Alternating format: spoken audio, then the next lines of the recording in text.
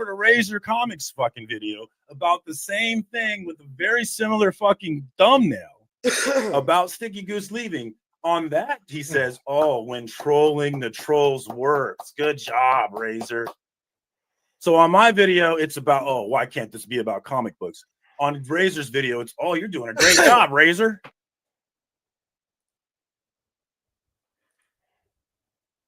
You go over to Razor Comics fucking video about the same thing with a very similar fucking thumbnail about Sticky Goose leaving. On that, he says, oh, when trolling the trolls works. Good job, Razor.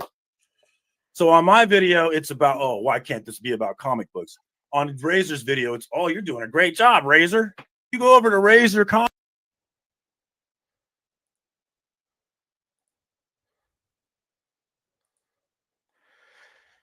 Now, that's not all that I had. I wanted to make sure that I have my rant lined up, because every time I talk about Razor Comics and he does a video, Razor's video is never the same. Now, Razor is going to tell you about, oh, everybody has to be just one thing at Razor Comics. Everybody is just one thing. Well, I'm still got a rant about Razor. Everybody is just not one thing, Razor Comics. They're multiple things. They're two things. Razor, there could be three things. Hell, there could even be four things. But no, for Razor Comics, somebody has to be one thing. If you're a police officer at Razor Comics, Razor is going to tell you that a police officer can only be a police officer. You can only be one thing. And his arguments do not have any principle at Razor Comics. There's no principles when it comes to Razor Comics and his arguments. He has no principles. He doesn't have a substitute teacher. He doesn't have a math teacher. Hell, he doesn't even have a vice principal. I never even seen a guidance counselor, but Razor Comics has no principles. Everybody's only one thing. You can't only be one thing. Police officer at Razor Comics, firemen, doctors. If you want to be multiple things, you cannot. Razor's only saying you can be one thing, and that's it. But that's not true. That has no principles or bearing. I don't know what Razor Comics is talking about. But I wanted to make sure I do a Razor rant. I mean a circumcision rant. Because here at FLC and Razor Chill, what we do is we watch Razor Comics for 2 hours while we give you the breakdown and tell you that we don't want to talk about Razor anymore. For the next 2 hours, please comment about how Razor is horrible. And to bring you the truth, I have a special guest that we're going to put on the show because I am taking over Razor's show tonight. My special co-host, you know and love him. So without further ado, and this original tagline that Razor supposedly came out with all his principles that he doesn't have a principal. He doesn't have a vice principal. He doesn't have a guidance counselor. Hell, he doesn't even have a substitute teacher. Razor Comics wants you to think all these things. Everybody's only one thing at Razor Comics. But my co-host, who you know and love, he's going to help us clear this all out. So here's the original tagline that Razor didn't come out with. Are you ready? Because I'm ready. Skoden.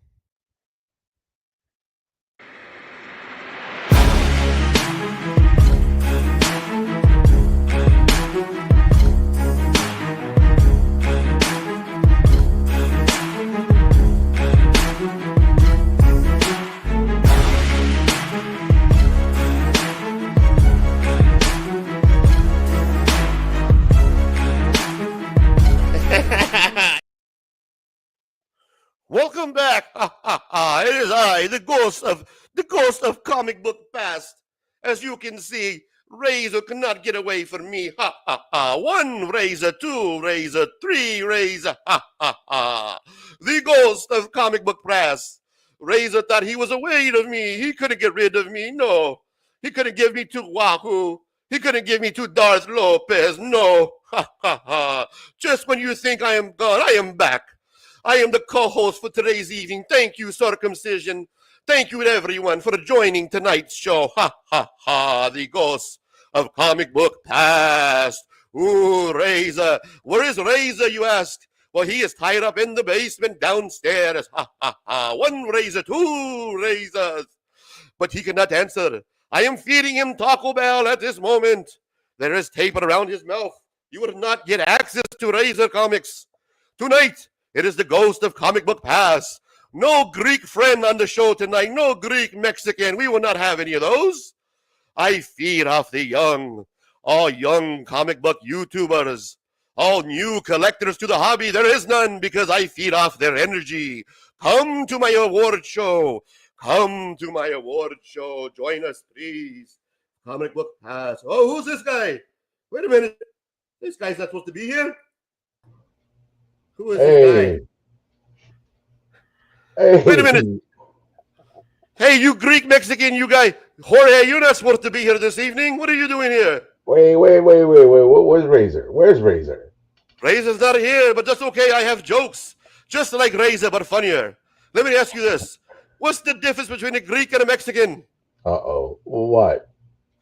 I don't know what I'm asking you. I really don't know. What's the difference between the Greek and the Mexican? Oh, wow. Did you say your name is the ghost of comic book past? It's the ghost of you. Can't you hear, you Greek? Fuck you. You half Greek. It's the ghost of comic book past. I was going to say Christmas, but yes.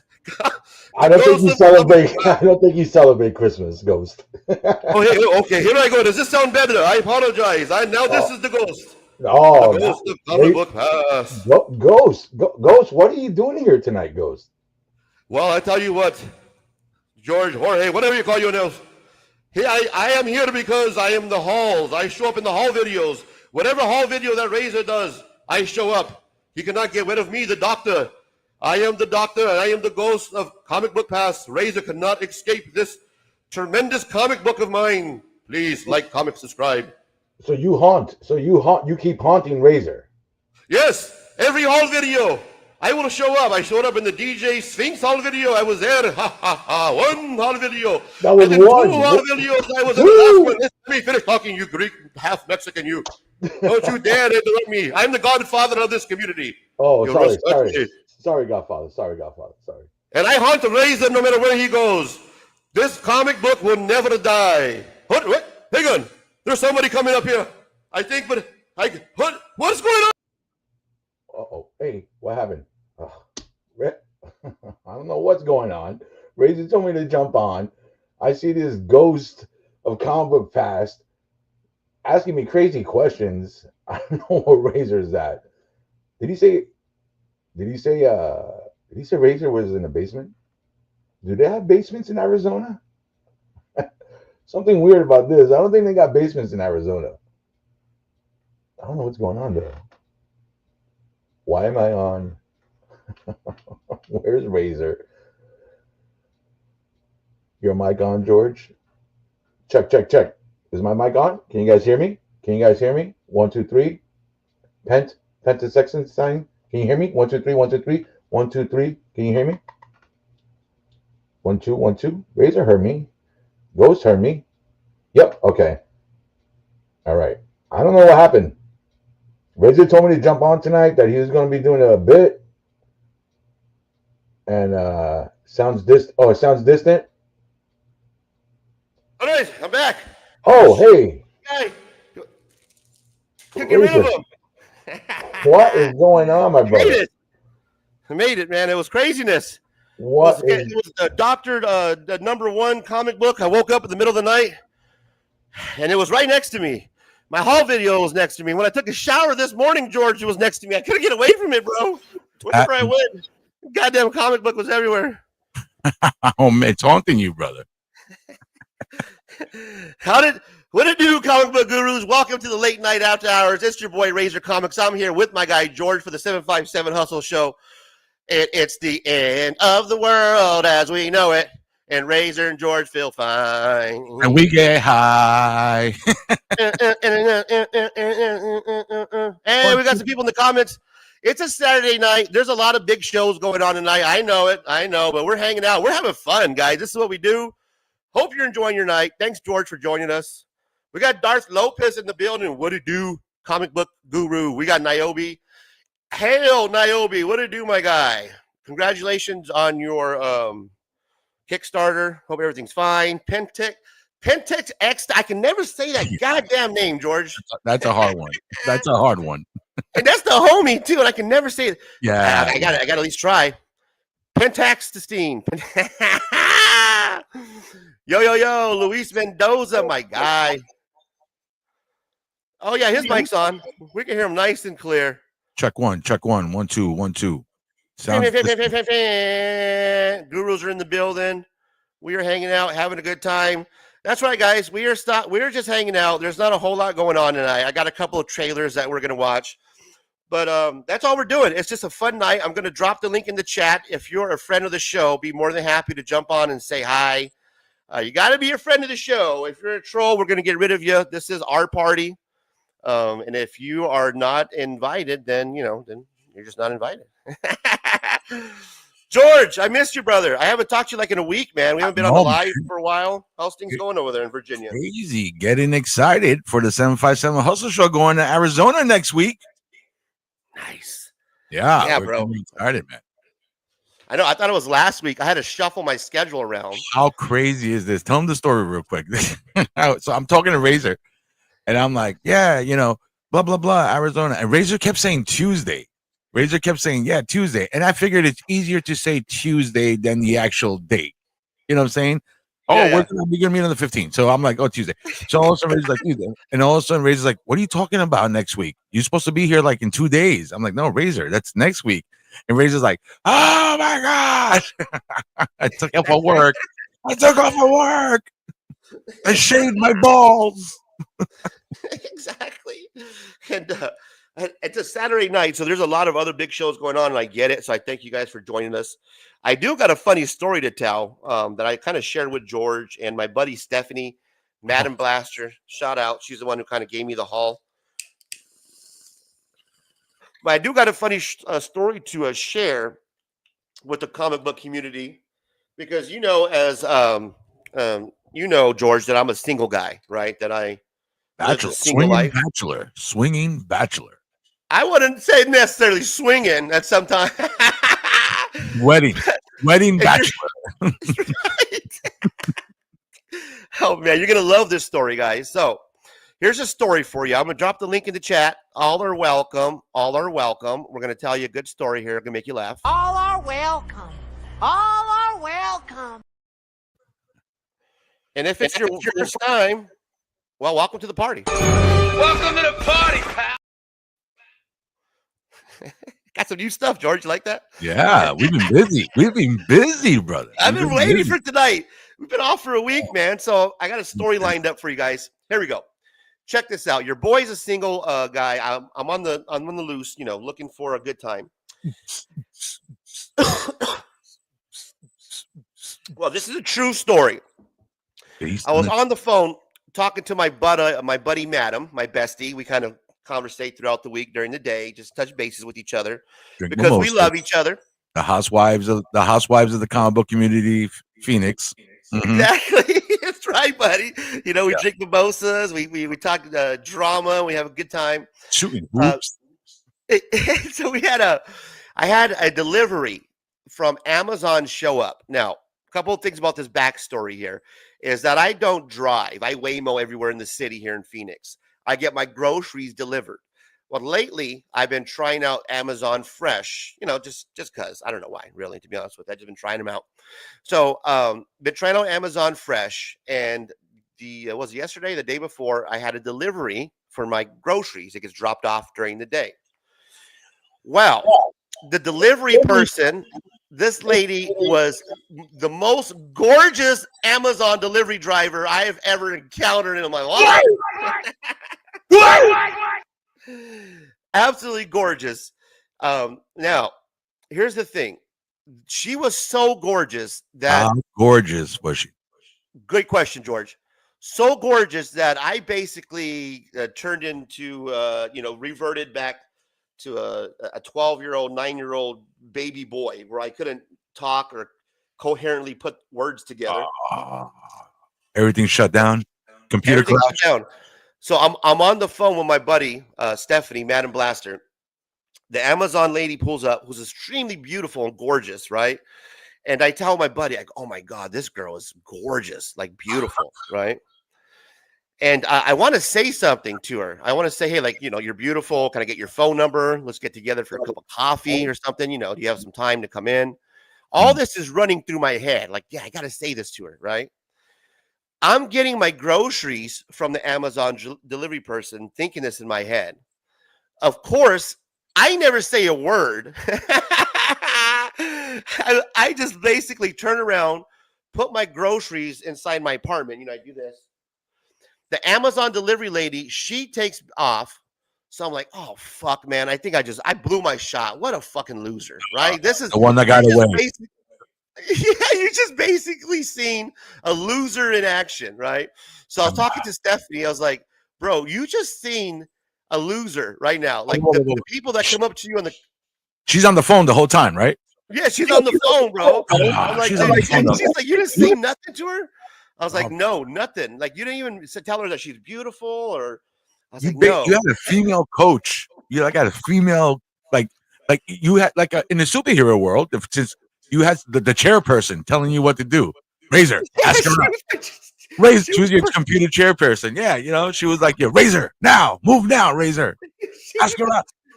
Tell her, hey, let me help you with that, She was my person in the chair, bro. My shotgun. Oh, she was my goose. She was my fucking... Yeah.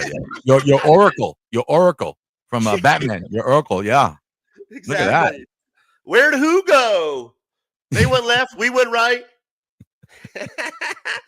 So she was giving me directions, man. She's like, you should you say that she was beautiful or something, because basically she was like, I can understand her now, because that was basically her at a Comic-Con where guys would walk up to her and just look at her and be like, and walk away. Like Christmas Story. Yeah, exactly. We want for Christmas. You want a football? What's a football? Yeah, exactly, bro. Yeah. Where you finally see her in real life, and then you just fucking... Oh, yeah. That's happened to me. Yeah, that's happened. Check this out, guys. I had a chance. So you're saying there's a chance. She was going back to the car to go grab like my water, because I had water. So I saw her coming back, and through my window, I was like, oh shit, Steph, she's coming back. So she was coming. There you go. Yeah, like fuck yeah. So she's coming back, right? I walk up to her, I'm ready to go. I grab the water, I smile at her. I say, thank you. Show me the smile. Show me the smile you did. This is what I said. I said, thank you. Have a great day. And I walked back into my apartment. I sat down. I cried around a bunch of fucking comic books. Like the loser that I am. Did she see the comic books? Maybe. I don't know. And it's hilarious because I told this to two different women, and they both gave me kind of the same but different answers. Like Stephanie was like, you should at least told her that she was beautiful, something. My other friend, she was like, dude, you should at least said, not only that she's beautiful, but try to hit on her. Be like, hey, you want to come in for a cup of coffee? You never know what's going to happen. Yeah. Right? You never know. In the meantime, she probably has her boyfriend, the Amazon driver, like waiting for her in the car. You know what I'm saying? Some loser making her work. Her Amazon pimp. DoorDash, the rules are you can't bring them. I see them bring them. I see them. Sometimes they make the boyfriend get out and drop off, and it's supposed to be a female delivery driver. And fat bottom girls, they make the rockin' world go around, right, Steve? Hey. And then us guys, we think that, oh man, you know what? If she would have came in, I would have been totally just fucking banging her all day, bro. Just making love all day to that chick. In reality, she would have been like, sorry, I have 9 more stops to make. So yeah. My boyfriend's waiting for me in the car, so we got to get going. Sorry, I can't have. Oh no, Razor was like this. Razor was like with the water. Would you like a bottle of water? He rips the bag open in front of her. he's like, oh, it's all hot from sitting in the car. Would you like a bottle of water? Bro, I never felt such like a loser in my life, bro. Like, Oh man, what happened? What happened? You had 2 chances, 2 dude, chances, bro, she was and you so had beautiful, dude. and you had Madam Oracle in your ear. You had the Madam at the chair. Yeah, exactly. Had Oh, Madam in the chair. bro. And she laughed, bro. She was laughing her ass off. She's like, "What a fucking loser!" I was like, "I know, right?" No, Wow, she didn't say that, but I was saying that. I was like, "What a fucking loser, right, Madam?" Can you imagine? You walk right up to her. You walk right up. The delivery girl is handing you the case of water, and you're just smiling. Don't say anything. And then she goes like this, you know. Yeah, I'm gonna go. Gracias. It was like the most surreal moment, bro. And it fucked up my whole morning. Where like she had to like literally give me a pep talk, like, "You're gonna be all right. It's gonna be all right." You know, like I felt like the kid that had fucking that got lice, right? You know, nobody wants to play with them anymore. Charlie like, Brown. Yeah. After everybody found out, you know, I'm like, she's like, "You're gonna be all right. You know, they'll forget about it after a while. Just shave your head, get back in the monkey bars. You'll be all right. Get out there." Did you tip her? Was the tip included prior to her getting there, or is that something that you tip afterwards? Like, how does that app work? No, the tip's already added in before she got there. Was there a good tip? Like let's say like with the tip, would your tip had affected her response if you asked her anything? You know what? I'm not sure, but that's a good question. I was thinking about placing another order. Coming in. It's easier than going out dating, right? Nah, I don't like you. I'm not gonna ask you. No, every day order like 1 or 2 things, like every hour. Could just do the Amazon Fresh. You get order like $50 worth of food or some shit like that. Brother, we should do that Tuesday. Just sit there for 3 hours and just order everything like for every 5 minutes. Just keep ordering something. And then, hey, this is my buddy. Do you think would you go out with my buddy Razor live? Try to get you a date live. I was like this, guys. "Hey Alexa, fake my driver." Glad you enjoyed your listen to the delivery. We'll share your thanks with your driver. "Can you tell my driver that I love her and want to marry her and give her my phone number, please?" "Alexa, can you give the driver my phone number and tell her to give me a call?" Okay, I can announce this to all your devices. No, don't do that. No, don't do that. Stop. Alexa she doesn't play, y'all. She's real specific. Razor's ball just got a dick pic. Alexa's like, "Okay, yes, I'll announce it to all your devices and send out a message." I'm like, "No, don't do that."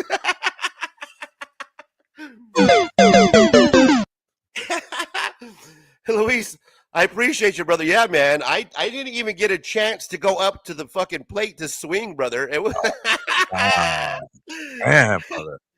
I was like the kid. You remember when have you ever been to a batting cage, George? Yes, yeah. Well, I have, and I'm scared of them. Uh-oh.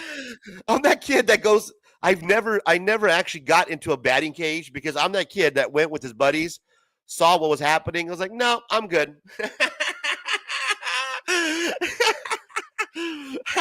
I'm not getting in that fucking thing. It's like it's only going 60 or 70 miles. I'm like, bro. You're fucking kidding me. Yeah. That's crazy. Yeah, I used to see those batting cages, man, where they would just shoo. Yeah. Shoo.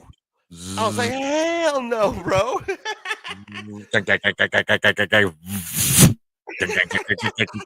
it hits the mat. You know what scared me the most? When it hit the mat behind me. Loud ass noise. Yeah, and then my cousin was the athlete, so he was basically like our coach, and him just yelling, "Swing, stupid, swing!" You know what I'm saying? It scared the shit out of me, bro. All I would do is I would grab the bat, try to hit on girls, and walk around fucking like a nerd, play like He-Man. You know, I'd be fucking with a sword like this and shit. Fucking nice. fucking with a baseball bat, and chickens be looking at, what the fuck? Who's this fucking guy? No wonder. Nice. Yeah, I can't swing the bat because I got an arm issue, man. Right, I fucked up my From arm. breakdancing. Guy jumped me From breakdancing. from breakdancing. Exactly. Broke your arm. Broke your shoulder from breakdancing. What it do, comic gurus? We're just chilling. I'm here with my guy George for the 757 Hustle Show. My name is Razor. My name is George. We're having a good time, man. We're not shaming anybody. We're not doing any of that today. Shame. Shame. We know that there's a lot of shit going on in the world. It's hard times. There's tariffs. There's craziness going on, with Trump and whoever. And all we're doing tonight is trying to take a little load off. And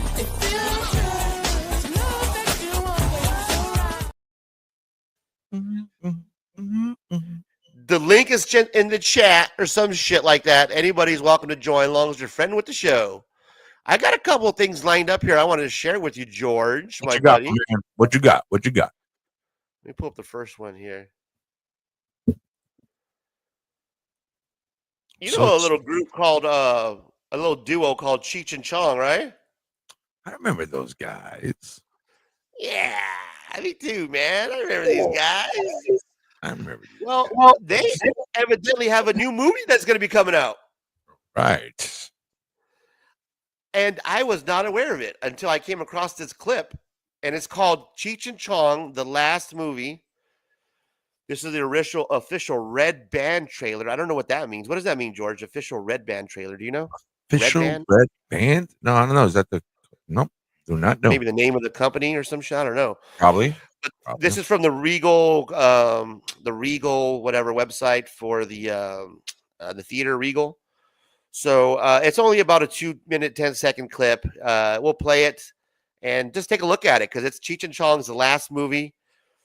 They're one of my all-time classics. They're some of my inspiration. A lot of the original Dave's Not Here, man. That's where I do a lot of that's where I get a lot of that sick covers, bro. I got that from the Dave's Not Here. Where's Dave, man?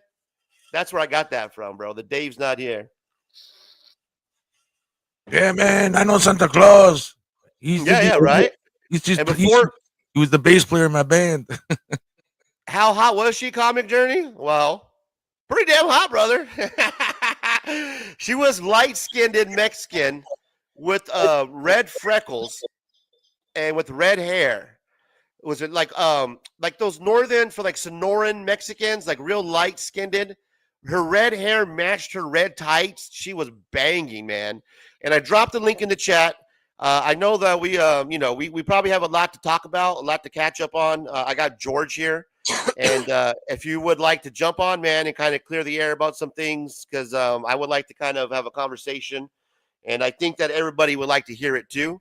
And I know that I got a couple questions for you. And if you have a couple moments, I'd be more than happy. How about George? Would you be okay with having Comic Journey jump on here, man? I mean, I know I would be okay with that. I'm down with that. Yeah, Comic Journey. I'd be more than happy to have you on here. But we do have somebody backstage that I got to bring back. He's been waiting patiently. I don't want to keep him waiting. So let's bring him to the stage. Without further ado, Promiscuous Time Travel, PTT. What to do, my guy? Welcome to the show. Yeah, absolutely. What's up, guys? Go ahead and play the Cheech and Chong thing. Go for it. Welcome to the fucking show. Nice. Yeah, brother. Thanks for joining us, man. We got Promiscuous Time Travel. He's here hanging out. Please like, comment, subscribe. Check him out. He does good things on his channel as well.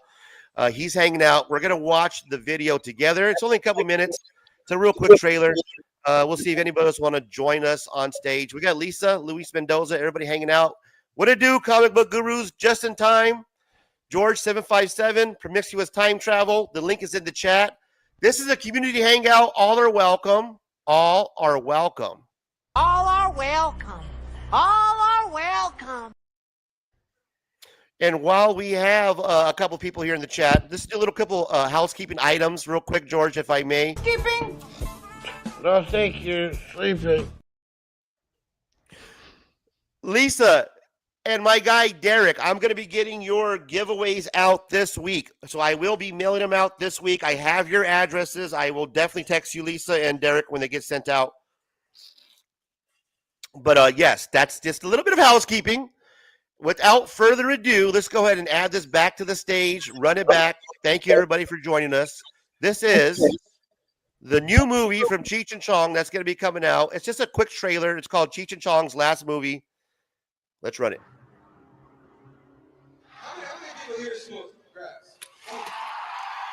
That's a government survey. Classic, bro. Yes. Films have earned over $200 million. The first rock and roll comedians, no doubt about it. You sure we're going the right way? We're in the middle of fucking nowhere. No, we're southwest of fucking nowhere. We're not in the middle yet. So is this a documentary or a movie? I don't know, man. All we can do is be funny. Am I driving okay? Back in the day, comedians weren't respected. And we weren't afraid to get gross with them. Hey, this is what they really laugh at. What do we call ourselves? Richard and Tommy? No. Tommy and Dick? No.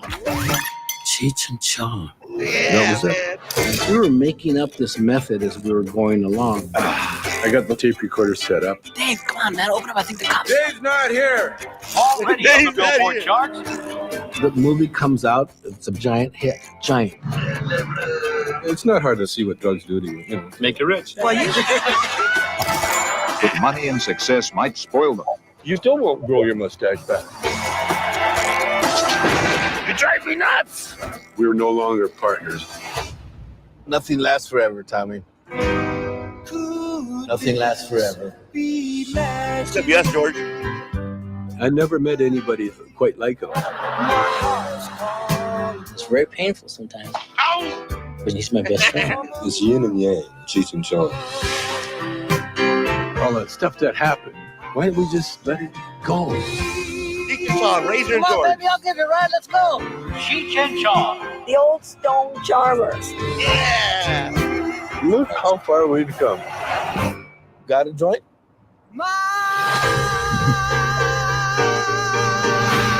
Oh, I think I dropped some gummies. 420. Bring a bud. Nice. Out on 420. Rated R. The homie film. Good for them. Good for them. Can you imagine all this shit they called back in the day, and now it's like mostly acceptable to a lot of places. You know what I'm saying? It's crazy. Good for them. Right. I didn't even know they were doing another movie, man. And that sounds appropriate to be titled The Last Movie, right? Yeah. Not the next movie, not Up in Smoke. You know what I mean? The last movie, bro. That's dope, man. I'm definitely going to go check it out. Comes out on 420. Bring a bud. Ain't that awesome? Yeah. Great marketing. Hey, PTT, have you ever watched any Cheech and Chong movies at all? I mean, a while back, yeah, but they were like, I don't know, they're over my head. A lot of the comedy was just like not hitting because I just didn't understand stoner culture at that time because I was so young. So, yeah. What's your favorite Cheech and Chong movie of all time? Put you on the spot. I don't know. I've never tier listed my Cheech and Chong favorite movies before. Now we got something to do tonight. You know what? Like two. Because I'm with you. I grew up like saying same thing. I didn't get the references when I first watched them very young. Yeah. But I'll be honest with you. Growing up, I think we've all seen bits and we get it now. But I think Tommy Chong in the 70s show kind of like I now I see Tommy Chong, I think of Leo from the 70s show. Hey man, like he brings that Tommy Chong in this. So that's why I always think of. I don't think of the movies, I just think of the characters. Really? Yeah. I just can't, because just watching those old clips, I'm like, oh yeah, I remember that. Even Pee Wee Herman, right? Pee Wee Herman was in one of those movies back then. Hamburger. Yeah, and that could also be one of those cult movies where people just end up quoting them, But I definitely got to go revisit them. And I remember what's the one there? They hit each other. They feel each other's pain. Oh, that's I forgot that one. I didn't really watch Corsican Brothers. I think it's called. Yeah, but it's like for some reason why I remember that because just Yeah, they're dressed differently, that's all. But yeah, I was more of like Nice Dreams, Next Movie. Those were my favorite, man. Especially Cheech's cousin when he came in out of town. He was like that. He had all that big ass bag of grass, man. That guy was fucking hilarious. definitely got to revisit those. It's like it's like ranking your favorite Bill and Ted Adventures, a movie. Like it's the same kind of like concept. So. And then the license is in the back. That will go down in history as one of the classic comedy sketches of all time, where the cop has to roll down his window. He's like, "Excuse me, sir. Let me see your license." He's all, "License, man? It's in the back, man."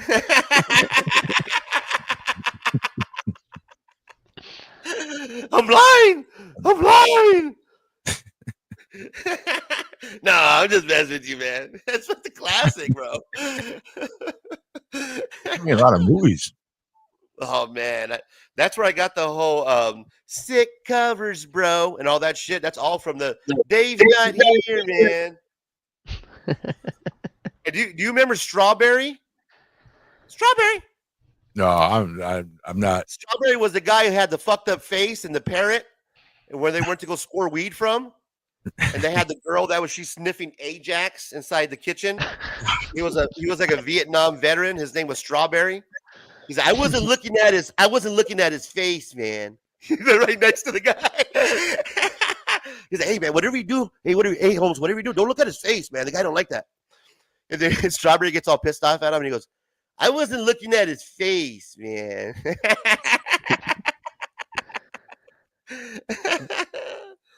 Things are all over. The stoner movie of my like childhood was like Pineapple Express. I guess that was like when I was in like high school, and that kind of like defined a lot of things for me. Damn, bro, that was like just like 4 years ago. What is No. I'm 10. Pay-per-view. I'm 10 years out of college. No. What are you, a doctor? Damn, man, that's how old I feel. When I tell people I was born in the 1900s, I'm more closer to a pilgrim than I am to the fucking kids. Right? People now. Crazy. What were you born? I was born in the 1900s. I was born in 92. So. Thankfully, no doubt. I'll get out to you guys. Yeah, you're born in 92? Shit, man. I was a junior or no, a freshman in high school in 93. Jeez, all right. I was 47. I was getting stoned watching movies. You were 47 in 1992. Okay. I could have been 48. That was a leap year. So I could have been 48. I don't remember. No, but dude, that fucking Doctor comic book, I could not get rid of it. It keeps following me around everywhere, guys. It's hilarious. Every haul video I do, it's not planned. It shows up. I don't know what I'm gonna do with it now. It's. I don't even need to buy one of those Doctor or even fund the damn Kickstarter project because I'm gonna get one no matter what. It'll end up in a haul video somehow. Wait, did it come in the stuff that Madam gave you? Yeah. That is crazy. Did you read it? No, I didn't read it. I didn't read the last one either. And they're all signed. I think he signed every single comic book because every single one of them that I come across, they're signed. Well, his print run was only 250. So there's only so much of them in general. It's a rarity. It's a rare print, is what you're saying. The pen still got ink. The pen still has it. I know I'm gonna get one the next time around too. I don't even have to buy one. Like it'll literally end up in a haul video at some point. They'll fucking show up. And I don't even know if the guy got funded. The last time I checked, he was on Fable's show promoting his Kickstarter, and I checked it at the time. And I think that you're supposed to have like $8,000. I think he had like $700 at the time. I don't get how you can make a comic book with 1,000. I don't know how you're making a comic book with only $1,000 though. Like, yeah, the printer should cost more than that. Has anybody ever written a comic book or movie about a comic book that comes back to haunt you all the time, no matter how many times you live it? It's like it comes back into your life. A comic book that haunts you? No, no. Okay, you all heard it. You heard it here first. Okay, you all heard it here first. I'm gonna start shooting the video. I'll have the comic book like in the bathroom at one point. Oh yeah, like Scream. Yeah, yes. In the goddamn refrigerator, I open it up. There it'll be. There it is. You know, everywhere I go. When I take my Waymo to work, it's gonna be sitting in the driver's seat, just staring at me. I'm gonna keep it this time because I'm gonna do a whole video with it. I have to. It keeps fucking showing up. I can't get rid of it. It's like one of those omens you try to take to the forest and burn, like do a vigil and shit, and then it ends up at your front door like a week later. Swallow your soul. We'll swallow your soul. We'll swallow your soul. They are funded. I just checked. It sounds like it is the Ouija board. That fucking thing is evil. It won't go away. I don't want it in my life. It won't fucking. Razor, I'm back. It's like you remember the Furby dolls? Oh yeah. It's like the freaking Furby that's like That on wouldn't your shut up, staircase. shut up. Yeah. Wow. Shelf It's on the still elf. running right now from 30 years ago. The Furby's in your closet still talking itself right now. Fucking You're like, I haven't changed the batteries in like 20 years. Like, why is it still active? The eyes. The eyes. Well, it didn't have a turn-off battery. I mean, a turn-off switch. There's no switch to it. It just it's constantly on, bro. It doesn't go anywhere. Witchcraft. Perpetual energy. What did I do with it? Oh, fuck, bro. Hang on, I gotta grab it. What I did was I taped it to my Swifter, and that's where the ghost of Comic Book Pass came from. Jesus. 1 haul video 2. I'm trying to do I can't do a good fucking Dracula, so I'm sorry if it didn't come across real funny. But that's I was trying. You got it on the Swifter. I am here. And then, who's this Greek guy? This is not CJ. I'm not used to this guy. Show me your hands. You sound just like the guy. Let me see those knuckles. Wrong hands count. Wrong hands count. Oh, there he is. You Greek. That's not the Greek I'm used to. So Sorry. it's on the back of a Swifter. That's all it is. It's just.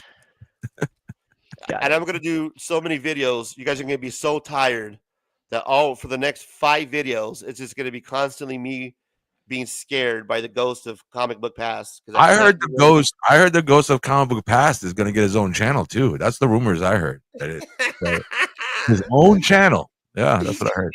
It's going to be a finance channel too about the stocks. Yeah. He's gonna show up at the comic book conventions. He's gonna be Heroes Con doing interviews. Yeah. Hey, you get over here.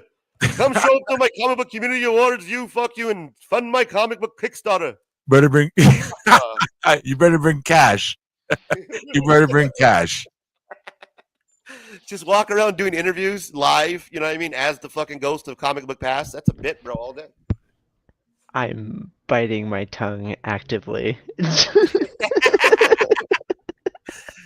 We're having fun tonight, man. We're letting our hair down. There's too much shit going on to be serious. Oh, absolutely. I totally agree with that. Here's another one. I forgot this joke right here.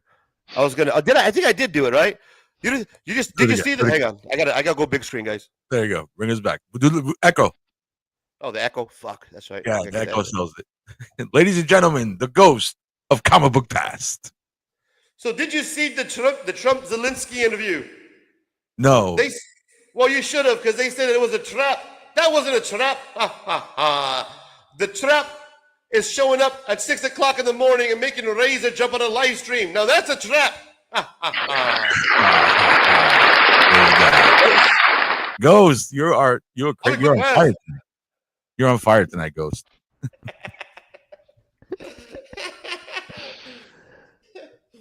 That's gonna be fun. It's gonna be fun. We're gonna do a lot of things with that. You think the Amazon delivery driver would have liked the Ghost instead? Would talk I think to the door. Hey, this is the funniest I've ever been ever. I got the most humor now as the ghost of Comic Book Pass. Where's my water? Go back and get my water. I was looking to do this bit, guys. It's not like I wanted to do. Like, this literally would fall. It's like I can't get rid of it. I don't want to do this, but it just won't go away. Like it literally will show up in every Syphilis. haul video. Syphilis, the Hey, comic. won't leave me alone. There's only 200 or 250 of them though. Like I got 2 of them. it's not. You have a 248 more to go. wait. You have a significant percentage of the print run.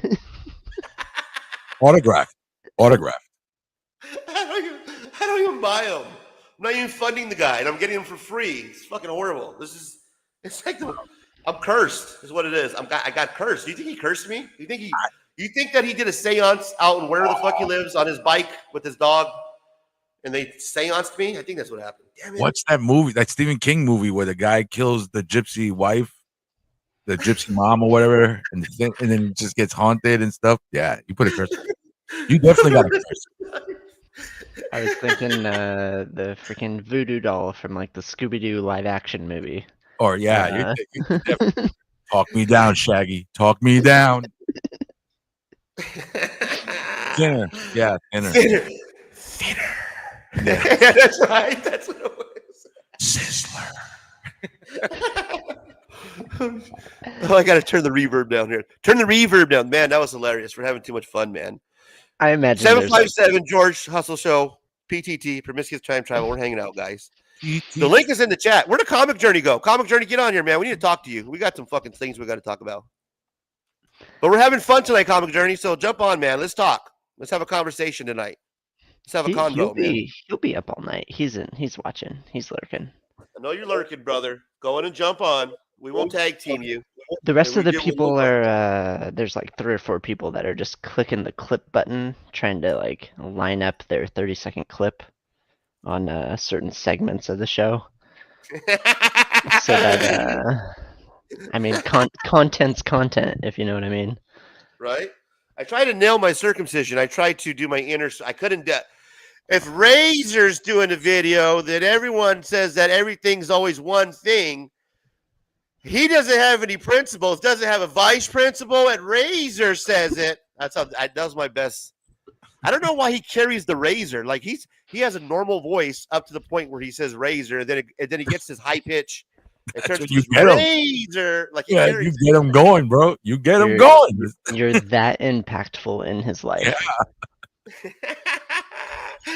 Ask the guy to say something else like taser. He'll be like taser. All right, now say razor. He'll be like razor.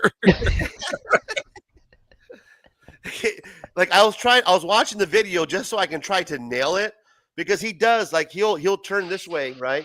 He'll do like, man, I lost the hat, but he'll have, he'll do the I'm watching Razor comics, right? And he has no principles. But when Razor does the video, everyone watches it. And nobody says anything about Razor. It's like he'll go from like having this fucking cool monotone, but then when my name, it's like he has to get that after Razor. And that's all I got. I was able to nail the Razor. And then once I was able to do that, I can do my inner circumcision. CJ, get your butt in here, says PTT. The hot tub is warm. The hot tub is warm. Yeah, it's been a couple weeks. We're well, I'm not as mad. I don't know about you, George. I don't know what your feelings are. I'll tell you what my feelings are while we got everybody here right now. And it's Saturday night. We're having a good time. We're not trying to throw anybody underneath the bus. We're having fun tonight, guys. There is no shaming anybody. And speaking of no shaming,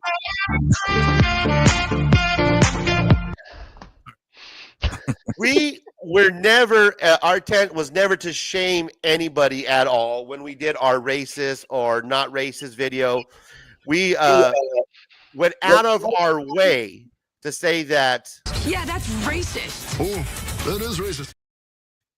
No, we didn't go out of our way to say that, but we went out of our way to make it a point to let you guys know that we are not here to call anybody out. We're here to have a good time.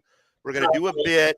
We're not calling anybody racist. Never at one point did myself or did George here call CJ Comic Journey racist. Never at one point did we do that. What I did was I said it was pretty fucking stupid when somebody says, I have a racist joke. Do you want to hear it? And you say, how racist? That's all I said, and I still stand by that. I think that's pretty fucking dumb. You probably should have said that, and you probably should have allowed him to continue with the joke. That's not my fault. I don't know control about what CJ is doing on his show. But I never once called the guy racist. George never called him racist. We asked the question to the comic book community, is the guy that's in the wheelchair dropping racist bombs? That's all. So if there was some misconception out there, obviously there was, because there's a whole circumcision video about you're racist. Never once, CJ, did I call you racist. Never once did George call you racist. And while I'm on camera right now, guys, I'm going to make this very perfectly clear. Not once have I ever called Comic Journey's work CJ's work. Never have I ever encouraged anybody to do so. Matter of fact, quite the opposite. I would very much implore you not to do so. Anybody doing so is completely wrong, and Comic Journey has every right to call the police, to do an investigation, do whatever he feels that he needs to do. But nobody here, I'm speaking for myself, Razor Comics did not call Comic Journey's work, didn't have anything to do with that, didn't encourage anybody at all. So if that was the misconception, I'm here to clear that up right now. I have a good time. We're here to have fun. And if the Kickstarter didn't go somewhere or wasn't funded because of something that happened on Comics Journey show, that's not my fault. That's not my problem. Had nothing to do with that. And never again did we call Comic Journey or myself. I never called him racist. Never was insinuated that to Comic Journey. All I simply said was I thought that was pretty fucking dumb to say, sure, how racist is it? And then to allow the joke. That was it. And that's all I got to say. Now, I am very upset that Comic Journey went on his show and insinuated that we had something to do with it, really didn't clear the air, when in fact I had multiple conversations with Comic Journey after that show, that whole Valentine massacre, before the show that we did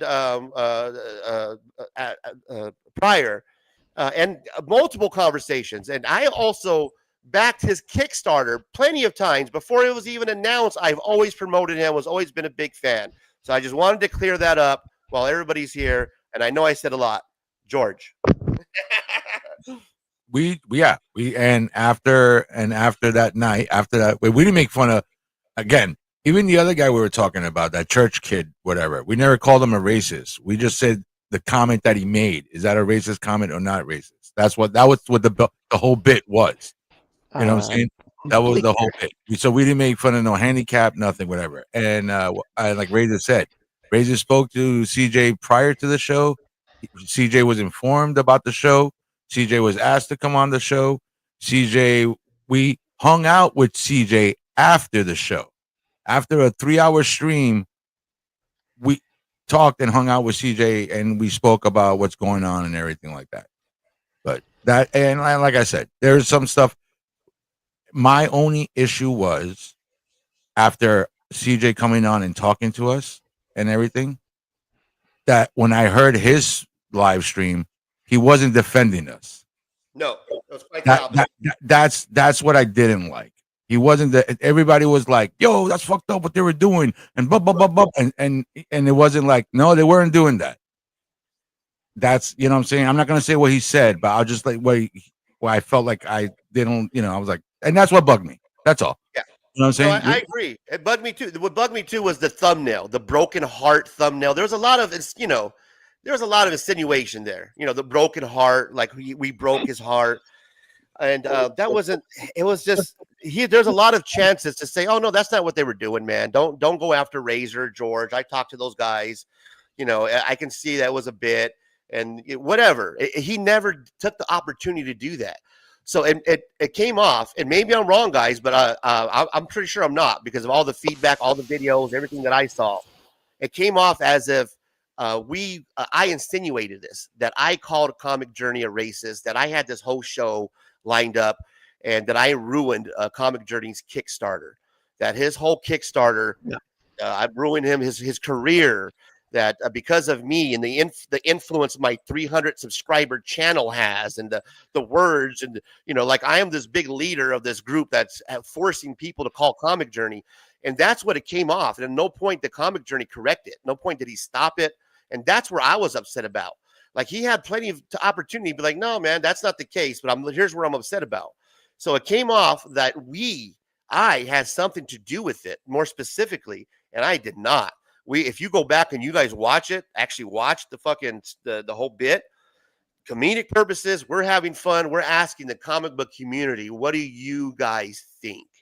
Never did we take shots at Comic Journey, call him racist. But when Comic Journey went on his show, it made it seem like his heart was broken because we ruined him by insinuating he's a racist. Instead of taking the opportunity to be like, hey, you know what? I fucked up by allowing that joke to take place. That's all he had to do. And that's basically what happened. Comic Journey. All you had to do is be like, hey, you know what? That joke probably should never happen. I should just never. Being that you're doing a Kickstarter, I would imagine that you're trying to be the squeaky clean image. Like right now, you're saying I'm not in a place I can go live right now. Sometime in the future, I'm listening. So if that's the case, right, and you're all about this Kickstarter, that's all we've heard about, quite frankly, from you for like the last month is this whole comic book shit. So if that's the case, what I'm tripping off of right now, Comic Journey, and what I've been tripping off of is why would you allow that joke to take place on your show and then get upset when somebody just points it out? It happened on your show. You allowed it. I mean, I'm still kind of, my mind's blown at the fact that you allowed that joke to take place, but I'm getting the blowback for it. I don't get that. Like some people probably understand that. All I did was point out the fact that could be possibly racist, and let's do a funny show about it. But no, when you did your show, it was all, my heart's broken, and never once did you clear that up. It was all insinuating that I had something to do with it. You even insinuated that even Lisa had something to do with it. So I think that you actually do owe it to me, to George, to everybody that that you got all riled up because you're insinuating that I called you a racist, man, and that we had something to do with your failure of a Kickstarter project or whatever. So, yeah, man, I hear you, and I wish at some point that we can get you on here. But, it is what it is. I've known these people for so long. Like, it's been like 5-6 years that I've known everybody. I've always said that Comic Journey has been playing like the professional victim role where things will happen to him and then he plays like the victim, like everybody's out to get him. He came on starting with that kind of stuff, and I thought it was a gimmick. I don't think there's that much offense to be had with all of that stuff. Like, sure, Papa Wheelie said something that was like actually racist, but like if you look at how it transpired, it was Papa Wheelie saying, "Hey, can I say a joke?" And he's done that on like streams of mine, and I said, "No, you can't say a joke," because I know it's gonna be either insane or just off the wall in general. And CJ's like, "Yeah, go for it, bro." And I'm like, "How do you do that when you know Papa Wheelie has like this reputation?" Papa Wheelie's probably the biggest troll out there, because he just like goes if there's a line, Pop's already like way past it, and well, here's the thing too that I've noticed about his here's Comic Journey show is a Somniac Theater. His show is built to have like these crazy characters on late at night, right? He drops the link for a community chat, and it's a hijinks show. I get it. I get the I get the sketch. I get the whole the whole bit. The whole bit is it's Insomniac Theater, right? It's a crazy cast of characters that he has on every night, and that's the thing when you do one of those shows. When I do a community hangout, I've learned a couple of things about doing community hangouts. When I drop my link, I'm only going to let certain people on, and if you're going to participate in my in the actual chat, you have to be subscribed. So you can't leave a comment in the chat, in the live chat, without being subscribed. So I kind of figured out a couple of ways where I can kind of control, so that way we can have fun, because I look at this as a party. When we do our live show, we party. Charge. Yeah, we have a good time, man, and it's free for everybody to hang out. But With the Insomniacs, you don't know who you're going to get. And then when that happens and you're doing a Kickstarter project and you got these characters on, man, you know you're going to get yourself in trouble. So that's not my fault. That's on Comic Journey, guys. Let's be honest. Let's be real here, guys. That was his show. He had the chance to stop it and he didn't. So what the fuck's going on here? What are we talking about? Lisa said Papa was set up. That had me giggling. Papa was a Rolling Stone. Papa was a Rolling Stone. Yeah, I've been kicking it with these guys for like I said, like 5 years, since like 2019. So I don't know. It's weird when, like, look at it through the pandemic. Like, these hangouts used to be like fun and laughter and like everybody hanging out and new people showing up and like people getting all involved. And then all of a sudden, like, there's like this weird switch where it became like, I'm gonna wait for you to slip up and then I'm gonna clip it and then I'm gonna like rage about it. And I'm like, what's going on? Like, it makes no sense. Like, this is just us shooting the shit, talking about stuff. There's obviously a theme. Look at the title before you hop on a stream. Like, we're here to talk about like the world's ending because of tariffs and is there tariffs? Is there no tariffs? Are the price of comic books going up? Guess what? Your Spawn books are going up $1. They're no longer $2.99. They're $3.99. What does the ghost think about all this? Yes. Ladies and gentlemen, the ghost of comic book past. That's a good question. What is it? What do I matter? I got a Kickstarter, $700 in. $700. 700 ghost. What's the difference between Oh, we did that joke already. I don't know. That's all I have. It's a one-off. It's a one-off. Shot your load, ghost. You shot your load. You shot your load, ghost. Yeah, I don't know, man. I don't do New Comic Book Day, to be honest with you. So the price of comic books going up is not going to hurt me at all because I don't go to buy new comic books on Wednesday. I've been telling you guys this for a while now. New Comic Book Day is it's dead. It is just dead as dead can be. I don't foresee it. It's pricey. It's pricey. And I'll be honest with you, I'm quite tired of watching these guys cry about Diamond and is it going bankrupt. I don't care. It doesn't matter to me. I'm officially here to tell you, hang on, let me get it loaded up. Go for it. This is breaking news, by the way. So hang on. Breaking news. Everybody loves the breaking news.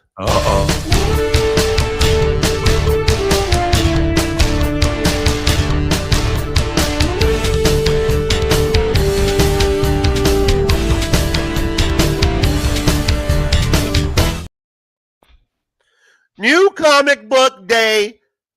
It's dead. That's all I got. Now, a word from our sponsor. The local comic book shop near you. I've been saying it. It's dead, man. I've stopped going to New Comic Book Day for a while. I came back, and then I was like, nope, I'm done. I am not a New Comic Book Day guy. Razor Comics is not a New Comic Book Day channel. I will not be doing New Comic Book Day hauls on Wednesday. It's not that I have any, hate for the New Comic Book Day people. That's to each their own. I just do not do the new comic. I don't see any reason to do it. It's being more expensive. And yeah, I'm done with New Comic Book Day. I'm happy to say it. There. I just don't have the funds. Yeah. That's why I stopped collecting. There was a point where I was going into my LCS and spending like $500 a week, and like getting like, I don't know, like a diamond box worth of books that they'd throw it in, and now it's like get a bunch of comic books or a dozen eggs. You know what I'm saying? Exactly. Peter Parker, or an omelet. Sustenance. Yeah, sustenance. or Batman. This fucking thing, guys. I can't believe how I can't get rid of this fucking comic book. I'm glad I'm gonna leave it on this Swifter forever now. This is gonna stay just it's That should be put on the wall every time you go live. Put it on the wall behind you like a trophy. What's up, Mad Spetty? I wish that you guys were around earlier. Like, you guys are a fucking crack up. Thanks, bro. I appreciate that. Matt There's Spidey, what it do, my guy? That's the fat cello. He's on again. The fat cello. I love Matt Spidey, man. Matt Spidey, I know I talk a lot of shit, bro, but I love you, man. You want to jump on, Matt? I'll drop you the link, bro. What time is it for him? It's probably like I don't know. morning. What time is it in Australia? Where the fuck is that? Well, we're at daylight savings. We got to be careful with this stream. We lose an we're- hour tonight or tomorrow? We're losing an hour tonight, right? Or is it tomorrow? I think it starts on Sunday, right? Because What? there's no way you throw straight into the work week. It should be tomorrow. We wake up and we lose an hour. Yeah, I think it happens at 2 a.m. I'm not sure, or 3 a.m. or something like that. wait, Because I'm looking at my. Are you sorry, Razor? Or PTT? Are you East Coast? No, I'm California. Okay. You sound like a California guy now that you fucking say that. He's like, no, bro. Shower. There's Shower. Everybody starts talking like surfer bros when they say like California. Yeah, bro, like going into like the wave came over and whoop-pap, like. Yeah, bro. Fucking boobies, man. Boobies. Spidey's about to crash. So. Oh, no worries, brother. You got the meat sweats. The meat sweats just and the finished blooming Outback. onion. Yeah, I mean, Dad does it.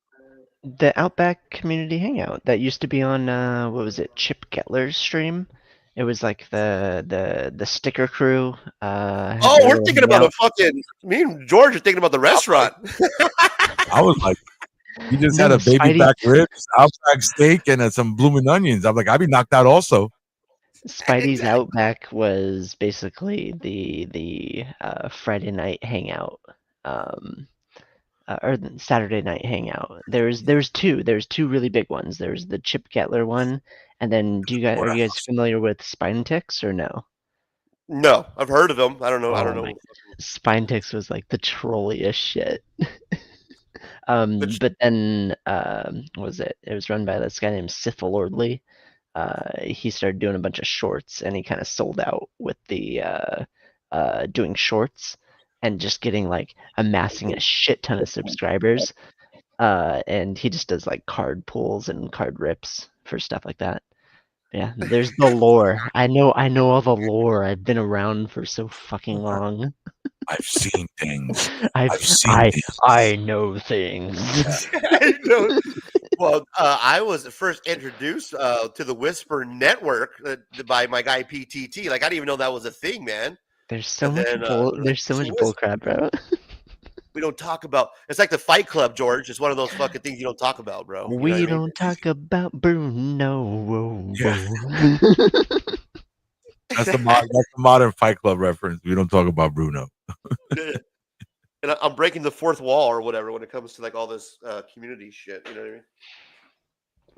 Yeah, there's a lot of like ties that were made, a lot of niches, a lot of groups, a lot of backstage talks, a lot of. Holy fuck. I thought you were talking about the season 2 of Andor or the comic book community. This sounds intriguing. I love Star Wars. I'm a Star Wars fucking nerd. Oh man, then you definitely want to come jump on in May. Every May, I like to do celebrate May the 4th, and I like to do Star Wars Family Feud and a whole bunch of Star Wars content. Okay, cool. Yeah, count me in. I'm such a Star Wars dork. Yeah. Let me ask you, what? Because I'm planning on possibly going to the to Heroes Con this year. I was looking at that. There's a like a hotel that's like connected right next to the fucking convention or whatever, a center where the Heroes Con is at. And I was planning on staying at that hotel right there, for Heroes Con, and setting up with my camera and doing all that shit and doing tours and walking around for the weekend. Let me ask you, PTT, have you been to any of these Comic Cons, man? Oh, I go to cons all the time, but like, I don't know. The Carolinas aren't like my best friend. It's just kind of like. Right. So that's what But I'm like, thinking, okay, bro. hear me out though. Heroes Con is more of like comic centered, and a bunch of like the YouTube people kind of conglomerate there, and it's like their meetup. I don't know. I have zero interest in going to North Carolina.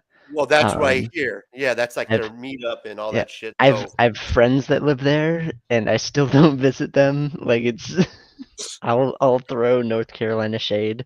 I just have no interest in going there. well, well, I want to go there. Let me tell you what I want to do is I want to go Yeah, there go and do for it. like live reporting where I can like communicate with George. Like George can, do his live show or whatever, then cut to me, like reporting from the the convention, Mm-hmm. doing my own Razor rant, my own Razor bit, walking around, the comic book Roman convention, reporter, Razor. Roman like the reporter, reporter, Razor right? the scene. Yeah, the comic book community drama reporter walking around on the scene.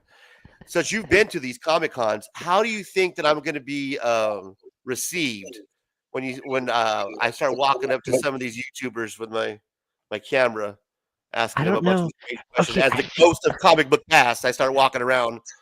Yo, my God, put it on your face as a mask. there's two ways I can take this. One, I can start more drama right now, or two, I can be like rational and reasonable. Which one do you want? Well, Oh, I'm going. I'm gonna go. I would Yeah, choose 20% of the people Heroes Con. be super into it and like down with it, and then there'll be people. I don't know. There's a lot of like fake two-face aspect of it where I don't know. I feel like I'm always walking on eggshells. Um, You think I'm gonna get punched in the face? Because I'm no, gonna keep my camera on at all time, just in case. I don't. I don't. just in case I get punched in the face. Just in case I get punched in the face. I Hashtag don't. just in I don't think beefs are that intense. Um, I don't know. I'd love to. Dude, I'd tune in. I would tune in every fucking second of you being at Heroes Con. I would be so invested. I know there's a lot of people that hate me out there, bro. But they're. But Somebody, excuse me. Hey, do there it they is. though? It'll be the Great Legend or somebody. There's the Razor Comics. I'm here with the Great. Then Jesus Christ, we got to kill this man because he hates white people. I seen him posting this fucking Rob's Fat Stacks. Check this shit out, guys. So this guy, that Great Legend guy who I gave shit to, and he made like a holy hell, like a holy Oh, war against the Great Legend show. the Great Legend. Yeah, he's funny. Jesus is Christ. Amen. This guy got so pissed at me that Rob's Fat Stack, shout out to my guy, Rob's Fat Stacks, who I love, by the way. He does this show called Slab something. What's it called? Fuck, I'm trying to think of it. Something where he Great shows off his slabs, or I don't know. I forgot what it's called. Great Legend show doesn't do any stuff recently though, does he? He Oh, was I don't like know. I don't know, but I pissed this guy off OG. Okay. to the point where he got he got on Rob's Fat Stacks stream on the chat. And it was during Rob's Fat Stacks giveaway show, that slab show that he does with my guy Comic Vet, and they give shit away. Well, I only jump on there for the giveaway, so I wasn't talking in the chat or nothing. I just put the hashtag, whatever the hell the hashtag was for the giveaway. Mm-hmm. And then immediately, because that Great Legend guy just hates me, he started going in the chat about Razor Comics hates all white people in the name of Jesus Christ. This amen, bro. Right, I swear, bro. So it got to the point where I'm like, I'm just gonna get out of here. Like, I didn't even comment. I didn't even say anything. The only thing I did was I dropped the hashtag for the giveaway. You're gonna So convert. once I started seeing that Razor hates all white people, and in the chat, in the comment by this Great Legend guy, I'm like, this is a tripped out one. This guy is he comes off as this born again Christian where God blesses everybody and he does prayers, and it. I trip out on these Christians because they're supposed to be turn the other cheek, love your neighbor, love your enemy. But he's putting in the chat that Razor hates white people, which is weird to me because if you're a Christian and you're, in loving name God, Jesus Christ, I thought that you loved your enemy, you turned the cheek. I don't know that you put comments that Razor hates all white people, which was weird. So I immediately got out of that stream. I'm like, I'm out of here. You know, I don't need one of this fucking. I don't need these 5 comic books that bad. You know what I mean? Fuck you, Archie. Fuck you, Archie. I don't need those 6 books that bad. So I leave the stream. I get a couple messages. Fast forward a couple hours. Rob Fatstacks actually does a video where he drops that you can't comment on, and I can probably pull it up. I think it might still be up there. And the video's about something about the community, and it's basically towards that guy, that gentleman, where Rob says on his video that he had to drop. He says, "Hey, I apologize. I saw there were some crazy comments that were in the chat. That's not what my show is about. My show is about community, giving away a slab, bringing in any drama outside. You need to handle that outside of my show. So I apologize. My moderators brought that up. That will never happen again." So Rob Fatstacks actually had to make a video because it was so insulting and it was so just disgraceful that this great legend guy was dropping these, a Razor hates all white people and just going off in the chat. I never said a word. The only thing I did was I dropped the hashtag for the giveaway. I jumped out of it. And that just goes to show you that there is a level of hate, even for people who claim to be the holier than thou, which trips me the fuck out, bro. And so Rob Fatstacks actually made a video just saying, "Hey, man, don't do that." Jesus. Can we please stop? There's a lot of really cool like radio voice personalities in the comic book community. Rob Fatstacks, Metaphorical, and Great Legend Show. They all have like these like sultry voices. In 1952, yeah. Well, Stan Lee told Mike Ditko, go fuck himself.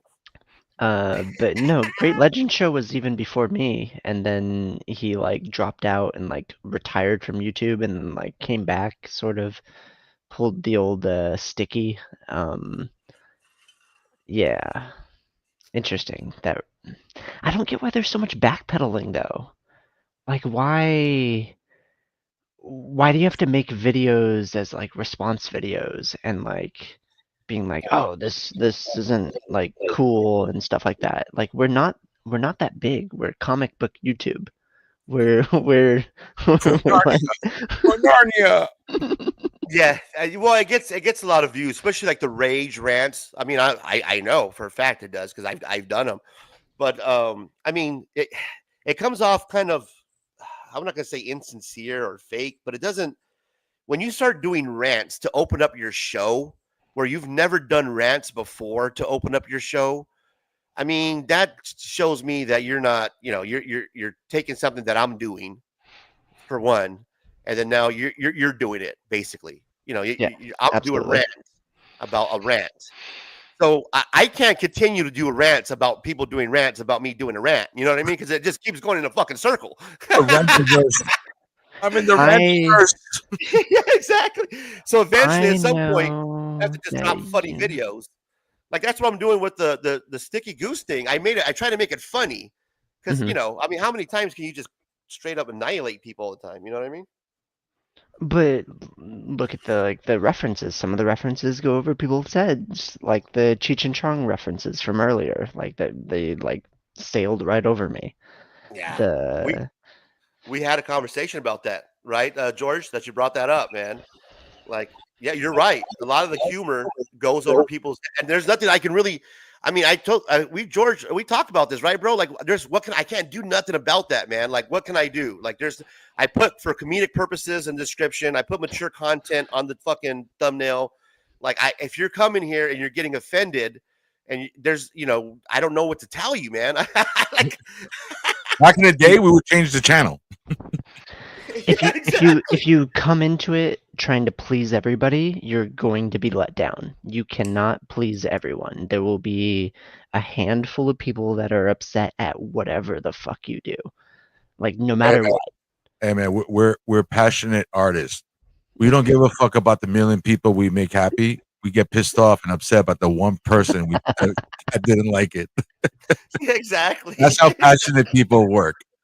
We appreciate millions of love and support, but that one motherfucker that said, "Man, that guy fucking sucks," that's the guy you'll always remember. Yeah, don't read the comments in your own videos. Just stay away from them. I re-uploaded a video. See, a lot of my stuff I took down. I had to take a lot of down because of copyright issues that the royalties went out, blah blah blah, etc.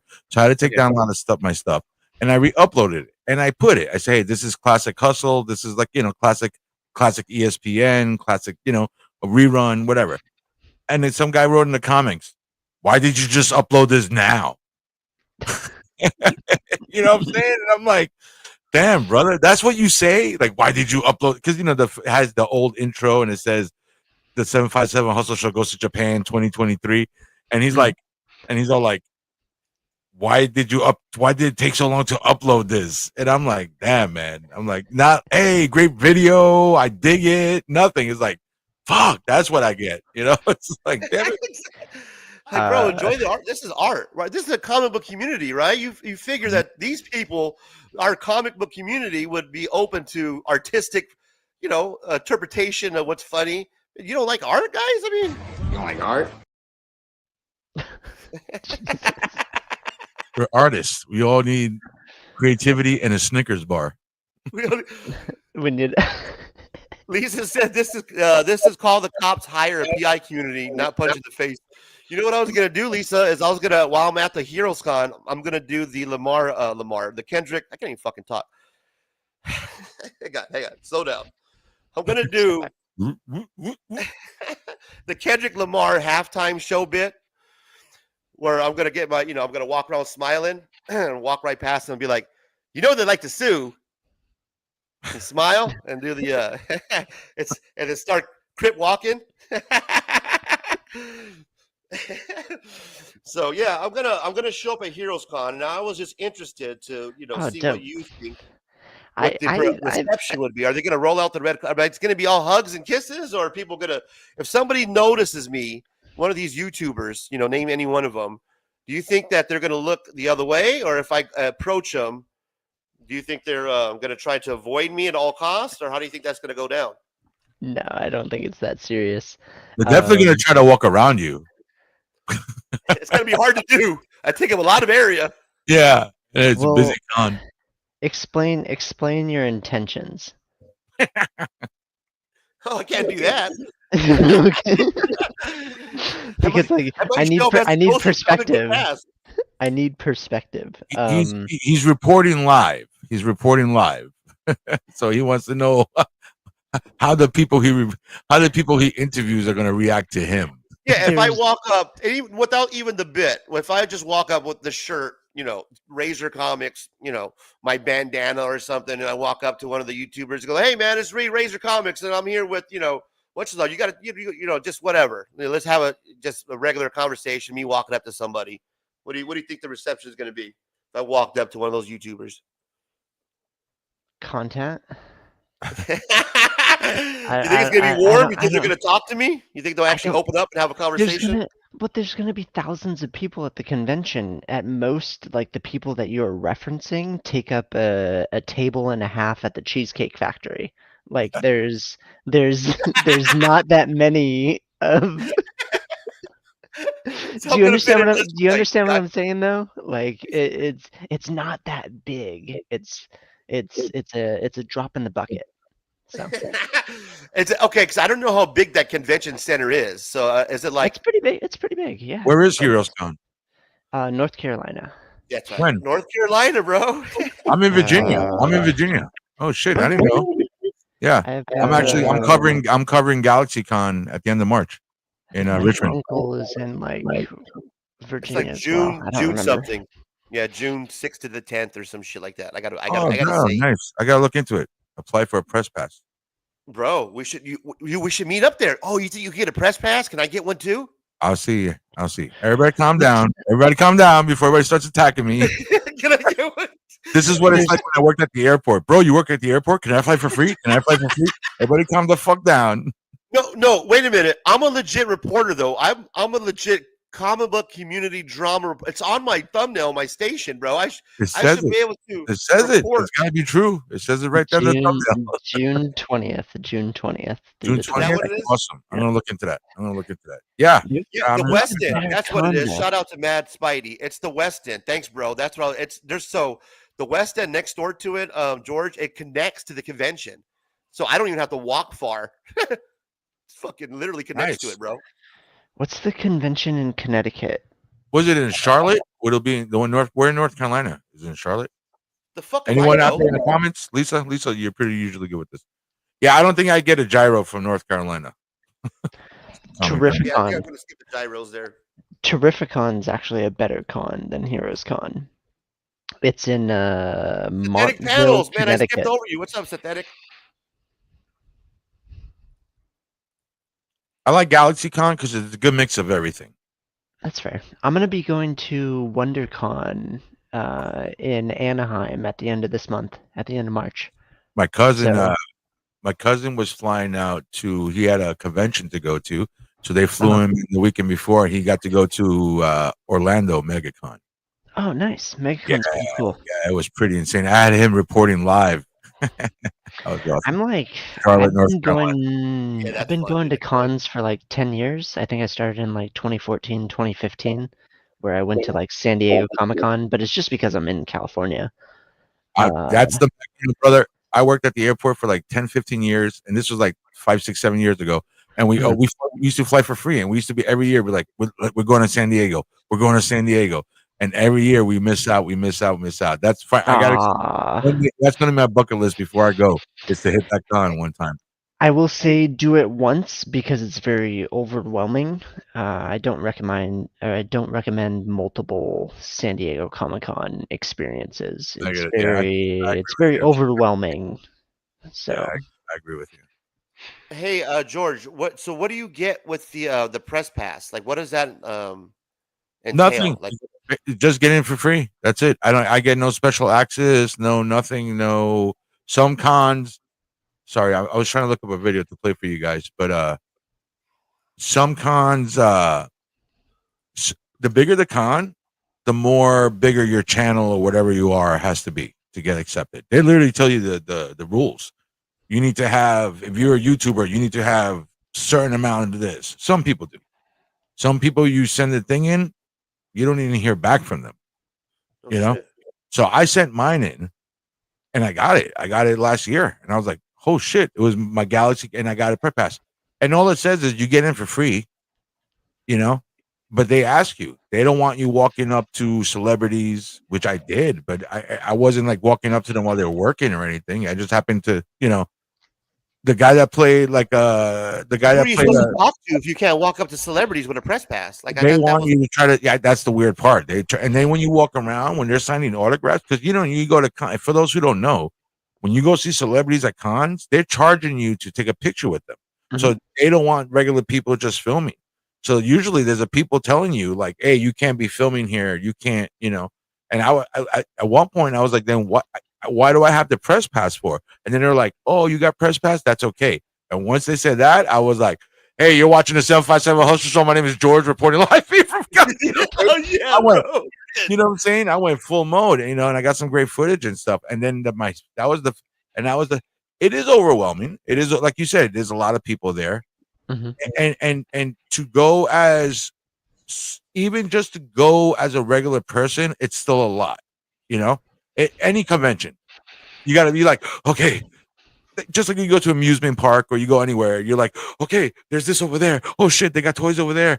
Oh shit, that girl's dressed like Scarlet Witch. Oh shit, you know. And then once you absorb it, then you're like, oh, I wanted to go check this out, you know. And that's what I do. I walk in there, I do the whole go outside. Oh my god, oh my god, oh my god, oh my god, oh my god, oh my god. Compose myself, and then I walk in there. Hey, how you doing? You want to be on camera? And, you know, or whatever works. You know, I try to feel the vibe and stuff. But I love it. I one last thing I'll say. What I love about comic book conventions and celebrity cons and all that stuff, I think it's because the hero aspect, everybody's friendly to each other. Absolutely. Fuck yeah. Yeah, absolutely. I think it's the hero aspect that 90% of the people there are there because of heroes. either from being movies, book, fiction, comic books, or whatever. You know what I'm saying? So I think because everybody wants to be good and stuff like that, I just always feel at the convention, it's always been very pro. Yeah. Good I vibe. got you. There's like an aura around where everybody's like into nerd culture. Yeah. Where you're like, I can be myself and like open up to other people and be like, we're all here for a shared experience, whether you like cosplaying, whether you're there for the panels, whether you're there for the artists, whether you're there for the celebrities. Like it's Everybody knows why. You're there for something, and that's Yep. oh, what are you here for? Like you're rooting for them. What are Absolutely. you here for? I'm here for the celebrities. What are you here for? I'm here for comics. It's infectious. Like Gotcha. it's very fun. So that's why I'm saying, like, if you go to Heroes Con, I don't think it's going to be as negative as you think it will be. So You guys got me pumped up. See, I'm glad I talked to you about this, guys. And See I how would say this, and I would say this: read the room. You know what I'm saying? Read the room. There's been times where I try to go talk to people and stuff like that, and I might have just because I saw this guy in this costume one time. I'm like, I gotta go fucking talk to this guy. I'm like, I gotta go talk to this guy. So I run up to him and shit like that, and just to do my, to get him on camera. And he totally blew me off. I'm like, oh man, I felt bad. 2 seconds later, I hear him fighting with his wife, who was in costume also. You know what I'm saying? So they're literally like, talk about good energy. Yeah, but husband and wives will always fight no matter where they are. So they were freaking, going at it. And it was a Batman and Catwoman. It was a Michael Keaton Batman that happened to be next to me, and it was Michelle Pfeiffer Catwoman. So, but domestic violence going on in the middle of the Comic Con, and you're just fucking like, hey, this is George for the 757 so I got here Catwoman. So I'll tell you a quick story. The last one. When I was at Richmond Comic Con last year, the Dr. Doom, Robert Downey Jr. Just got announced at San Diego Comic Con. Remember that he's playing Dr. Doom? Yep. When that just got announced, everybody was talking about it. Everybody was talking about it. And I swear to fuck, I got the clip. Maybe I'll bring it up later. There was this guy in cosplay as Dr. Doom. Right. So I'm about 6 foot. This guy was maybe like 5'2". Right. Imagine Danny DeVito cosplaying as Dr. Doom. And it was a very homemade suit. So I was like this, oh shit. And I just turned on I was with my wife, and I literally, and my wife's in a wheelchair. Like I literally pushed her out of the fucking way. I'm like, I gotta get this. Oh damn. Yeah. And I gotta get this. I'm like, oh look, it's from the Marvel Universe, Dr. Doom, whatever. And he starts doing his bit, and he's like, oh hell Doom, doing the whole Dr. Doom bit and stuff like that. And then after when we were done, he's like, I was like, thank you, brother, I appreciate it. That was awesome. He's like this. I'm like, what's wrong? He's like, I can't breathe in this thing. I'm thinking, I know. I wanted to stop and do it over. I had to take my helmet off, but you were so excited, so I went with it. And he was like, you could see through his helmet. He was drenched. Everything. Yeah. But I was just like, look, it's Robert Downey Jr., everybody. And he's all like Darth Vader in the suit dying. He's trying to get oxygen. Like, hurry up, it's the bit over, I'm about to die. I guys, agree you with are that. hanging out. Read the room. I'm bad at that. Like, I suck at that. I'm not good at reading a room. I'm the fucking complete. Hey, fucking look at this guy. Guys, we are hanging out with PTT George from the 757 Hustle Show. It is a community hangout. We're going to be hanging out here. I'm not sure for how long, but I know it's going to be a while. I'm going to make a cup of coffee, so I got to have somebody fill some air for me. So maybe I'll have George fill a little bit of air here in a minute. Tat, you're welcome to jump on, brother. I know you like to hang out, man. I like to have you. You're a cool cat. Anybody that wants to join on, as long as you're friendly, we'll have you on. The link is pinned to the top. I got tired of dropping it, so I just pinned it. So if you guys want to jump on, pin that bitch down. Pin that bitch down. And please let me do the douche. Please smash the like button, drop a comment down below, subscribe to the channel, all that good stuff. Yeah, guys, smash the like if you can. I appreciate it, man. We're just hanging out, having good time tonight. Smash it, baby. No, I'm excited, man. I can't wait to go to the fucking con. I haven't been to a big con like this in years, so I figure Heroes Con's got to be the place to go, man. Everybody keeps talking about it. All the content creators usually show up there.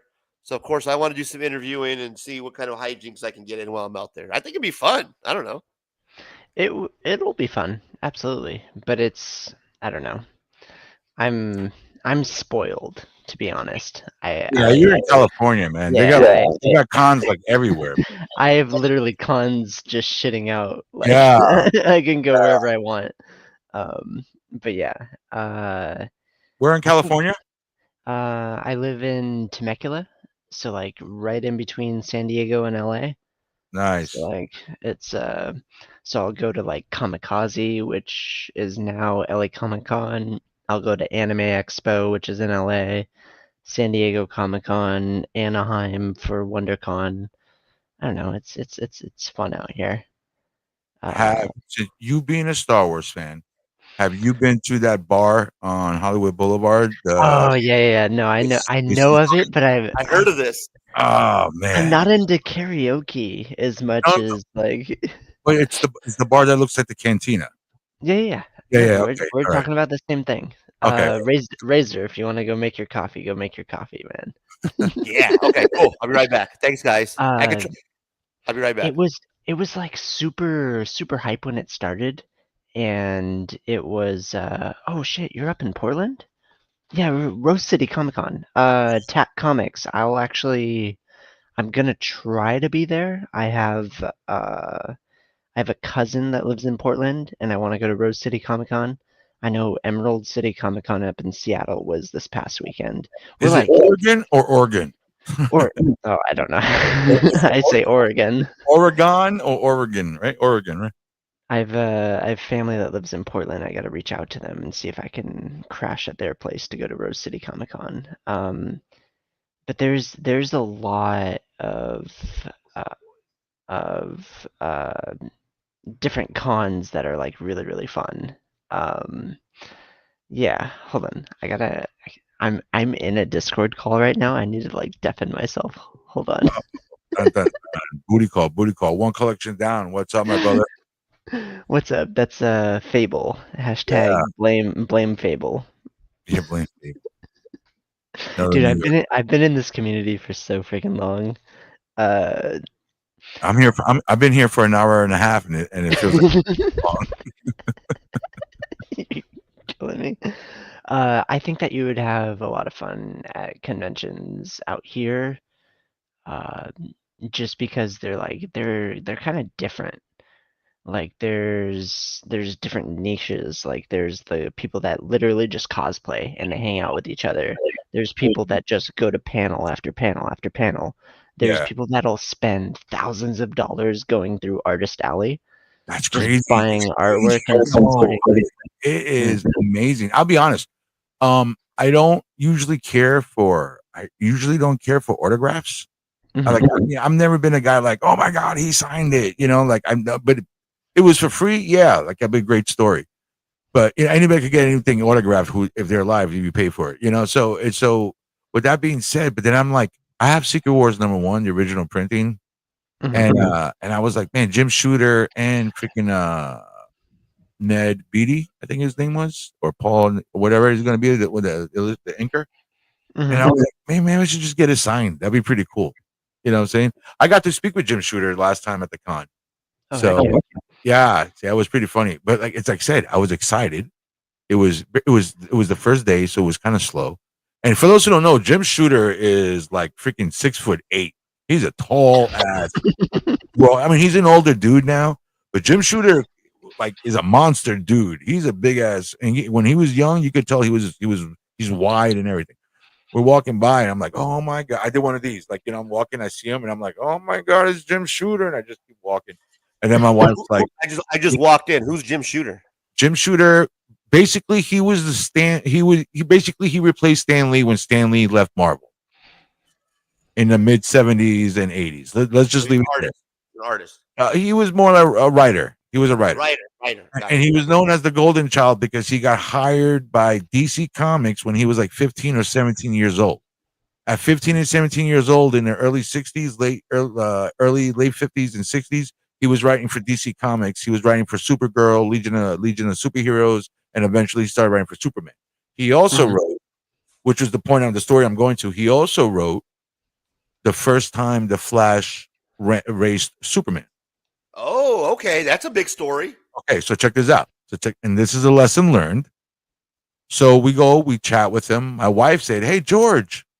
My wife knew I got chicken shit. Just like you with the girl with Amazon. I fucking froze. Oh, you got to bring that up. I just got over that an hour ago. Now you're For bringing those it up. just joining us, and for those in the replay, go back to the beginning when Razor tells his Amazon story. But anyway, I froze. So I kept walking. I'm like, oh shit. And then all of a sudden I hear my wife go, "George, come back." And she's like, "Hey, this is my husband, George. This is Jim Shooter." I'm like, "Hey, nice to meet you." Whatever. We start chatting. We start talking. Blah, blah, blah, blah. I mean, a lot of good stuff. I have it on audio, everything. And then I said to him, "Hey, man, thank you so much. Whatever. Nice to meet you." And we start walking away. We start walking away, right? And then all of a sudden he goes, "Hey," he says something else. And then we get back there and we start bullshitting some more. And I finally told him, "Hey, who originally would have won that race? You wrote that shit. Did they make you? Did it? Because they ended up a tie. For those who don't know, that first race, they ended up Flash and Superman ended up a tie." And he goes to me, "Of course, Superman. Of course, the Flash was supposed to win." You know, he literally said that. He goes, "Of course, the Flash was supposed to win, but they said they can't have it." I'm like, and he was like, just like this. "For Jesus Christ, running is his only power. You're gonna make him tie with Superman?" You know what I'm saying? We were laughing, goofing around, and walk away. I told my wife, "Did you get all that? Did you get all that?" And she goes, "No. When we walked away the first time, I turned it off." I was like, "No." Because that's a debate to go to the end of time. Yes. I couldn't. I told her. I choked her out in the hotel that night, and I was like, "Bitch, you don't even know." I would have. Okay, so poor Jim Shooter, right? He said what you're saying is that Flash would have naturally. So what happened was that did he get pressure from they say, "Hey man, we powers can't." that be not to. The bosses said we can't have our big main guy lose to the Flash. We can't have our number. Yeah. So they made it a tie. That's interesting. Yeah. I understand the perspective of Flash is run fast, so why wouldn't he always win like a run fast match? His number one power. He literally said it just like that. He was like, because he was funny. He's like, "For Jesus Christ, running is his only power." Like we think too much into it, right? And the fucking writer's like, "Bro, it's his fucking only power, guys. Of course he's gonna win." Superman's the quarterback. You know what I'm saying? You don't fuck up the QB and the team. Damn, that's a trip, man. Because there's that whole debate on the classic Superman versus Flash. That's a cool little interesting fact, man. I just couldn't believe because we walked away. Right? Remember, we walked away, and I was like, "Thank you, whatever." We walked away, and then she turned off the video cell phone, and then all of a sudden he called us back. We go back to talk to him, and she never turned it back on. And we walked away. I'm like, "Baby, did you get that? Oh my God, we just got the scoop of the fucking story." Jim Shooter wrote the story, and he freaking told me Flash is faster than Superman, and that's what's that called? Silver Age Superman, the first one. Yeah, where you're supposed to be like OP and shit. You know what I'm saying? So I'm like, "Oh my God, the Flash, Barry Allen's faster than freaking Clark Kent." Blah blah blah. She's like, "It wasn't recording." I'm like, "You're what? nerding it out." Yeah. I'm like, and you're like, you can only tell that story to yourself. You're like, "No, you lie." This is going to be one of those exactly. Yeah, sure, George. Yeah. Now sure. we just have to take your word for it. That Exactly. Cool story, bro. Just like you invented the Swiffer. Yeah, sure. And you were in a swing party with Johnny Depp. Sure. What up, Fable? One collection down. Station. What to do, my guy? The link's pinned up to the top. If you got some time to stop by, you're more than welcome to hang out. Oh shit! Razor knows Station. Let's go. I didn't know what the hell it meant. I actually asked him. I called him up. I called fucking Fable up. I swear to God, I had a conversation with him. That's how real I am. I don't fucking sit there and just text on Instagram. I called him up. I was like, "Hey man, I got to talk to you," because we were texting to each other back and forth. I'm like, "You know what? Fuck this. I'm calling the guy." I was like, I gotta know, man, because I'll be honest with you, I have no idea what station. I say it all the time. It sounds cool, but I have no idea. He had explained the whole story to me. He's like, "All right, have you ever watched Bill and Ted's Excellent Adventure or whatever?" Hey, it goes back to what I was talking about earlier. I was like, "Yeah, of course." He goes, "You remember that little creature who will walk around? All he would say is station."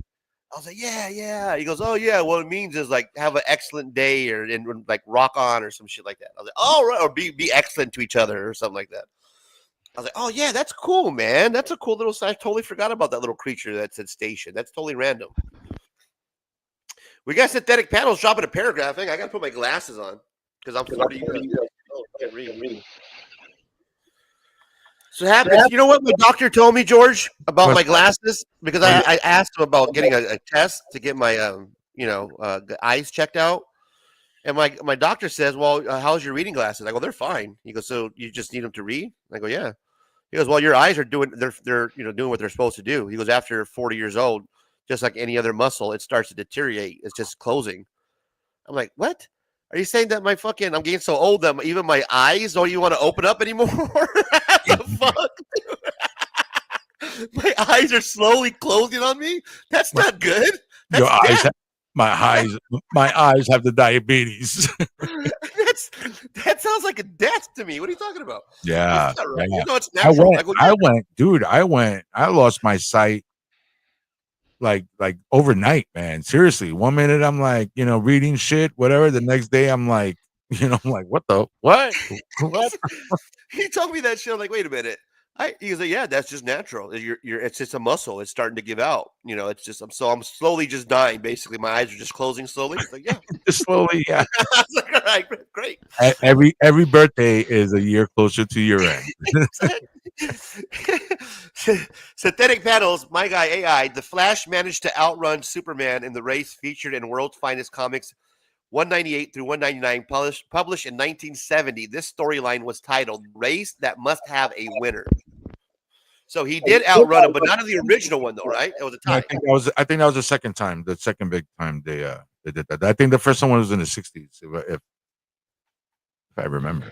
There's been like 4 different races that they've had. Yeah, no shit, right? They're always racing. Fucking Yeah. figured out. That's what I figured out. Where are they going? I think the whole crux of it is like Superman flying around the Earth in reverse motion to like travel through time is technically faster than Barry Allen in the Speed Force running around. Here we go.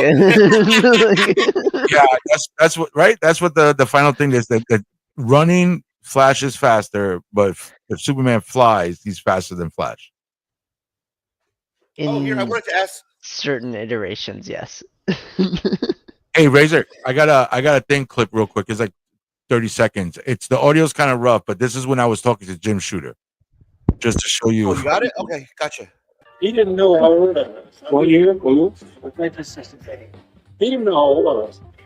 So I think he thought he was talking to a college school. And it's kind of hard to hear, but he's telling me how he got hired and shit. Look, he's showing me his shit. You know what I'm saying? We were talking. It was like a grandpa telling us a story. so he said, your first assignment was Supergirl. Well, baby. Look at the shit. All the shit he drew back in the day. Well, I got that book, George. That's the big book right there. I got that book. That's like the first appearance of like all those characters right there. Yeah. And he was fucking like 17, 18 years old writing that shit. This is me when I said what I was trying to Look, when he first got hired. a little bit. Yeah, you want me to come up? I know. Sorry about the audio. It's kind of rough. That's why I took this video down. But yeah, there was he was telling us he got hired and shit. For a week. So we'll pay the plan. We'll pay their. So he replaced, like I said, after DC for a while, he went to Marvel, and then he replaced Stan Lee when Stan Lee decided to step down. Okay, and that real quick. Now I remember, because I'm stoned, I'll forget. So Jim Shooter, that adventure comic book that he was showing, right? What's important about that book, and I'm not sure if you know this, PTT, maybe I know something that you don't know, man. But Jim Shooter wrote that when he was like 13, 14 years old, as a very young Jim Shooter. That story doesn't even, if you look at that comic book, you won't, it doesn't tell you who it's written by. It's revealed a couple issues later that a young 13, 14-year-old Jim Shooter is the actual writer of that particular story. So that's what made him kind of his first, that's like literally his first work. Boom! There's some comic book knowledge. Look at that. Razor's learning as he goes along. There you go.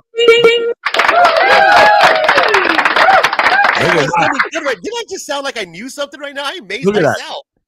We got Jim Shooter footage. We got Jim Shooter freaking knowledge. Factoids. I amazed myself on that one. I'm gonna do a victory lap. Jim Shooter facts. And those were your Jim Shooter facts.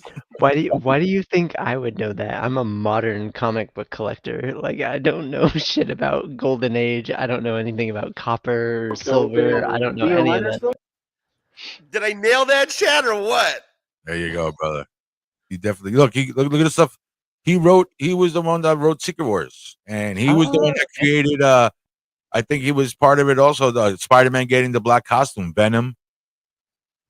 Look at us nerding out. Look at us, a couple of nerds. Those three nerds over here just nerding out together. Yeah, so it was great. Like I said, he was showing us all this stuff, and he was showing us all this. We were laughing. How we even made him dating my mom jokes. I mean, it was funny as fuck. And then I walked away, and he's like, "Come back, come back, come back." You know what I'm saying? He had his penis out. No, he was like, "Come back, come back, come back." And we go back there and shit. And then all of a sudden, he's like, whatever. And then I brought up the freaking Flash and thing, and he told us, "Look at him. There he goes with Stan Lee." But yeah, man, that's pretty wild. Bro. And I got that Secret Wars right there, my original one from when I was a kid. I'm gonna bring that shit in and have him sign it. But that was that. Thank you for letting me share. Right on, brother. That was awesome, man. That was amazing, brother. I got to give you something for that. Hang on.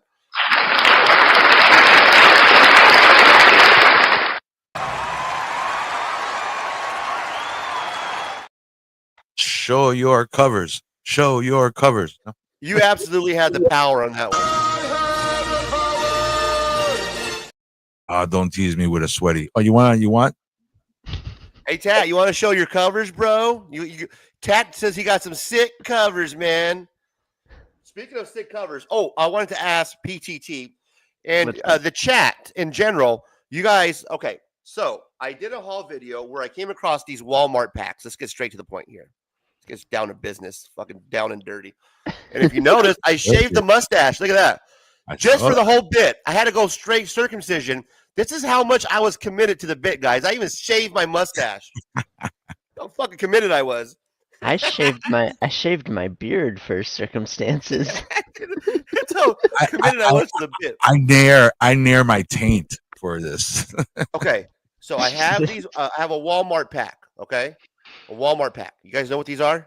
No, what is it? It's a pack of comic books they sell at Walmart. it's a 3-pack of comics. Okay, so here's the question. Roll back. Chat and PTT. It's still, it's still sealed. Do I open this or do I keep it sealed? Open it. Open? Hang on, don't answer right away. Sorry. We're gonna marinate. Open? Keep it closed.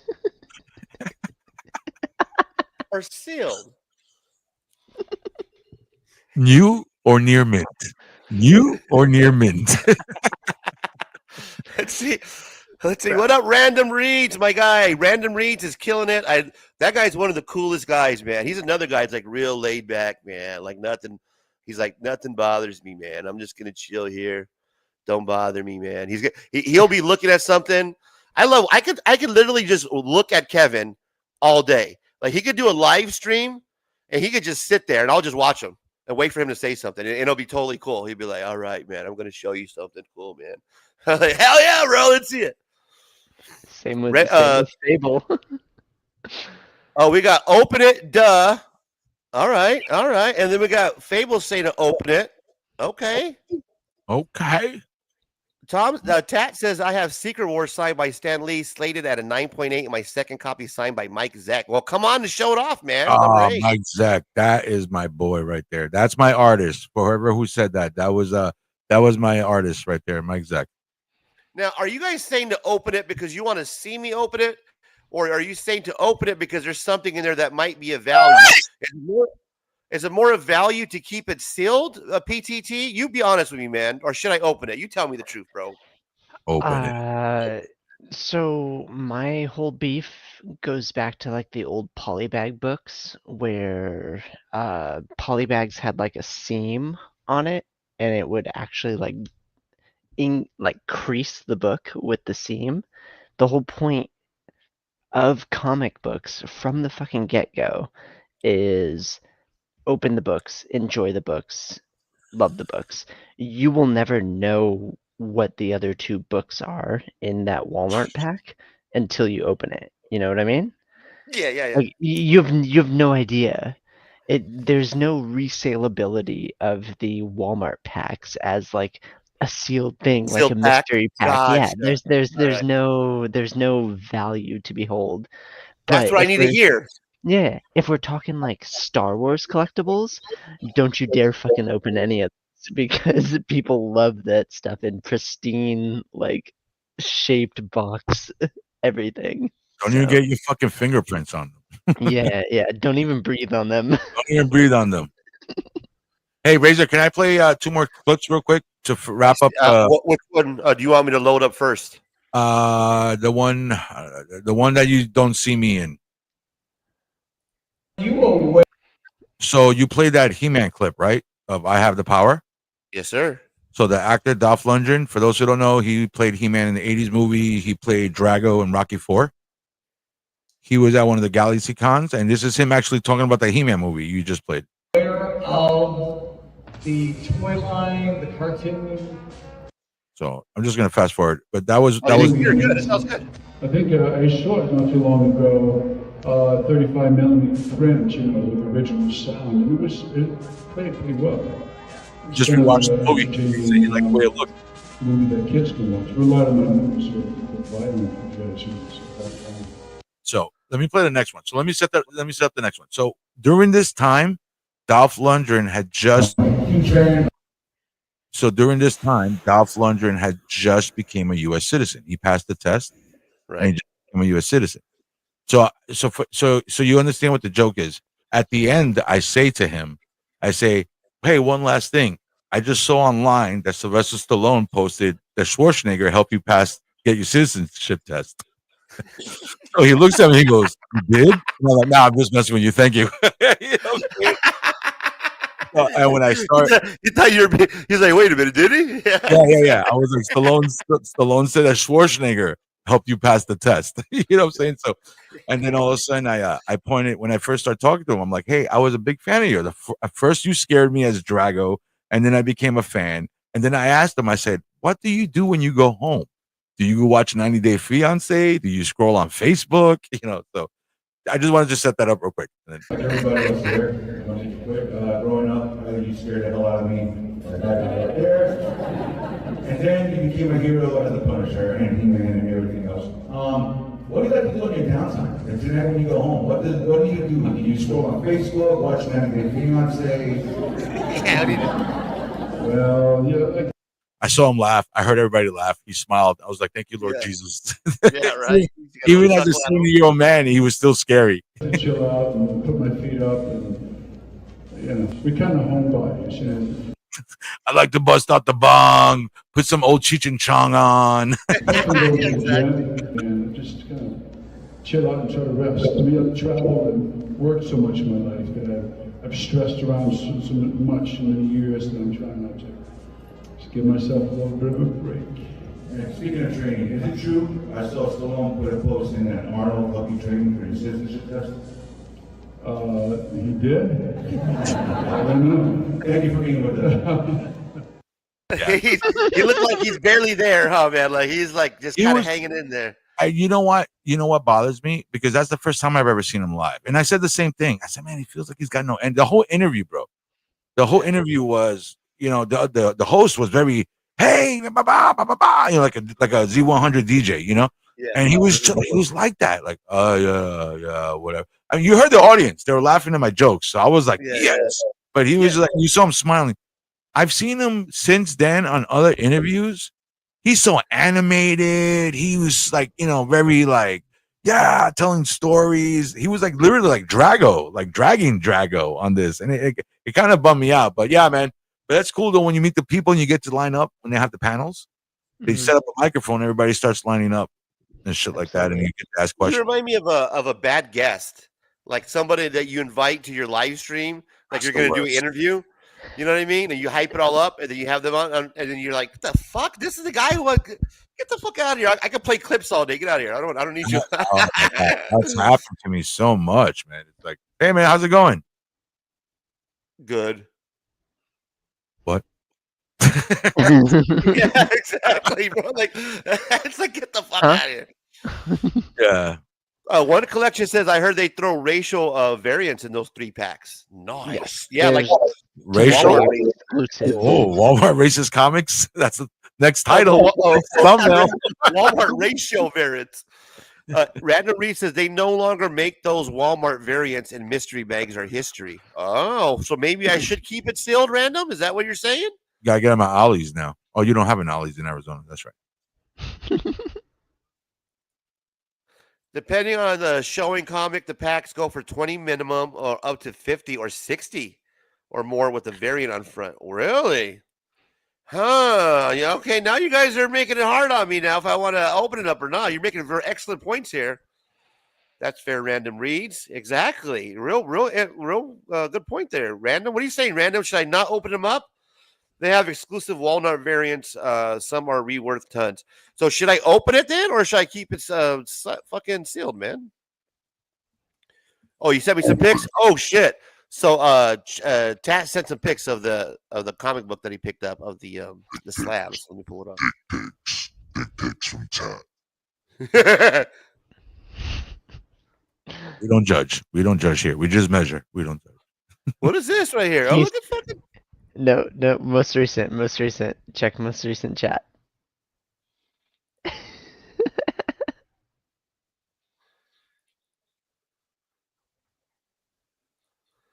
Hell no! Open the damn thing. Let's see the variant. Dad said he opened his and rebagged them. All right, well, fuck it. I'll open them. I'm not gonna open them now. I'll wait to do a video. Fuck that. Let's see. Let's pull up. Let's see what we got going on over here with my guy Tat. Holy shit! Incredible Hulk. I can't see it from here, but that looks dope. 9.8. What number is that, guys? You guys know. That is, I don't know the issue, but that's a big issue. That's the reflection issue, right? With Hulk and the reflection. That's fuck the mortgage this month issue. Yeah, that's the classic battle between those two, right? And the brown costume versus Gray Mr. Fix-It. That's a McFarlane. He got this signed by Stan Lee. Stan Lee wasn't even working for the fucking company at the time. Is Fuck that what that. Nah, that's awesome. That's great. I always wanted that poster. I always wanted that full-size poster when I was a kid. I remember that my comic book shop had that poster. Marvel Superheroes in 9.6. Number 8. Nice. That's what he was talking about. In a 9.6. Nice. Signed by Stan Lee. This is not considered the first Venom, right? This is only considered the first symbiote, right? It'd be symbiote black suit Spider-Man. Yeah. Venom is considered once he merged with Eddie Brock, right? Him. Razor, you got another DM there. I don't know what it says. Oh, they got all 4 of them right there. Nice. Carnage. I sold all those. I had those, and I had those in doubles, and I just freaking sold them. I thought they were like third print. It's crazy because I didn't think they were going to be worth any money. I didn't look it up. I just sold them. I just sold 2 years ago. I sold the first 10 issues with the Red Hulk first appearance run. The first 10 issues that when it first came out, and I just saw how much they're worth right now, and I'm like, holy fucking moly! I couldn't believe I sold them. Well, fucking Tat's a true fucking comic book collector, man. Yeah, this guy got. And then I thought he'd just get like cheap comics, Tat. I always see your haul videos, and I never see any of these big slabs. They're always like a cheap haul, like you're getting deals, 25-cent comics, $1 comics. So, bro, that's huge right there, man. Some sexy slabs. Sexy slabs. Hang on, what the hell? Who's this guy right here?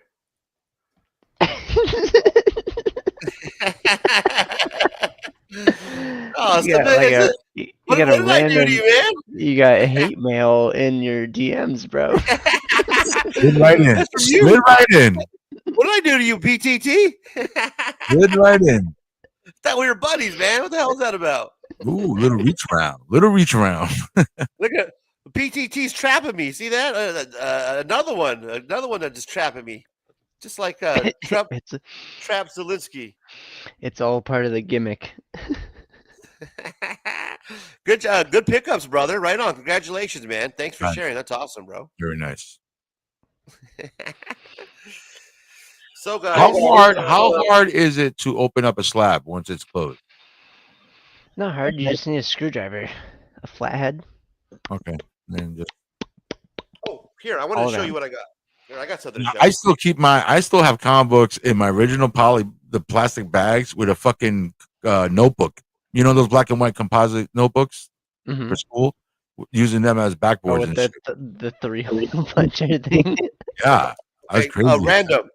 Well, I got Random here, guys. This guy is Random Reads, but he used to be Random Rips. Random, you still here? Because I got a question for you. Check out what I got, bro. I got this from my last haul. This is the Crow, man, the 100 card complete set. Nice. So Random should I go ahead and crack this some bitch open and make sure I got every single thing in there? And then when I do I put these in every single one of them in penny sleeves? Or do I just put them in one of those fucking, like, what is your recommendation there, man? You're the Random Rips guy. Well, now you're Reads. But while you're contemplating that, let me show you else what I got here that I know you're gonna enjoy. And Random, if you want to jump on the links tabbed up at the top, whatever, tagged or pinned or whatever the fuck. Check this out, brother. I know you're gonna enjoy this. I got 1994 Lady Death Women of Chaos chromium cards. Nice. Check this shit out, bro. Let's see some dope shit, some set covers. And then it's gonna reflect. So guys, just bear with me because I know you may not see it completely because of the reflection. These are all chromium though. That's nice. Got the foily freshness going on. Right? And I got this from Stephanie as part of the haul, and it's the Lady Death, the complete set. Check this shit out. I know what I'm stealing when I'm over your house. Right?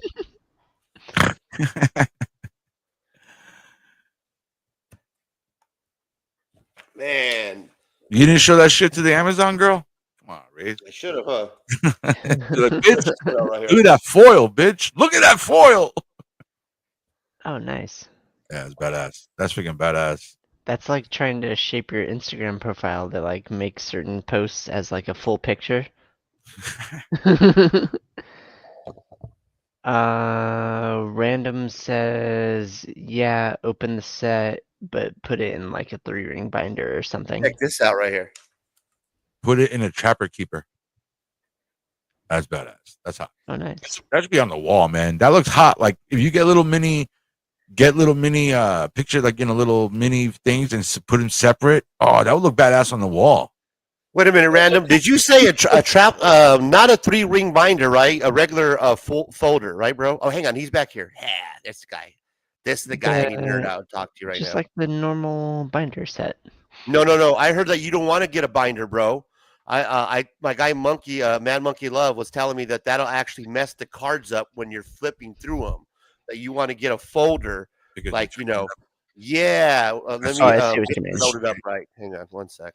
I got my guy backstage. Yeah, brother, I gotta get going too soon. So.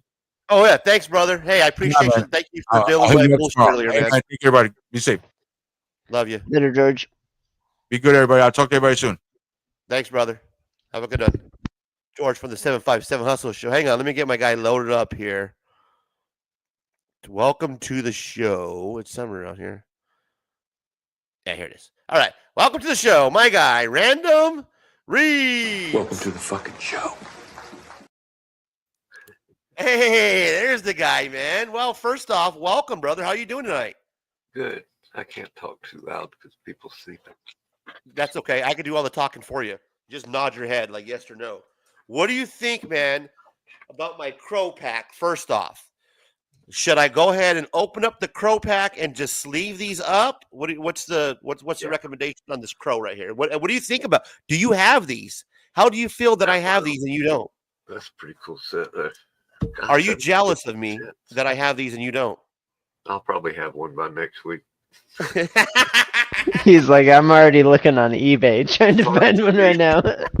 Nah, I met James O'Barr back in 1993, 94, right around when the movie came out. And so hard for me. Complete sets and Mad Monkey Love, our guy Locke, he was jealous, bro, when I showed him these. I go, dude, I got the whole set, bro, the Crow set, man. It's gonna be so fun.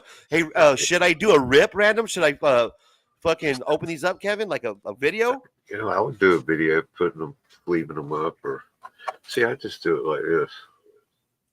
Okay, yeah, no. So you do put them in a 3-ring binder? Locke a told me that's not good. It's a D ring. What is it? What's the difference? Yeah, that's not good, bro. I was Shape told that of you ring. messed your cards up like that. Nah, 30 years of sports cards, I ain't never messed one up because of that.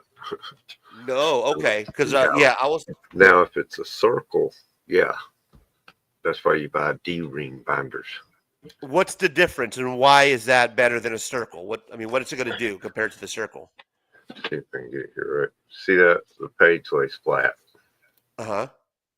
so you don't have all that. Oh, got you. So when you do flip it, it doesn't give you that curve or anything. Yeah. Gotcha. And when you just are looking at it, Uh-huh. all the pages lay flat for you. But I mean, there's all kind of other ways. And Well, no, I'm glad that you told me, bro, because that's what I'm fucking. I wouldn't go putting a 1952 Bowman, with $10,000 cards in something like this. But Oh, my 1994 or 91 Pro, whatever these are. Yeah. That's what top loaders are made for. Okay. Where do you go? God damn it. Kevin, what about my Lady Death set? Should I take it out of this original binder, or should I or put them back in the binder? Should I take them out, sleeve them, and get a new binder, or should I keep them in this binder? What do you think, man? Shut the other door so I can talk a little bit louder now. I'm not worried about it. No worries. Yeah, you're out there. But yeah, Lady like Death. that. Should I what should I take them out, re-sleeve them, and then put them back in here, or should I put them in a new folder, the Lady Death ones? I would leave those just like that. I mean, that's a nice. Don't even touch them. Just leave them in there. Yeah, Just the the way they are. presentation is nice. No, I don't know. That set's probably $25 or $30 being all chromium. Oh, that's cool. Isn't that dope, bro? Yeah, that puzzle. It's so sick, dude. I can't. And then I like the ones at the very end where they're this fucking. Now I got right here, man. Oh man. they've got the Bone comic book set from Jeff Smith. We got a Bone set like that on chromium. Oh, it won't give you a bone, but exactly. Like what's the what does he say on what we do in the shadows or whatever, that there's 167 bones in the body, or 168 when I'm excited, some shit like that. Yeah, I'm glad that I had that you're on, man, because I wasn't sure what to do. And you said to definitely open up the Marvel pack because you want to see what now, you that find pack, in there. That's one of the 3-issue packs, because they had 4-issue packs, they had 7-issue packs at different times. So the 3-issue packs, they only go for about $10, unless that Captain Marvel on the front is a special variant or something. No, the special variants, are those Walmart variants, or are these like the They are Walmart? So only they'll say available Walmart in in the those back or bags. something? I don't know. There's some way to tell, but I don't know a lot about them. Just pretty much what I've told you. Gotcha. So, but there's some way to tell it's a Walmart variant, some way. Yeah. Gotcha. Bro, and then what else we'll pull out? So I got this original art sketch that I thought was an original art sketch, but it wasn't.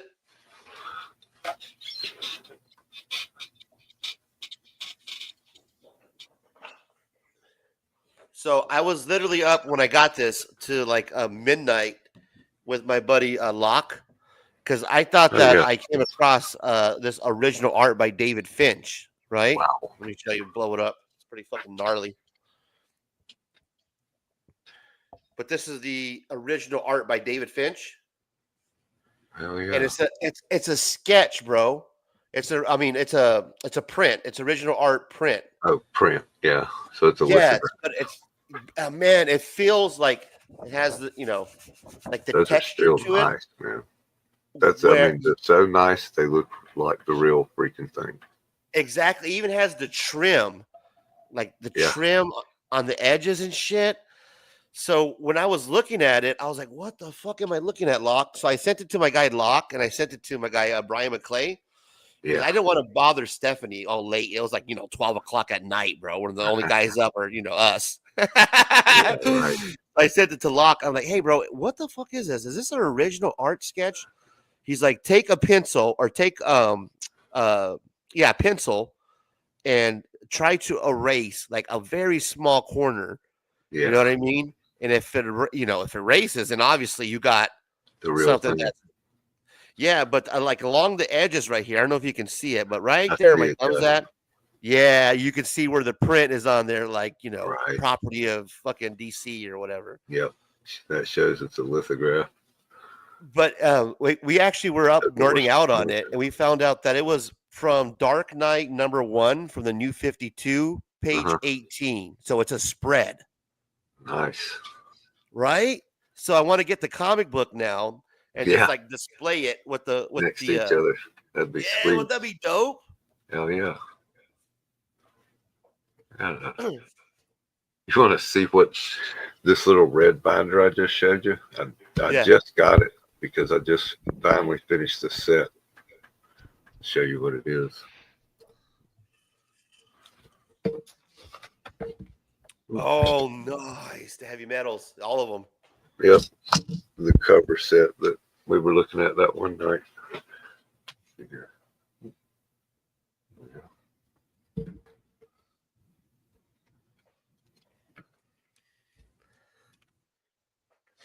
Nice, bro. They present well too. Look at that. That's so. Isn't it so fun to put them together? Like I love nerding out on cards, bro. It's like so fun, dude. These pages, they just came out with these. They're laser weld. Yeah. From BCW. Same one that makes the comic boxes. Oh, those are BCW. That's sick. And they're especially just the laser weld makes them lay flat. Yeah. Perfectly flat.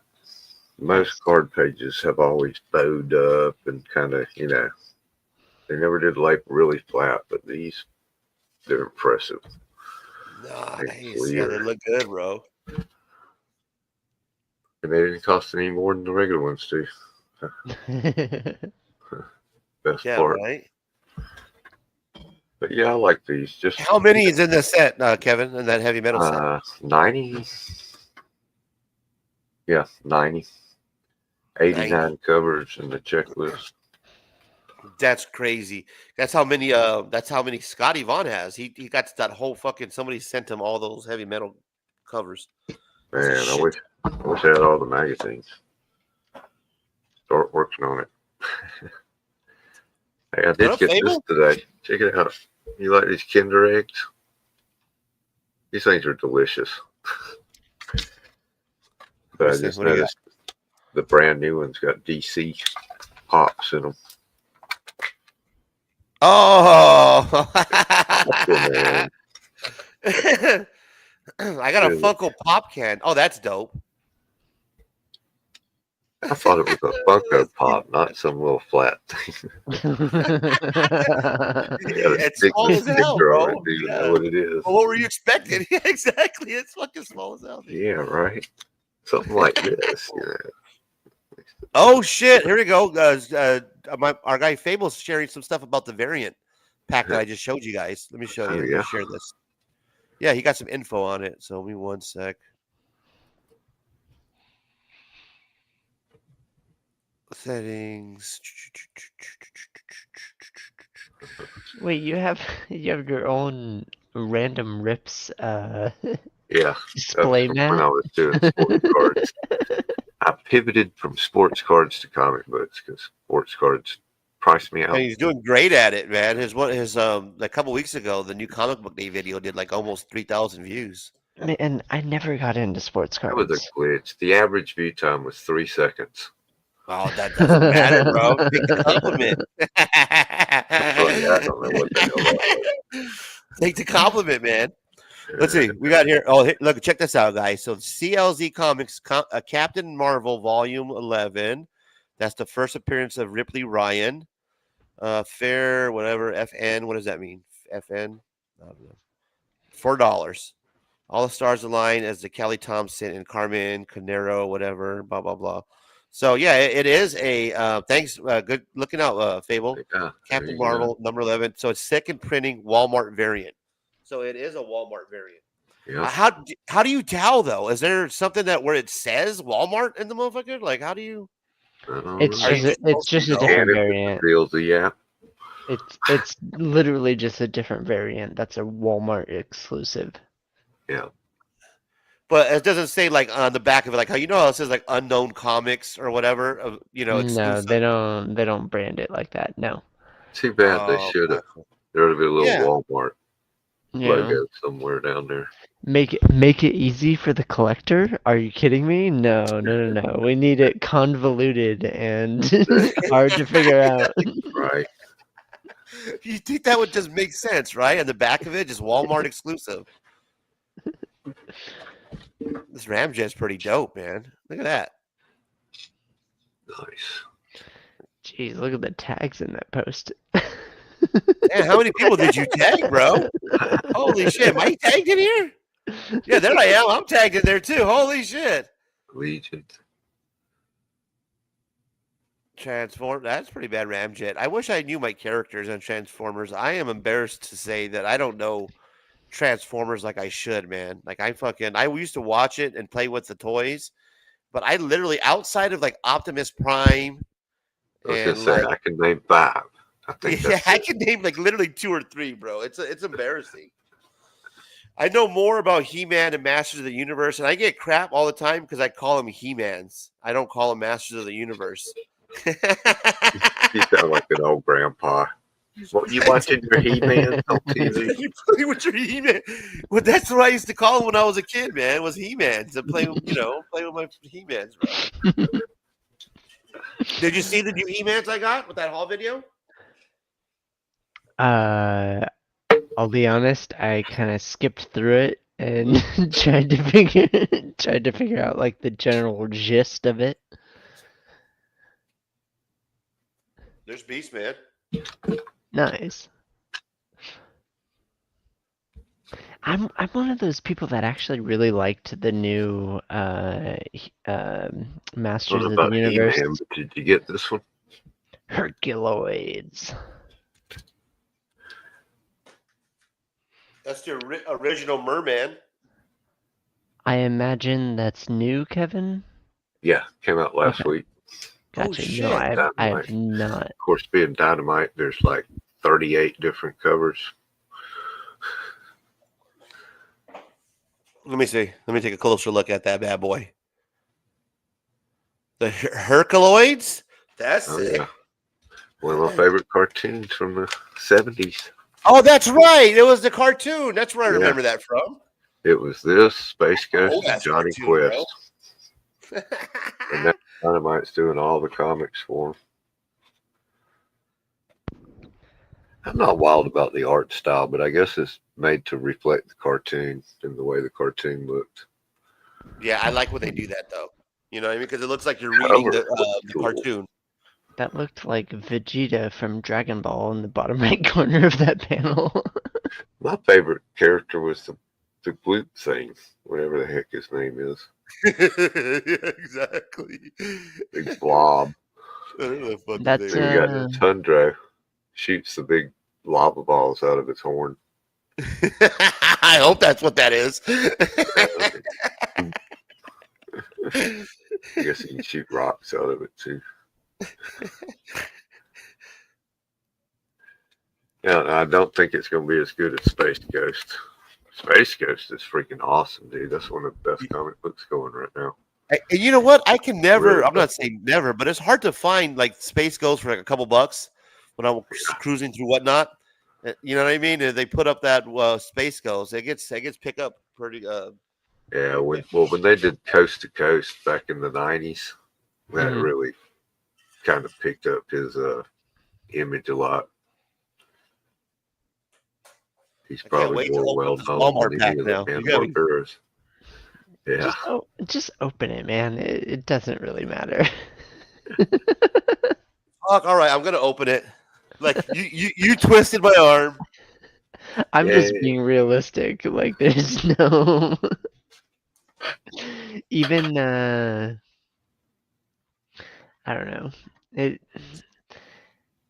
So is Walmart no longer doing them I think it's anymore? been about a year since they quit doing them. Okay. Yeah, they The ended that Walmarts out promotion. near me never even had them though. Like I didn't even get to participate. Dude, the only time I saw them is if I was there waiting on the sports card because the vendors put them out. You're waiting for the restockers to put it. They Yeah, put yeah. the comics out and they disappeared just as fast as the cards did. I'm out here trying to befriend the people in like the tech thing so that I can be like, hey, can you tell me when your restocking days are? And Good luck with that. You have I to got a stake golden the place ticket. out. yeah. Such a joke. You have to stake them places out, watch them, go back every day, and then narrow it down. Yep. As soon as you figure it out, they change their day.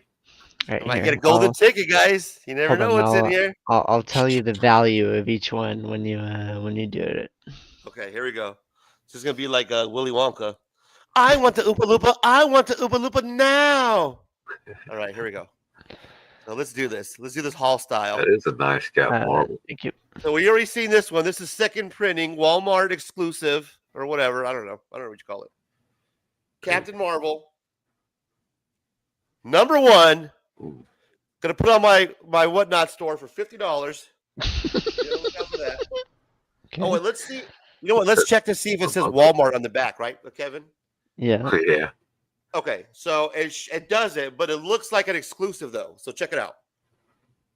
Well, yeah, it lets you know it's a variant anyway. Yeah, you see what exactly. So it does have like that look to where You it just should gotta- say like Walmart right Gotta here. scan it under CLZ and it'll tell you what it is. Yeah, that makes sense. This is my exclusive. All right, so that's that's Marvel. This is Captain Marvel, number one, Walmart Gotcha. exclusive. All right, next book up. There's only 3 of them, so we got to drag it out. And number 2. Next book up is number 3 of Fallen Angels. This is the second printing. It doesn't have the exclusiveness in the back, so second printing. It looks like this is the A cover on the second printing. Okay. So just the regular A cover. Oh, what's the barcode say? Numbers. Barcode numbers 0312. That would be issue number 3, printing number 1, variant number 2. Huh. Oh, it has that second printing on her. Yeah. Yep. So it is a Focus. second printing variant. Focus. Yep. Doesn't tell you who Issue the number artist 3, print number 1, printing number 2. All right, let's look at the interiors. Let's see what those look like. is. I don't know who did this story. This is Not something Hill. I read. But it's Kudrunski. X-Men, right? I don't even know what this is about. Fallen Angels, Fallen Angels. It's an X-Men story, or mutants, I guess you'd say. Okay. And what about? I don't know this either. I'm embarrassed to say. So let me show you guys what it is. It's Patsy Walker, aka Hellcat. Oh, number 11. And yeah. Variant edition. It looks like a fun cover. I mean, let me show you. Let's see. Yeah, number 1 variant. I vaguely know Hellcat. I just remember seeing the comics around. Patsy Walker. Never read it. Let's see. It's writer Kate Leith and artist Brittany Williams. Let's see who Hellcat is.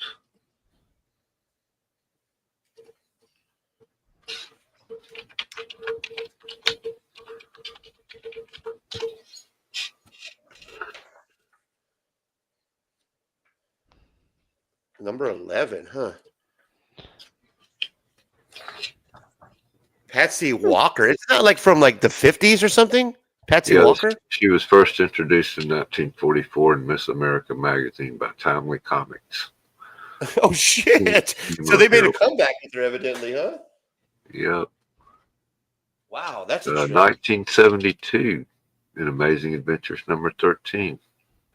Patsy Walker. Okay, She so was brought back. that's the haul right there. That's actually not that bad. And how much do they charge for these 3 comic books in a pack? Well, I don't know what you She's a paid for spinoff it. from She-Hulk. The modern one you're seeing there first appeared in She-Hulk. And she can was tell playing you- She-Hulk and Jessica Jones in the Civil War II storyline. Which is? What are you talking about, Kevin? Hellcat. That number 11? They brought her back to with She-Hulk and Captain Marvel for Civil War II, the storyline. That's why they brought her back. Wow, what a trip out on that, huh? To be buddies with She-Hulk and Miss Marvel or Captain Marvel, whatever she was at the time. That's cool. Those are fun. That was fun. You know what I mean? Because you don't know what you're going to get. It's kind of like a mystery bag, basically. The Fallen Angels one is just a color variant. It's the same kind of design, but it's like a purple shade on the coloring. They do that a lot with second prints. Yeah, and your Patsy Walker is probably the money book out of the 3. Really? Yeah. Asking price is like $20 for it. Wow. So Shit. I would say selling price is probably 10. I don't imagine you paid more than that for like the Walmart packet itself. And That's what they sold for in Walmart was $10, $9.95. Okay, perfect. So that gets your money back right there. So Wow, no wonder people like to pick these up, right? Because then they might be able to flip them. No shit. Oh yeah. absolutely, that's the whole game. Is Right. Wow, no wonder, man. No wonder these are popular amongst the community. I thought they were just a fun little rip, but yeah, I did. That's excellent news. Thank you. They make PTT, really for sharing good that with us. giveaways too. People love them, so you put them up for a giveaway. You get a lot of people in your stream. Man. And you know what's funny is you look at these 3 books, right? And out of the 3 comic books, I wouldn't think that Hellcat would be the money book. I would have bet on Captain Marvel. I would have bet on Captain Marvel number 1 too, and then I would have bet on the second one being Fallen Angels, and then Hellcat. Right. That would have occurred to me as being the money book. Interesting. It's definitely Walmart exclusive. Asking price is like $7, $5 on the Captain Marvel. Like, it's Right? Yeah, I basically seen it. cover price on the Captain Marvel. A little bit above cover price on the Fallen Angels, and about double cover price on the Hellcat. Nice. Dang, that's cool, bro. Yeah, and you know what's funny is that my Walmart doesn't carry them. Like I've walked around Walmart, I've checked up front where the trading cards are at. You know, where they buy That's the where register. they usually are. Not there. I went by the DVDs. You know, where it gets that wall where they have like the horror toys and all those. Some Couldn't find them Walmart, there. that's where they got the cards now. I would have spent so much money if my Walmarts like actually carried it, but I never saw one. yeah. You know what I Back did when was I did see them, I wasn't buying comics. Fair enough. I was Fair buying enough. cards going, oh, what's these comics? I figured they were just, I didn't know nothing about variants and Walmart exclusives. Or I would have bought them. I did a trip, right? I thought they were just junk, like the Ollie's ones. The Ollie's ones are fun, but what you're going to get is what you see on the front and the back of it. The 3 in the middle is crap every time. Wow, Fishcat says that there was sometimes there are 1 in 100 variants in those packs. Wow, no shit, that's a trip, bro. That's actually a good on Walmart, man. They might be able to save New Comic Book Day if they were to package their comic books like that. For New Comic Book Day, They a ended random it. stack of New Comic Book books. You know what I mean? It sucks that they ended whatever it was they were doing, the partnership. Yeah, because I'd never seen them. And you know what I did see though that were fun, because I actually went on a hunt for these a while back, and then because I couldn't find them, I ended up going to below or beyond 550 or 5 below 0 or whatever it's called, 5 below. Five Below. Yeah. Because I remember seeing one of I forgot who it is, who did a video, Comic Book Corner 2.0 or somebody, where they came across all these packs at 5 Below for like $5 or whatever, and you got like 5 comic books. So I ended up going to the 5 Below in my area, and sure enough, on the table there where they have all the books stacked up in the middle of the 5 Below store, there was just a small enough section where there was a stack of those comic books and like the sealed poly bags. And there's like 5 of them. I think like 4. I think you got 5 for $4. And I bought all of them that were on that table. I think there was like 6 packs of them. I took the whole thing. I remember just scooping up the whole pack, not even looking at them. And then there was these kids that were buying books next to me, and they just looked at me as I grabbed the whole pack. I was so excited. I literally said out loud, like, "Oh shit, there they are!" And I grabbed them, and that was the only time I've ever come across them. I bought all like 6 of them. It was so fun to open those up because there were just a bunch of random books in there. Yeah, it looks like the last time they sold any was just about a year ago. Interesting. Those Ruby 7, is that how you say it? Ruby, right? RWBY. Is that Ruby? Ruby 7 variants were canceled, and then Walmart was the only place to release the final issue of it. Wow, that's good shit right there, Fish Cat. Wow, that'd be a hot one to get. Yeah. Oh, did I came across, let me show you this other one I came across that might be worth a couple of dollars. It might haul.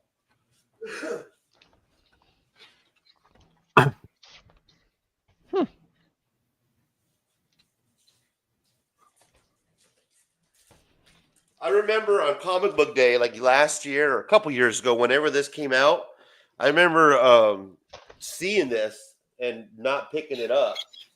And then when I came across it in the hall, I was like, "Oh shit, I think that's it." This is the World Tree 30, whatever it is, World Tree number 1, but it's the error. The error one. Yeah, exactly. So you know about it. You got that from Adam, yeah. So this side right here, I can't do the camera.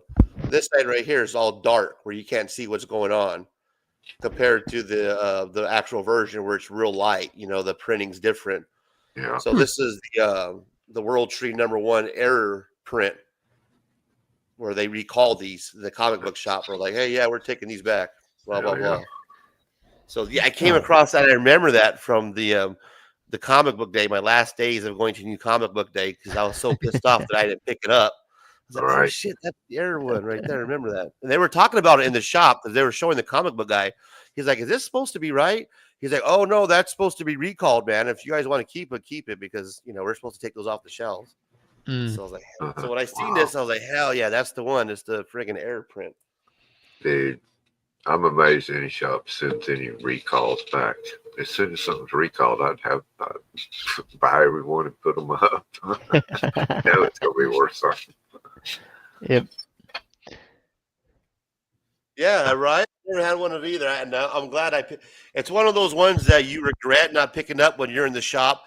It's that reminds me of beneath the trees where nobody sees. It reminds me when that came out. I totally missed a train on that, and I had it in my New Comic Book Day stack. But it was the same month that Ultimate Spider-Man 1 came out. Came out like in October or something like that. Yeah. And I remember it was the same month that Ultimate Spider-Man 1 came out, and I was picking up all those variants and a whole bunch of other things that I put it back.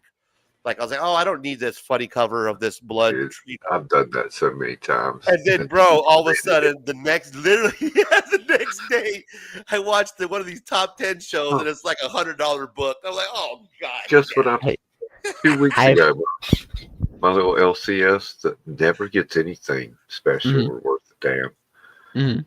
Had an ash can for the upcoming Captain Planet with the Mark Spears cover for $10. I looked at it and I'm like, "Nah, I don't really do ash cans." Nah. It's $39.95 now if you want one. Jesus. I should. Mark Spears. Don't you hate that? Of course, I'm supposed to buy that when you see it. Hey, Kevin. Imagine me in a comic book shop. I'm looking at Something is Killing the Children on the left, and Department of Truth on the right. Right, both issue number ones. Right. I open them up. I read them. I'm like, I really like Department of Truth. I buy Department of Truth. Something is Killing the Children blows up, becomes like a $500 book, and I'm just like, what? There you go. That's my kind of luck. Yep. As a matter of Same fact, thing. I don't have any of the whatever it is, but I've got the Department of Truth. Yeah, exactly. Well, in my opinion, it's a better book. So I made the right choice, but I did not make the right financial choice. Yep, absolutely. I was so mad at myself, guys, that it kept me from reading what lies beneath the trees or whatever, beneath the trees or nobody sees. Like legit, like kept me from reading that forever until like a couple months ago, where I finally broke down and kept buying a lot of the reprints, the second printings and third printings because I finally was like, all right, it's been long enough. I know everybody tells me how great the story is. They rave about it. I'm like, fuck, man. I need to go ahead and just give in and buy the damn. I know it's good. I was just so mad at myself because I missed the train, and it was literally in my hand. I remember even going on Whatnot like the day or two later after the new comic book day, and kicking myself in my ass because I was trying to now chase that that hunt. Yeah, And there's no way, bro. I was I was like, God, I literally had it in my hands and I put it back on the damn for $5. Did you read it? Oh, a couple months ago. Yeah, I got like. And what'd you think of it? Oh, so good, bro. I'm so mad that I didn't read it earlier.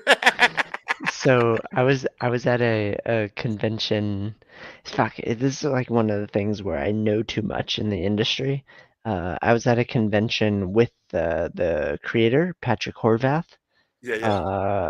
And he's with this guy that is kind of like I don't know how to describe it in like modern terms. It's like the guy that says that he's like an entrepreneur, like he's a tech bro kind of aspect. And I'm like hinting to Patrick, like, hey, get away from this dude. He's just trying to like milk you for everything that you're like worth. And he had just got his it's not the Eisners, but it's the other nomination. Whatever it's the award is, yeah. Yeah, it's whatever the second highest award is in comic book creations. He had just got nominated for that stuff. And I'm like, bro, like leave this dude. He's just trying to market you on Whatnot and like sell this kind of stuff. And he's like making him go live for like unnecessary things. It was interesting. Patrick is a like kind of like a genuine person.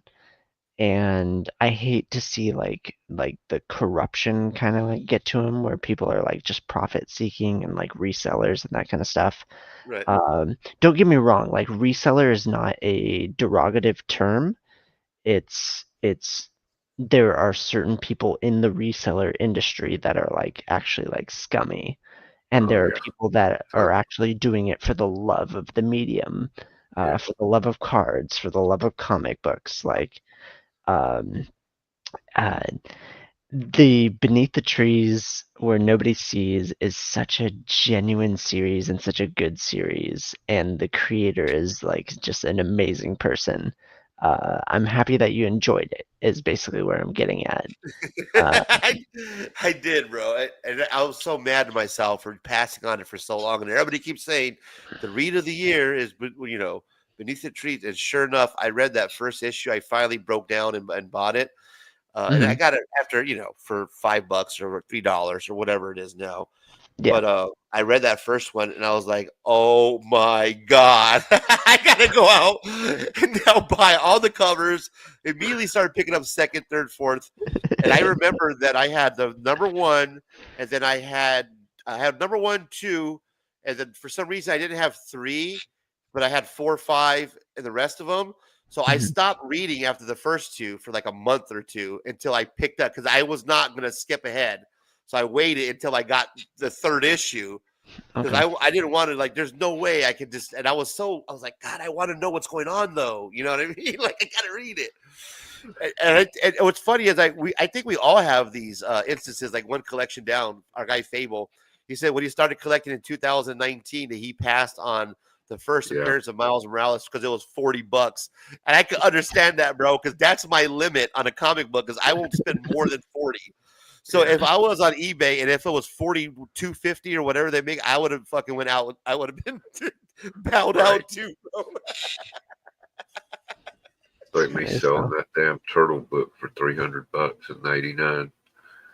Let's see who the fuck's gonna care about a freaking black and white silly book about turtles.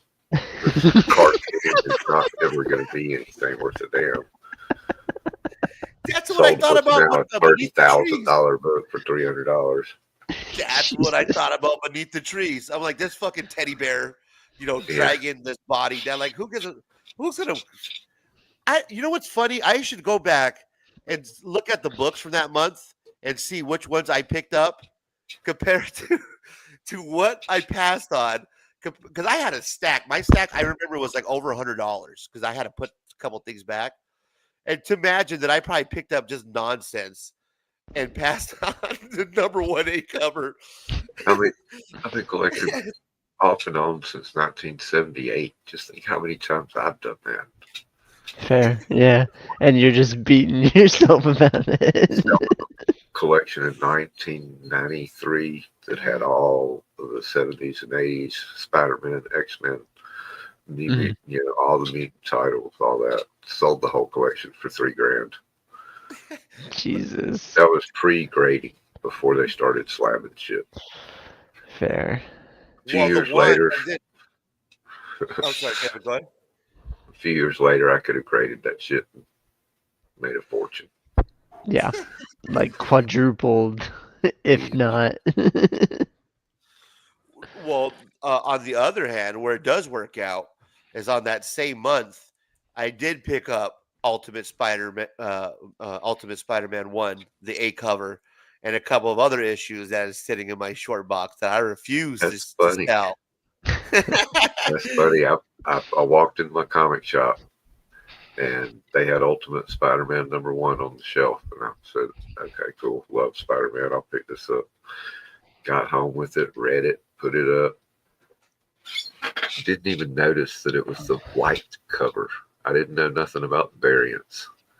He had accidentally put the white cover on the shelf for $5 or whatever the cover price was. Yeah. Whatever it was, yeah. Cover price, yeah. I was like, I ended up selling that one for $300.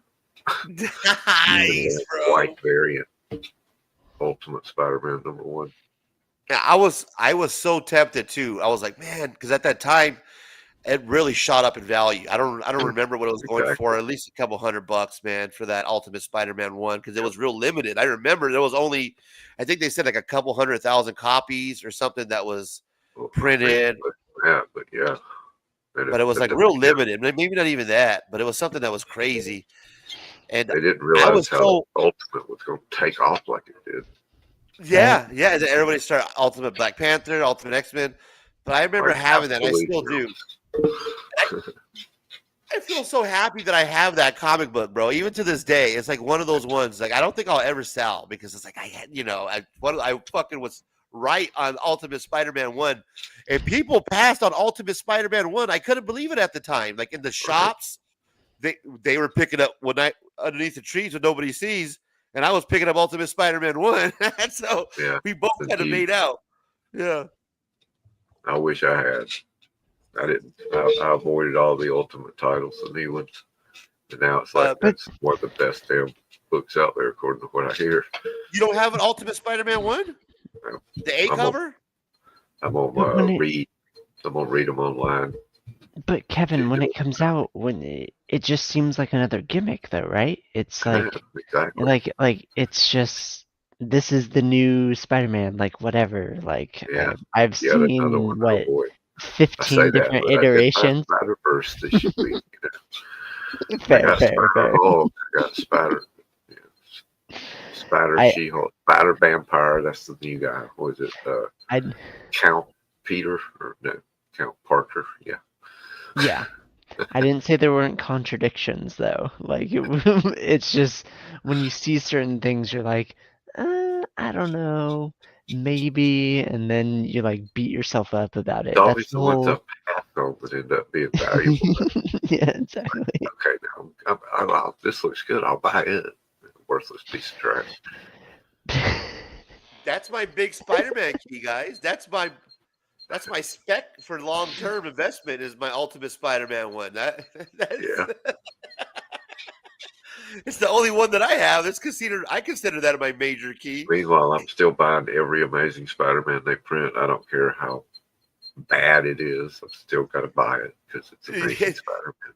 If it's a variant cover, and especially if it's $2 or $3, Kevin's picking them up on a claim sale, no doubt. Don't pass on those variant Amazing Spider-Mans. Yeah. I mean, I'll build out my. It's just I need volume 1. Just somebody hook me up with a run of volume 1, and I'll be finished. You got a shit ton of those Amazing Spider-Man variant. Every time it came popping up, you're buying them, bro. How many of those do you have? You got a couple short box full? Not a lot. I mean, I just pick up the ones I don't have that I like. I like any Jenny Prison, any Scotty Young, which that's pretty much. I probably got 3 or 4 of each issue of the Amazing Spider-Man from the past volume. Yeah. Which is 90 books times 4. So yeah, I got a couple of short boxes full of them. oh jeez. All right, never mind. I won't say what I was gonna say. Well, I started buying Amazing Spider-Man in '78. I'm not going to stop just because Zeb Wells sucks.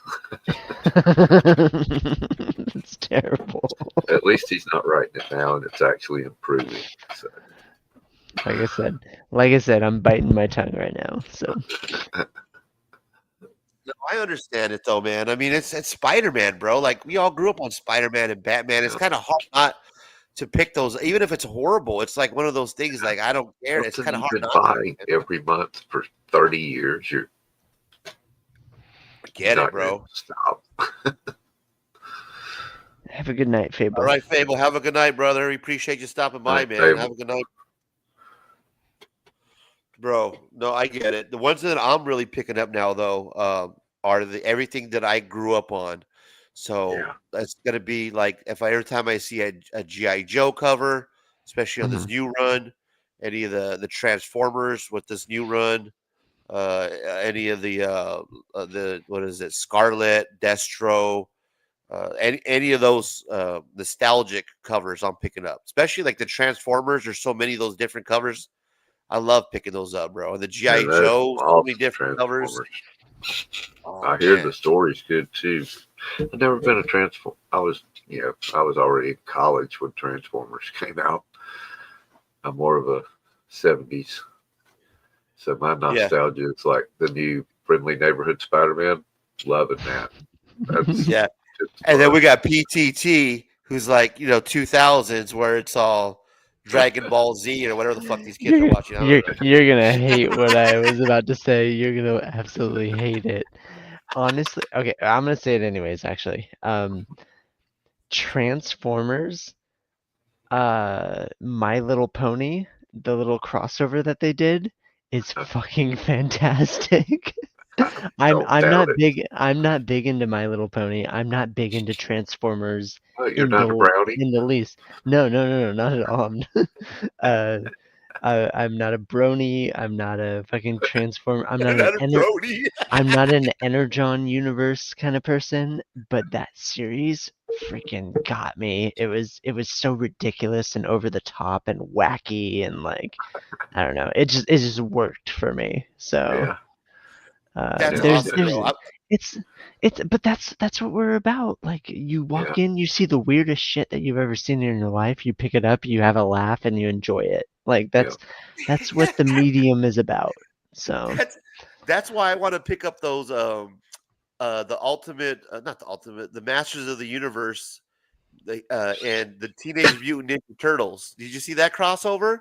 It's like Oh He-Man yeah. and That's Ninja dope Turtles, as hell. They got the They even Naruto have one. little figurines. Yep. Yeah, what they're coming out with. And He-Man looks totally badass. He has like a cape on or some shit. He looks like a Ronin. I'm like, oh, he looks fucking sick. Yeah, exactly. So I got to pick up the figurines now. Now I got to get all the covers. I mean, it's Ninja Turtles and it's fucking He-Man. It's the two toys that I would have in my hands as a kid in my living room watching cartoons. Stories about them. Yeah. Yeah. And now they're in a comic book together, bro. Like, that's amazing to me. You know what I mean? Absolutely. My It's toy back to obsession was Micronauts. I had all the Micronauts. Ooh, Micronauts. Their Heck yeah. Tarzan. All of them. Micronauts okay. are super cool. I'll be honest with you. I don't really remember the Micronauts. So are they like micro machines? No, they were just small action figures that were interchangeable. You know, you can pop pieces off any one and put it on any other one. Okay. But they're not, they were like the micro machines, right? You remember the little. Well, I like the old Micro Machines cars too. And the video So game, fun, dude. the NES game was awesome. You could race each other across the kitchen table and get stuck in the syrup and jump over the rulers. Oh, I wish I played that. I never That played game that. was awesome when you were drunk with your buddies. You could get 4 people on there with their little car racing around on the school desk and stuff. The first game console I had was the Super NES. So that's where I started my nerddom is in the Super NES. So Okay, I'm going to show you guys something, and this is cool because we got Kevin, who is got the older generation from the 70s, and then you have me, who's in that 80s and 90s, and then we got PTT, who's a little bit 2000s-y. Do you guys remember Mask? Yeah. Jim Carrey mask? Yeah, absolutely. I worked at the theater when that came out, so yeah. I was in This the was movie a with Jim Carrey. cartoon Part 2. I don't even remember. called Mask. It was the Mobile Armored Strike Command. Oh no, no idea. Okay. And what they would do is they had a table that they would get together, and their masks, their helmets would come down, and they would have different cars that would kind of like transform. And these cars were the coolest thing, man. And they at the toy show that just came out, they're coming out with these new masks. Retro Toys Capiz channel in Malaysia. Last month, I shared the news here on the channel that the loyal subjects were bringing the classic 80s toy line Mask back to stores in 2025. Many of you guys out there reacted to the news with jaws fully dropped. Mask, Mobile Armored Strike Command, was marketed as a hybrid between G.I. Joe and Transformers, secret agents with enhanced helmets who operated ordinary-looking vehicles that could transform into weaponized machines. They were led by team leader Matt Tracker against the evil forces of the terror organization Venom, who also had access to the same combat vehicle technology. It was a war that would shake our TV screens and the toy aisles as Mask became a pop culture phenomenon with a die-hard fan base that lasts until today. Chevy. Look at that. I want to thank you guys for all the reactions to my last video, which announced the plan for the subject to bring back Mask in 2025. That video got such an incredible response. The engagement was through the roof, and it cracked 50,000 views, which is by far the best performing video. So they brought the toy line back. So they introduced the toy line back at this toy convention, and they're bringing back like the same figures, the same type of designs from the 80s. Doing that with Micronauts. Bro, this one right here was my favorite one. This one, I think, is a 56, 57 Chevy. Remember the 56, 57 Chevy Bel Airs back in the day, the old roadster cars, the flames on it? This was my Anything like it before. Okay, there's no 57 Chevys rolling the streets here in Malaysia. Okay. And also, none of my friends had it, right? Because everybody that was into collecting masks at the time were into the sports cars. Okay. They wanted the Thunderhawk, they wanted the Raven, they wanted stuff like the big rigs, okay, like Rhino and stuff like that. Nobody was looking at the Hurricane. So I knew that I had to have it at the time because it was just something that was unseen. Okay. Nobody knew how it operated. And then as it turned out, I chose a real winner because they packed this thing with so much more features and gimmicks than the average vehicle. Okay, this thing had a hidden tank mode. Check how dope this is, guys. With a new set of tire treads. It's got a turret with a spring-loaded cannon and a hidden gun post. It's got a Isn't that fucking badass?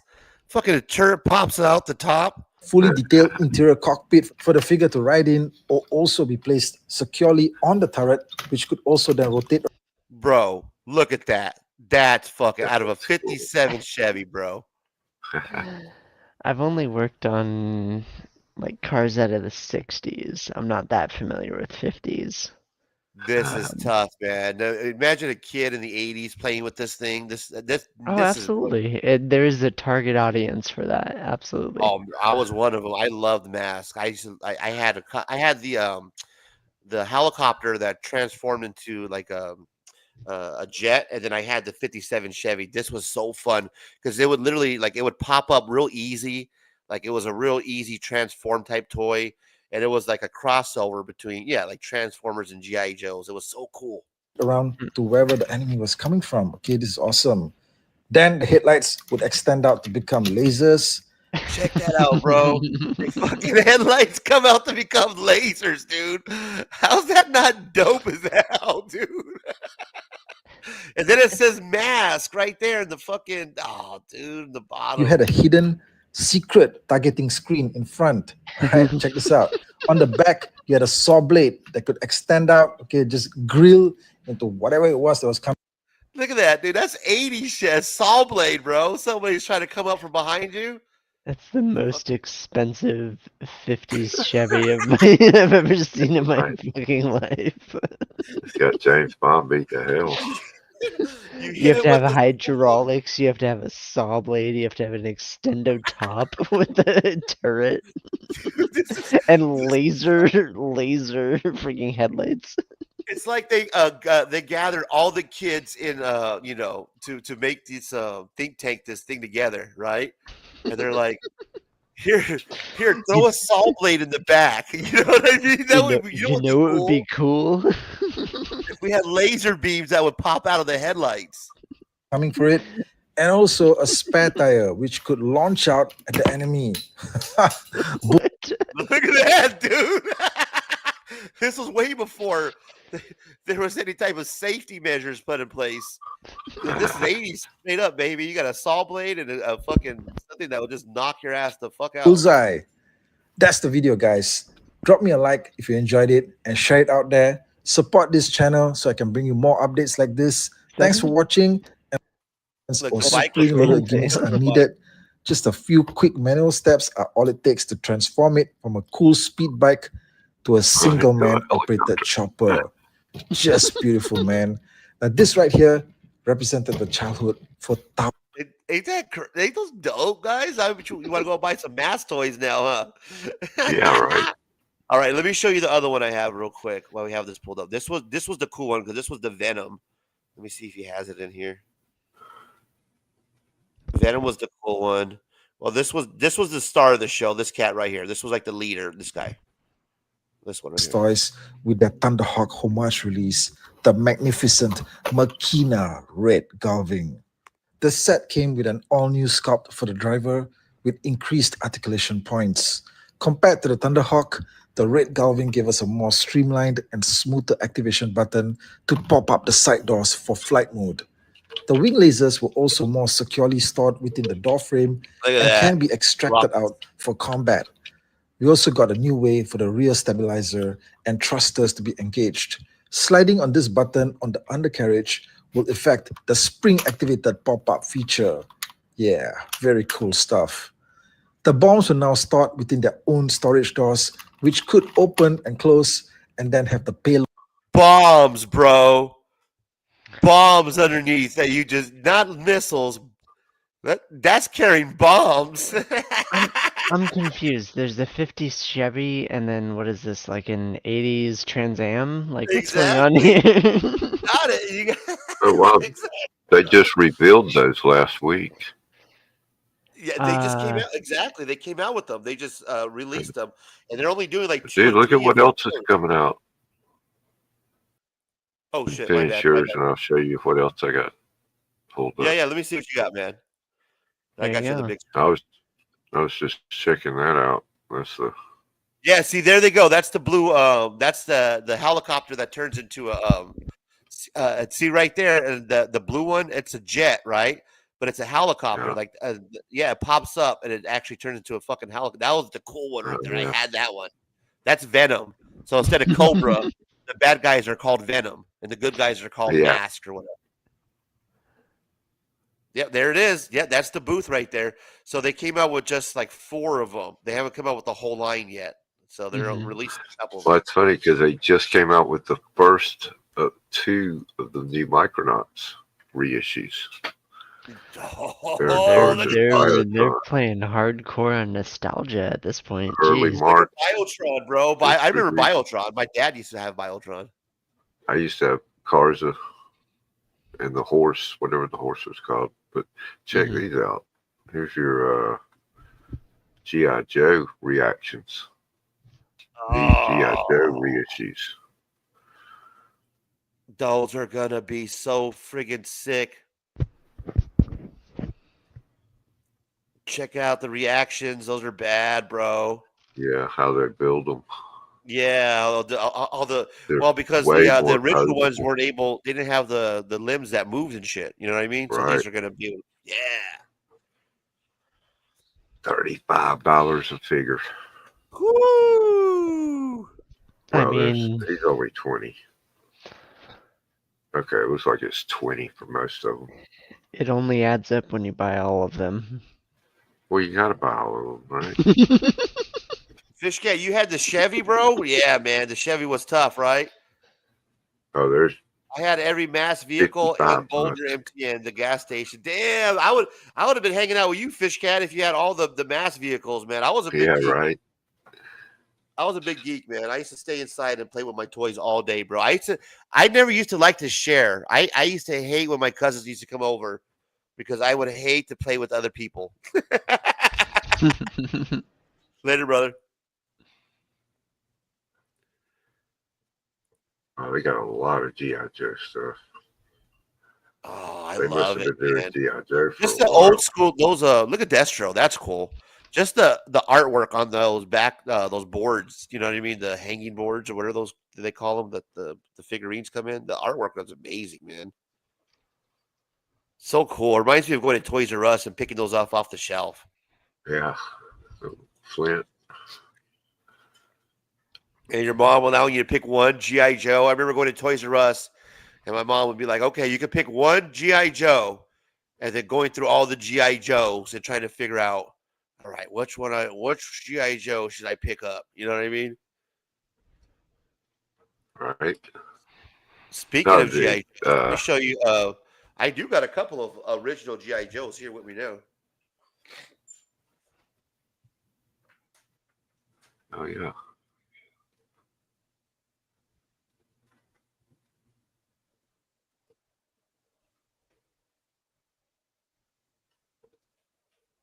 I got Torch.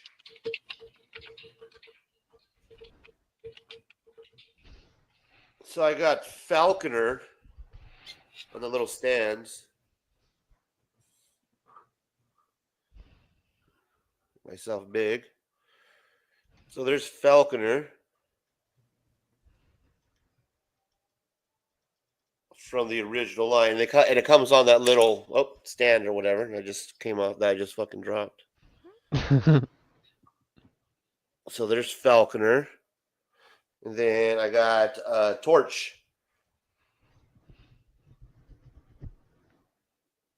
From the Dreadnoughts.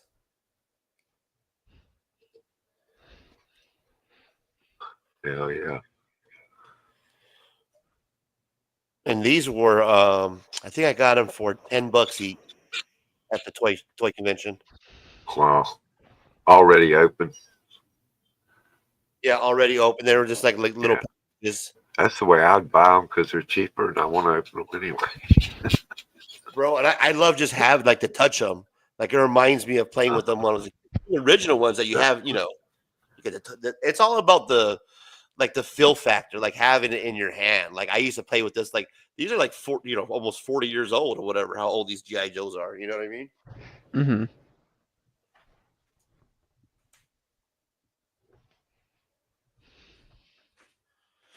I got The to only find this thing that I game won't so pick I can up. play it now again. The only thing I'm not picking up are Transformers. Those are way too expensive. This was a fun game, dude. Now I got to go find it again. Is that the Micro Machine game from the This is like the garage floor. He laid out a little track on the garage. Bro, I wish I fucking played this game. That looks badass. This was Super Mario Kart before Super Mario Kart. Did you ever play this game, PTT? Like I said, I started Super NES. This is a single generation before me. Yep. People are watching this. They're probably like, what the hell? Is this a replay of a game? No, this is actual. Yeah, right. Kevin's literally playing this right now. Yeah, that's literally a Micro Machine game. I was, man. You can probably get it on bet you there's an emulator. Yeah. Yeah. You get the emulator. And they say it's unlicensed. Okay. Here's the kitchen table, breakfast table. Hey, what happened to Micro Machines? Like they used to be a big. I used to have tons of them. Now they're not. Like I literally don't see them anywhere anymore. They still have them at Target, but it's only like just the little cars, and they don't have many, and nobody really buys them. And they didn't end up being even very collectible, right? Like you can't. It's not like they're going on eBay and there's like a lot of them that people are like, I need those Micro Machine lot. Yeah. I imagine the demand is very niche as well. So yeah.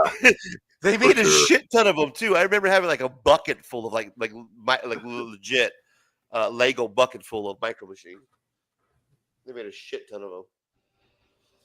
What's funny is, man, Toys R Us used to be the best place to go as a kid. Like my grandkids won't understand the feeling of going to Toys R Us and walking through a Toys R Us and being able to go through the aisles and, shopping for your favorite toy.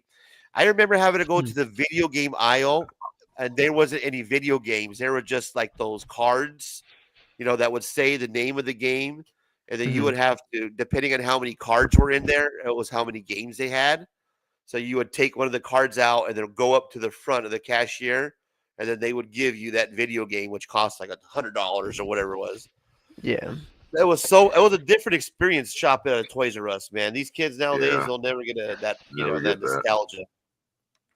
It's like when I was a kid, we had the wish book, the Sears wish book every year, and we'd go through it, pick the toys we wanted out, and circle them. Does that say?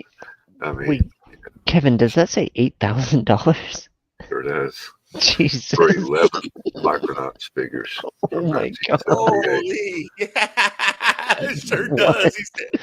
Sorry to cut you off, but keep continuing with your story. Yeah, I noticed that too. I'm like, holy cow. Man, we should have held on to our toys, huh? Fuck, bro. Right? Never enjoy anything. Just hold it in its original box. Never enjoy anything. That red Falcon right there is probably the bulk of it. Okay. But what were you saying? Sorry to cut you off. They're all like brand new. Holy cow. That's what I'm saying. Don't enjoy your toys. Don't play with them. Crazy. Those are mint, bro. Those are mint toys. Yeah. Well, they better be for that kind of price. $8,000. Do you think somebody's gonna pick that up? Fuck no. No one's gonna pay $8,000. Somebody will make a good offer though, I bet. They're gonna sit on there, dude. I wonder how long that's been up there. They'll get $5,000, I bet, eventually. You think so? Holy shit, bro. Because they're at least $500 or $600 a piece, complete mint condition like that. God damn it. See what happens too, you go down these rabbit holes. Like I was watching this goddamn collector on YouTube, and I went down the G.I. Joe rabbit hole where I didn't even know what an O-ring was. And then all of a sudden, all I know it's important to me that I need to know that the O-ring is not busted in the GI Joes that I'm buying. So Right. I'm up at night pulling out my GI Joe, looking. Let me inspect my O-ring because I was on YouTube, and the guy was telling me about O-rings. So now I think I'm this toy guru because I know about O-rings on GI Joes. I literally was watching 2-hour videos on O-rings on GI Joes and how to determine if they're good or not. Jesus. Kevin, before I cut you off, you were talking about wish books. Oh yeah, the Sears Wish Book, the catalog that came out every year. About half of it was kids' toys, and you'd go through. It basically was our Amazon Fair or enough. our Toys R Us, because that's where you bought all your toys back in the 70s. Sears. There's don't they still exactly, have Sears. Toys R Us in like JC Penney's or something like that? They have Toys R Us in Canada, I believe. Oh, okay. Yeah, I know a couple of the Canadian guys have I went mentioned they to still a have. Toys R Us, but it was in like a mall in like a Macy's or a Toys R or in a JC Penney's or something like that. I forget what it was. Bro, I've been the last time I was at a Toys R Us, it was at there's a mall here in Arizona. It's called Fiesta Mall, and they have a Toys R Us that's like across the street from the mall. And the last time I went was during Christmas, on Christmas Eve. No, it was a couple days before Christmas. I used to go with my ex, and we would take a cart. I would get a cart, she would get a cart, and we would tackle. Like I'll say, okay, I would get Mariah, you get Brianna, whatever, and we would go down the aisles, and we would literally just fill up our carts with toys, bro. And it was like the most fun experience ever because you were actually transformed back to when you were a kid, and you're like, oh, I want to buy this. I want my kid need to have this, and you would spend $700, $800, $1,000 at Toys R Us. It was one of the most fun times I ever had. And it was the last time that we shopped. I remember it because after the next season, it was closed. Like they wouldn't do. Toys R Us was done, and we were like, shit. We took it for granted because it was a place that that now that we look back on, I was like, fuck, man. I want to go to a Toys R Us. You know what I mean? Oh, shit. We got somebody hanging out backstage, guys. I apologize. I might have been riffing too long here. So let me bring the man on right away. I apologize, my guy. Without further ado, my guy, Brian McClay from Beyond Wednesdays. What to do, my guy? What up, brother? How you doing, man? Good, bro. Welcome to the fucking show, my guy. I appreciate you stopping by. Let me Yeah, I wanted to stop to the fucking show. Had to stop by and say hello real quick. Yeah, bro. I know you have your show on Saturdays, so Just how's that finished. go? I like how you do it late night, which means I can jump in and say hello after I'm done waiting to get the video edited up and stuff. So Yo, let me in, fool. Sorry, bro. I was ripping on KBs and fucking Toys R Us, man. Thanks for stopping by. I don't know if you ever met PTT or no. PTT. This is PTT. PTT. This is Brian McClay. What up, Brian? And we got Kevin. I'm not sure if you met Kevin from Kevin, how Ren you and doing, Reed. brother? Yeah, good shit. What are you guys talking about? What you guys got going on tonight? It's a lot of nostalgia, to be honest. Like it's just endless. Brian, they don't remember Mask. Do you remember Mask? Fuck yeah, I do. I remember the Corvette that had the little blade shoot out of it. I remember the diesel. I remember the one with the. I remember all this shit. I was big into Mask. Matt Tracker. I remember Matt Tracker and. Yes, now I got somebody speaking my language. They actually did when they redid the G.I. Joe line in the early 2000s. They did a Matt Tracker G.I. Joe figure too, and he had the little flying thing that he came in. Yeah, man, I had all of these as a kid. These were awesome. Yeah, they're redoing it. Dude, Toy Fair was awesome this year. The new Mask announcement, the Teenage Mutant Ninja Turtles McFarlane announcement, the Mortal Kombat announcement, the G.I. Joe Classified looked amazing. Yeah, it's a good year for toy fans. Man, that's what I was totally in awe when I was watching the video. and the guy was shooting his live from the toy convention, and he was showing the new mask toys that were coming out. I was like, wait a minute.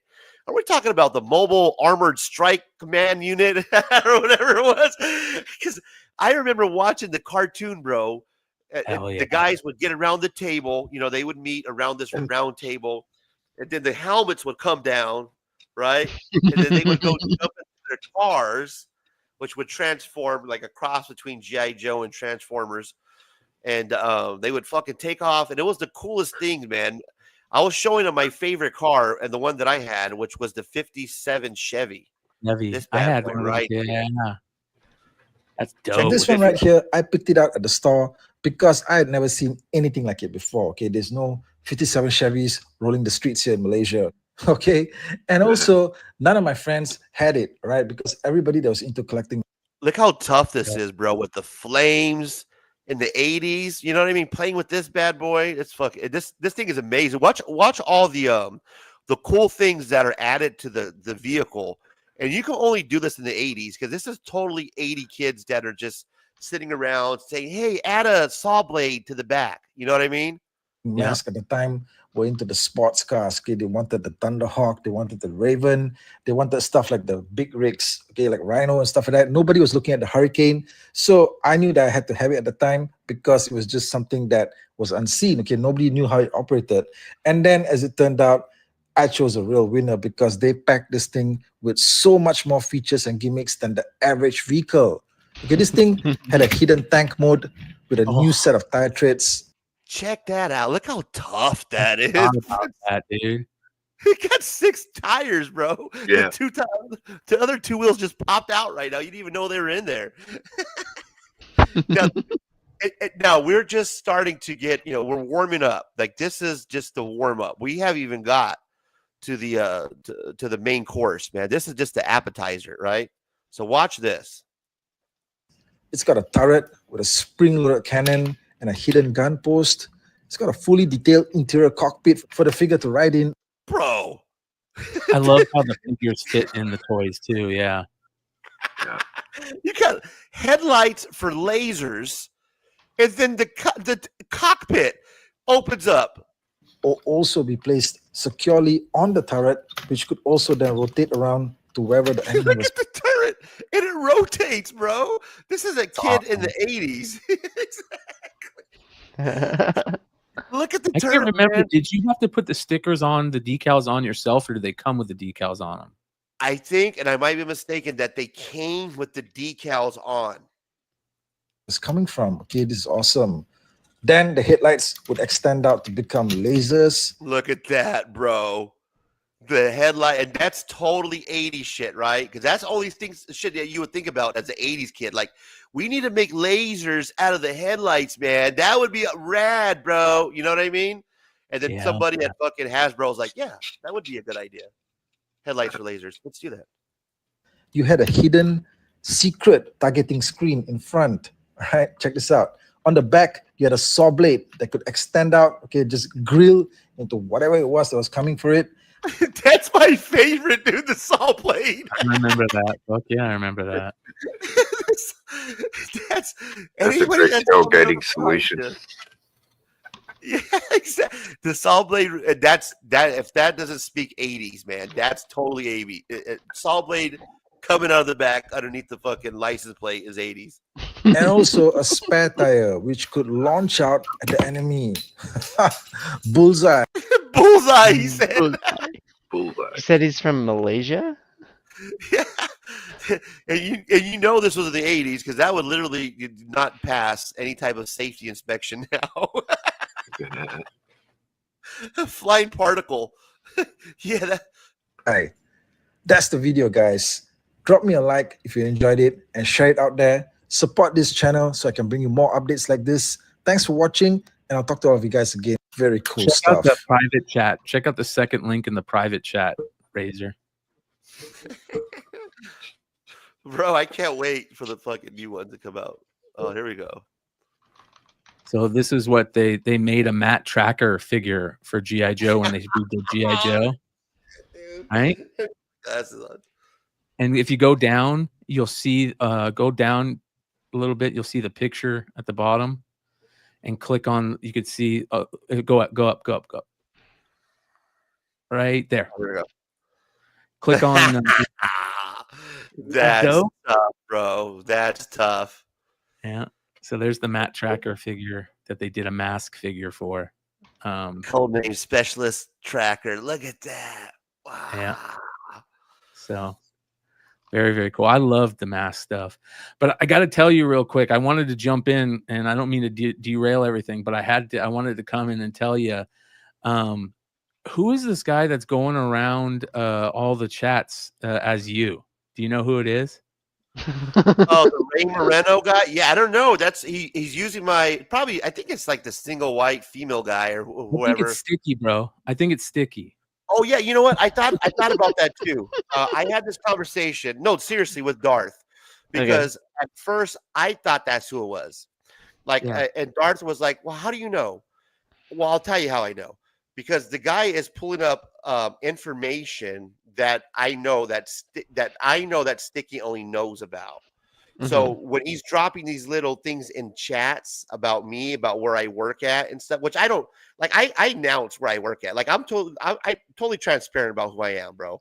Like you'll see me on my Instagram, you'll see me on my Facebook. You know, A1 Garage Door Service. You guys, if you guys need garage door needs, A1 Garage Door in Phoenix and Arizona. Don's Garage in Denver, Garage Door Doctor in Houston and Texas. So I'm totally transparent about where I'm at. So I know what he tries to do. Like he tries to, A1 from day one, and he lists like little things about me in chats that only I would know about and that I know that he knows. So he's using like my Facebook picture. Like he'll take the profile and he'll put my name and then he'll drop stuff about me in chats. Which is hilarious to me because I got shit about supposedly me doxing Sticky, but in the meantime, he'll go and create these fake accounts with my picture on it and my name, and use only information that I know about, and attempt to try to troll me, which I think is hilarious. No, he says it was me all along. Here's why I think it's Sticky. He came in. I had I do the industry show on Tuesday, and it's more like professional type show. Like, we don't fuck around. I don't get stoned before that show. I try to be a little bit more professional. And we had Philip Sablik on, who used to be the second man in charge of Boom Studios. Now he's running Ignition Press. And we had this really cool professional conversation going. And I see this Ray Moreno pop up, and he just puts pussy.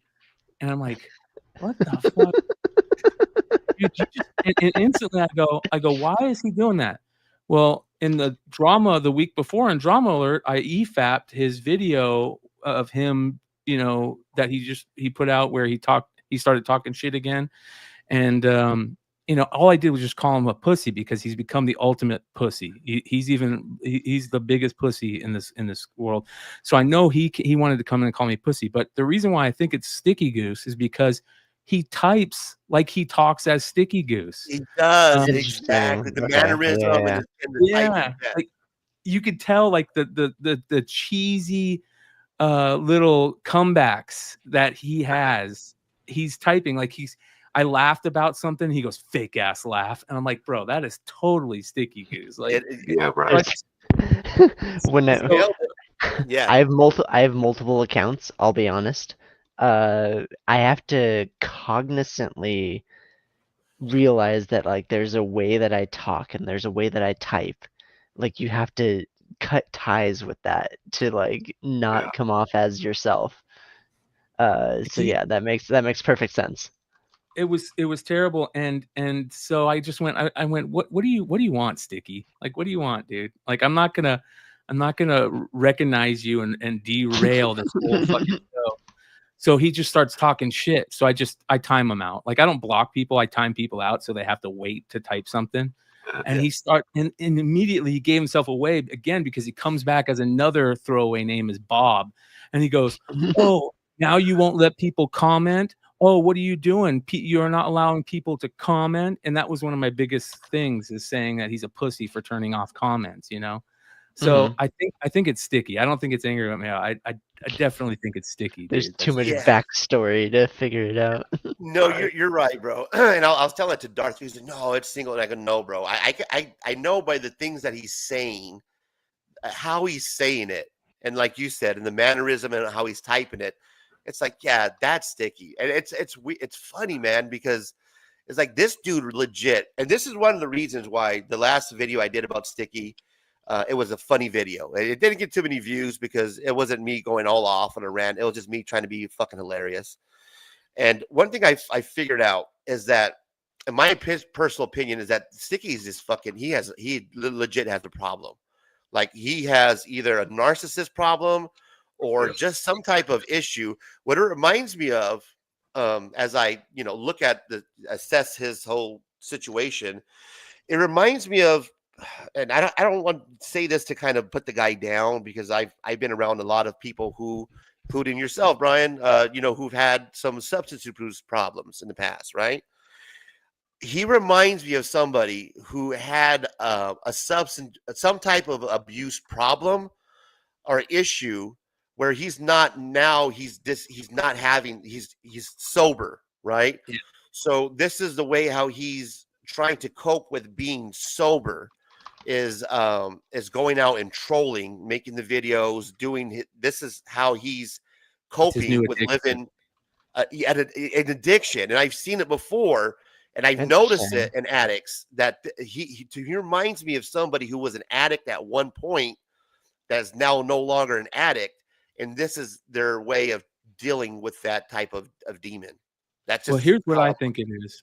I think he has no friends. He doesn't have real friends. I think he's incapable of making friends. I think he's one of those people that is like a self-sabotage specialist.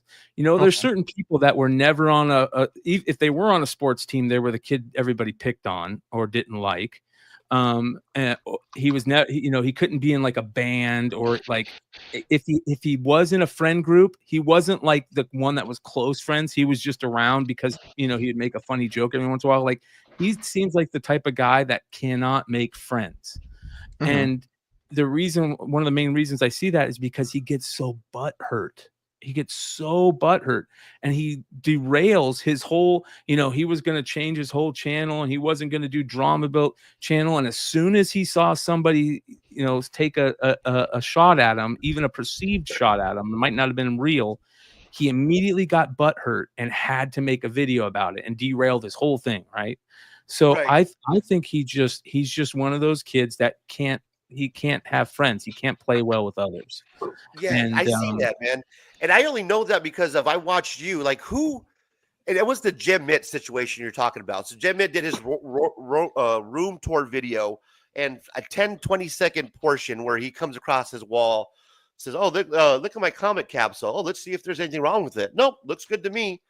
And then moved on. Yeah. Evidently that was a sneak diss or something, but Sticky was to the point where he's watching Jim Mitt's every video. Like, I don't watch Jim Mitt that much. I don't even watch Jim Mitt. So he had to literally watch that video, the whole entirety of that video, and say, oh, wait, there he is. Now he's talking about me. Like, he's waiting for someone like Jim or Comic Tom or Brian McClay, somebody to just mention him so he can, finally, he said something. Now I can. Like, that's really like, wow, you watched that whole video, however long that is, that 20-second part, and that's the part that you went in on. It's like, bro, what are you like? You were literally, I mean, I can do that with a lot of people. Like, there's people that make videos about me, circumcision, and like to the point where, okay, let me watch the video and see if he's talking about me. It's a little crazy, bro, even for somebody like me. Like, that's another level of I need to be accepted, where I'm going to watch Jim Mitt's every video, wait for him to say something about me, and then go in on the guy. It's like, wow, bro, that tells me that that's a different level. Yeah. I wanna just say something about the narcissistic tendencies of Sticky. I've had a lot of DMs with him, like over like the past year or so. And it like screams narcissism because I can't have like a real adult conversation with him. It's always just like he's waiting for me to finish talking so that he can continue saying what he wants to say, if that makes any kind of sense. Yes. Well, Mighty Comics and Collectibles did an amazing video on the Sticky Goose, video that he I haven't did. seen that yet. He made a very good point on that video. The point that he basically made was that Sticky doesn't have the same love of the hobby that we do. Totally. The reason why Sticky came into the hobby is completely different than why we come into the hobby. We come into the hobby for nostalgic reasons. You know, our love for Spider-Man or Batman comes from us growing up and watching, collecting. Where Sticky, he didn't have that. He came into the hobby as somebody who's going to try to make money as an investment by watching be a Comic cool guy. Tom, Yeah. and then being the cool guy with all the cool slabs and all the cool books. But then where he bragged about how much money he made off of like subscriptions and views and stuff. I'm like, what the fuck? Who says that? I made $14,000 off you, like idiots. Like I'm the real He winner. acted like $14,000 isn't a lot of money too, which totally alienates half of your fan base. It just doesn't make sense to me. Is my whole perspective. Shout out to Larry, by the way. That's the OG Naomi Comics, man. He's been doing some good shit lately. I've been watching, brother. Good shit. Yeah, dude. I'm loving it, man. I'm thinking it's he's become he is actually transformed. He's had his different stages. You know how he did the clowns phase stage where he says, you know, you come out of the water as a walking on all fours, and then you become this, and then you become that.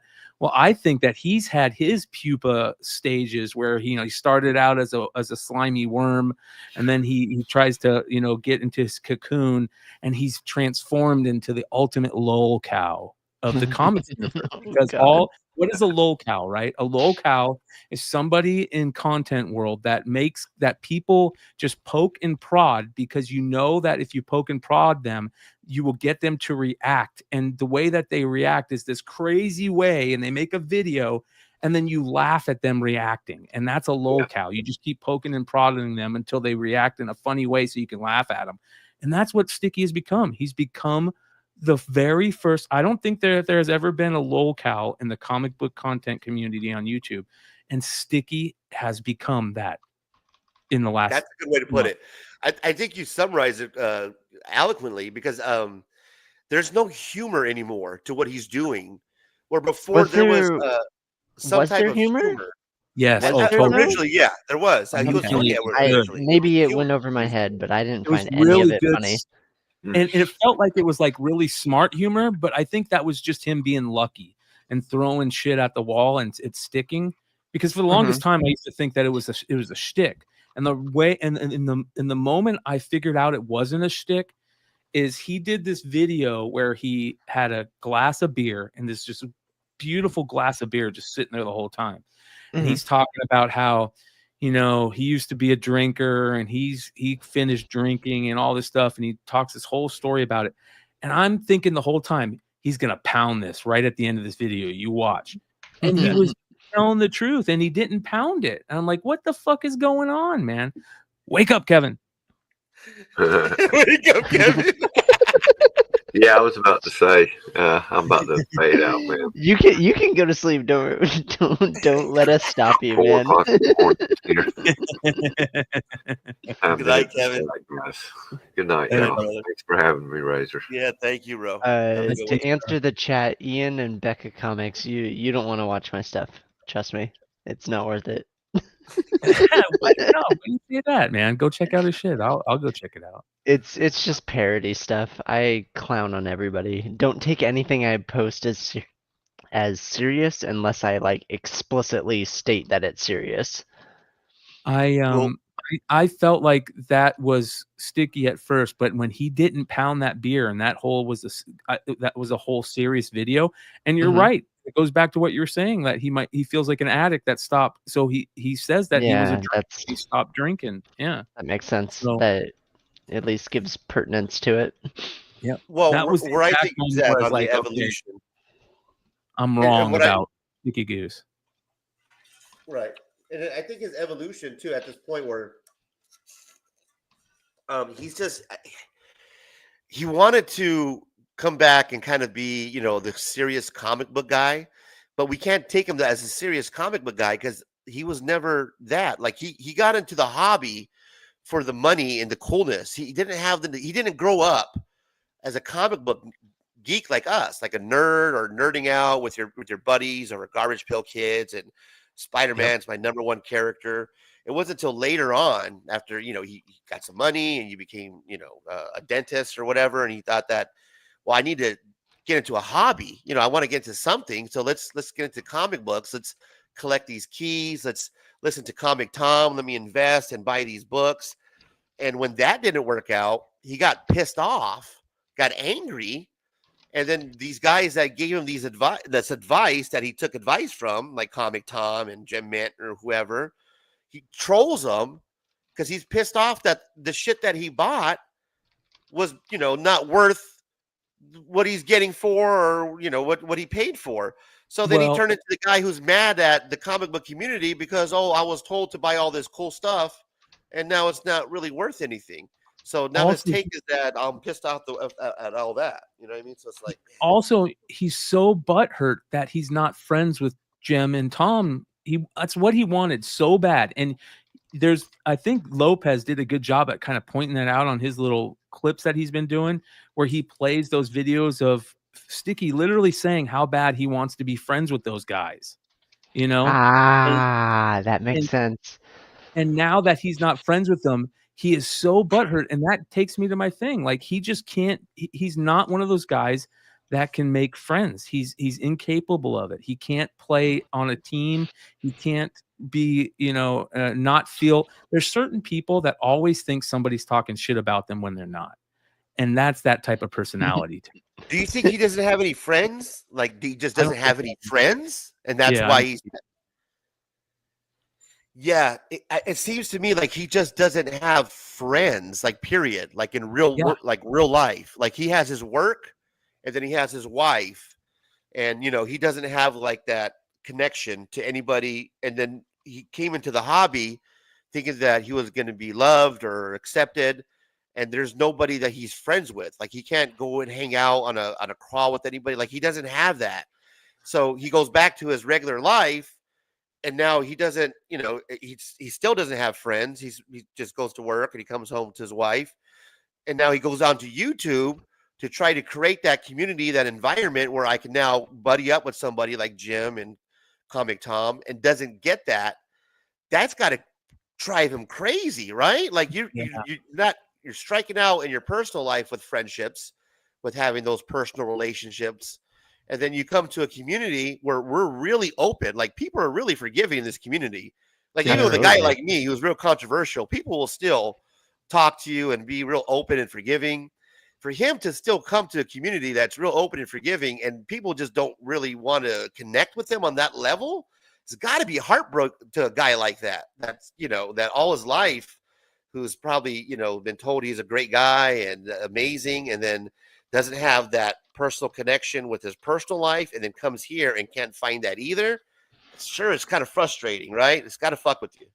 And the majority of his viewers are hate watchers. Absolutely. That's something that I brought up to Razor, actually.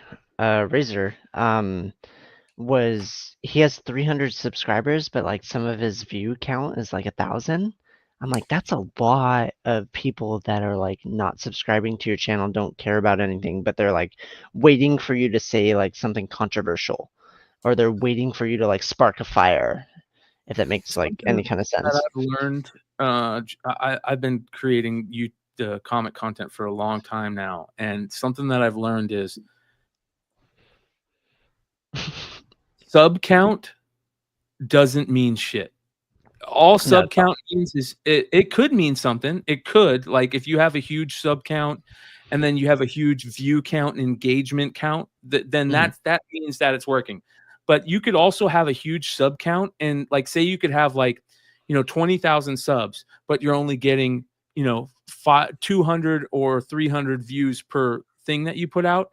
Okay. What that means is you caught a wave, and there's people that will catch a wave all the time, like that will just get lucky and put something out, and it's caused them to catch a wave on the algorithm, and people will just sub up. Oh, I like this. I'm going to sub up. So the sub thing is that's also the reason why I never view shame or sub shame. I think view shaming and sub shaming is so cheesy. It's the dumbest shit in the world. And that like there's people like Sticky will do that all the time. He did that in a lot of videos. 14,000 subs and this and that. And then he'll say, oh, the guy above me's got 160,000. Like there's different ways you can view and sub shame. And doing that is so cheesy because subs and view counts, there can be fuckery afoot going on where people are paying for it, or you just got lucky and caught a wave. And there's people out there that have, a couple thousand subs that will have, 200 people in their live shows. And then there's people out there that will have 14,000 subs and have 50 live people in there. 35. Like, Why do you think he really turned off the comments, Brian? Is it because of the hate that he was getting, or you think that he's butthurt? Is that what it is? Butthurt. Oh yeah, you can tell he gets really butthurt whenever he sees comments or when he sees somebody talking shit about him. And I almost want to pull up my DMs with him. Yeah, like it's so. And it probably like started being a problem in his life where his wife was probably like, you have to quit reading the subs, and he just can't. So they probably said, hey, just turn them off because I can't deal with you if you're going to bitch about complaining about somebody saying that you look like a penis. If you're the type of content creator that Sticky is, you have to expect these little shots to be taken at you as jokes. Like I expect Gem Mint to take that joke if I was Sticky Goose. You know what I mean? Like that's the type of content creator you are. People are going to throw shots at you because one, you're controversial and you're a dickhead, and two, they know that you're butthurt over it. You wouldn't turn off. You don't turn off comments if you're not butthurt over the comments. That's fair. Or if they take over your life and you can't stop talking about them. So, which is it's weird to me because the comments on a lot of his videos, to me, when I would read the comments, were overly positive. Like I know there was a couple of them that were talking shit to him, but for the most part, I saw a lot of pro in his videos. There was a lot of pro Sticky comments on how great he was doing and deleting though. What's that? How many comments do you think he was deleting? Like the bad comments, he couldn't get to them all, but I'm sure he was deleting some of the bad comments. So you're going to read a lot of the overly pro comments, but even in those, you can tell like he's missing some. So I think that I truly think that I think he's very smart. I think he's a very smart person. I think his wife is also very smart. I think they're smart individuals, but sociopaths are also smart individuals. You know what I mean? It's checking a lot of boxes of questions that I had. What their motivation was, what their what drove them to continue to make content, and it was kind of like a narcissism thing. Like I want to see myself on thing. I want to make fun of other people, but like I don't want to receive the backlash that necessarily comes with that kind of stuff. So it does take away the it takes away the venom, man. It takes away the sting from the Sticky. That's what it does. It takes away the sting from the Sticky. Like I can't take. I'll be honest with you. I did once he came back. I subscribed back because I wanted to see what kind of content that he was going to drop when he was coming back. If he was going to be, this new type of YouTuber, what type of direction he was going to take. But when when he came back and it showed me that he didn't have any other direction. Like this is it. He can't be funny. He can't do skits. He can't do, stand-up comedy. He can't do anything but what we got now, which is the troll aspect. So I think the shutting off the comments, what that did was, to me, it took out the sting. Like you could still do your troll videos and still make these roast videos of the community, but I can't really take you as serious anymore as far as this big guy in the YouTube world, where you're the tough guy now, or the number one troll, because we can't even comment on your video. You're so heartbroken. It's so, you got so thick skin, thin skin, that you have to shut the comments off. Well, I can't take your roast video serious. You can't even take a comment, bro. Like, why would I take your videos serious now, no matter how spontaneous they are or creative that you put together? It's like that sting is gone once you shut those comments off. Like, that takes away from you being that badass. You know what I mean? You can't be the badass and not have nobody be able to say anything about you. Like, I want to come out, I want to be a bully, I want to talk all this shit, but when somebody starts to throw something back at me, I'm going to run behind and hide behind this wall. Just seems like kind of like a cowardly way to do your content. I don't know, man. It's just, They broke the chain of communication, though, between like viewer and like the person who actually creates the content. Like, we've looked back at like the conversations that I've had with you, Razor. Like, it's been like I've agreed with some of the things that they said, but like, if you can't, yeah, there you go. If you can't continue the conversation, then like there's a disconnect. Like, if I'm not available through DMs or I'm not available in the comments, like what's the point? Like, there's no interaction, there's no transaction between the people who are engaging in your content and like the meaning behind it. It just like takes that gravitas away. yeah, that's So what I'm trying to say. You worded it way better than I did. hey, but I'm just a stoner kid from California, you know what I mean? Way more eloquently than I did right now, bro. Yes.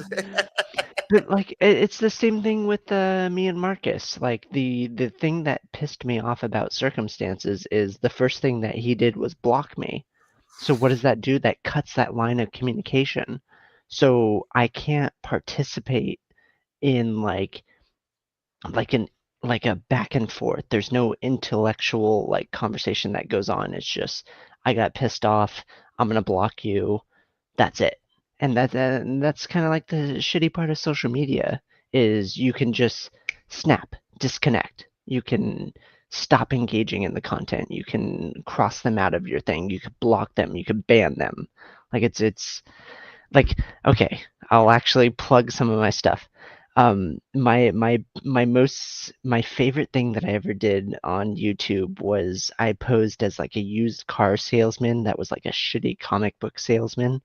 And I like addressed the issues of everything being online, and you just like it's easy to turn everything off and just disappear, and then we lose like valuable people in the community, which is the shitty part. Like, you alienate people who were immersed in it, who were like, I don't know, people like drama. I get it.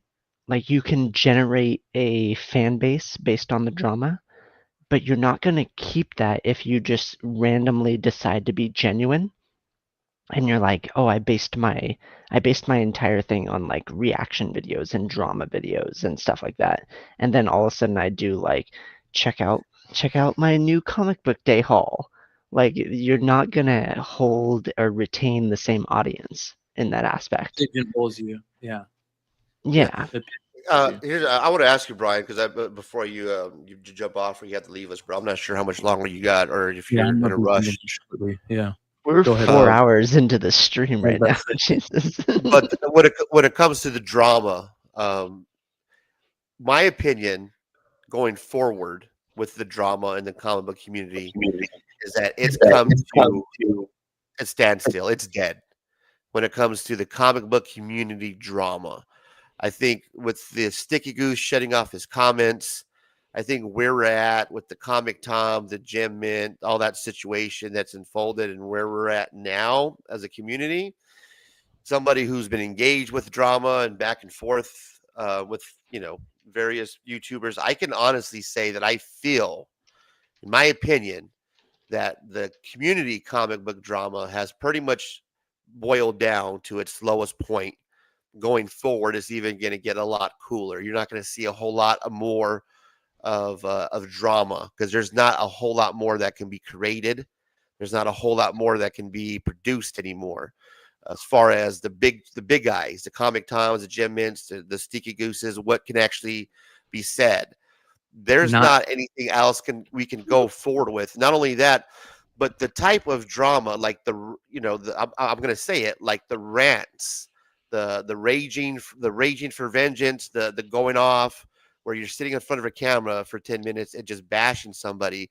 I think that a lot of people, I feel, have been turned off to some of those channels, are now looking for more humor and more fun and less bashing in the community, because that used to be something that drew a lot of views and a lot of attention. But I think now that that's simmered down in the community, and there's really nothing else that for us to go to, there's nothing for us to produce anymore. These battles are pretty much over. You're going through the same mind fuck that everybody goes through when they deal in drama, content drama. Okay. Mm-hmm. It all changes when it happens to you. That's first rule of drama. You could say what you're going to say. I've said the same thing that you say, Ray. I've said that same thing many times. It all changes when it happens to you, and it flares back up again. Right. The second part of it is wait until a new guy comes around. The new guy's going to come around that hasn't gone through what you've gone through, what I've gone through, what we've all gone through with certain drama situations where it just becomes tiring. And you get this feeling. I've had the same conversation, the same monologue that you've had, where we're tired of drama. The community is getting tired of it. It all changes when it's, and I'm not using circumstance as, I'm not saying that he's one of these people that does this, but I'm just using him because he's been brought up. Circumstance, this could say that, hey, I'm done dealing with drama. I'm not going to deal with it anymore. The second somebody comes out and throws a shot at him, that comes off the table. Same with me, right? If somebody comes out and throws a shot at me, and I take and somebody comes that sideways at me, what's that saying? Hey, you come at me sideways, I'm gonna come at you sideways. Like, it's just the way it is. So when you're involved in that, it all changes. It can all change in an instant. But there's always those new guys, right? That come in and they feel a way about something, and they become the new raging person, right? Drama is it is part of YouTube. It will always be part of YouTube. The way that YouTube is the real reality show. YouTube is real world MTV. You know what I mean? Like, it is the real reality show. And as soon as there's a new person that jumps on and somebody takes a shot at them, or a perceived shot, they're going to lose it. It's going to ruffle the feathers again, and a new drama is going to build up. Drama will always rear its ugly head. That's literally the voice of reason right here. What I'm, you know what, I think you're making a valid point. What I'm saying is that there's really not a whole lot more interesting that we can make the drama. There's not too many more topics out there that we can actually go out after other than each other. Like, we can go after each other all day and make drama after going after individual content creators. Drama. Yeah, right. There's two types of drama. There's inner community drama, right, between content creators, and then there's hobby drama, like artists using AI, publishers not lying about print counts. There's that kind of drama. So when it comes to inner community drama, that will always be there, obviously, because of the human condition. And here's the thing. I'll use myself for example. You were talking, I think you were talking about, I forget what the way you were putting, but you were saying how like some people they won't watch it anymore, or Sticky will watch.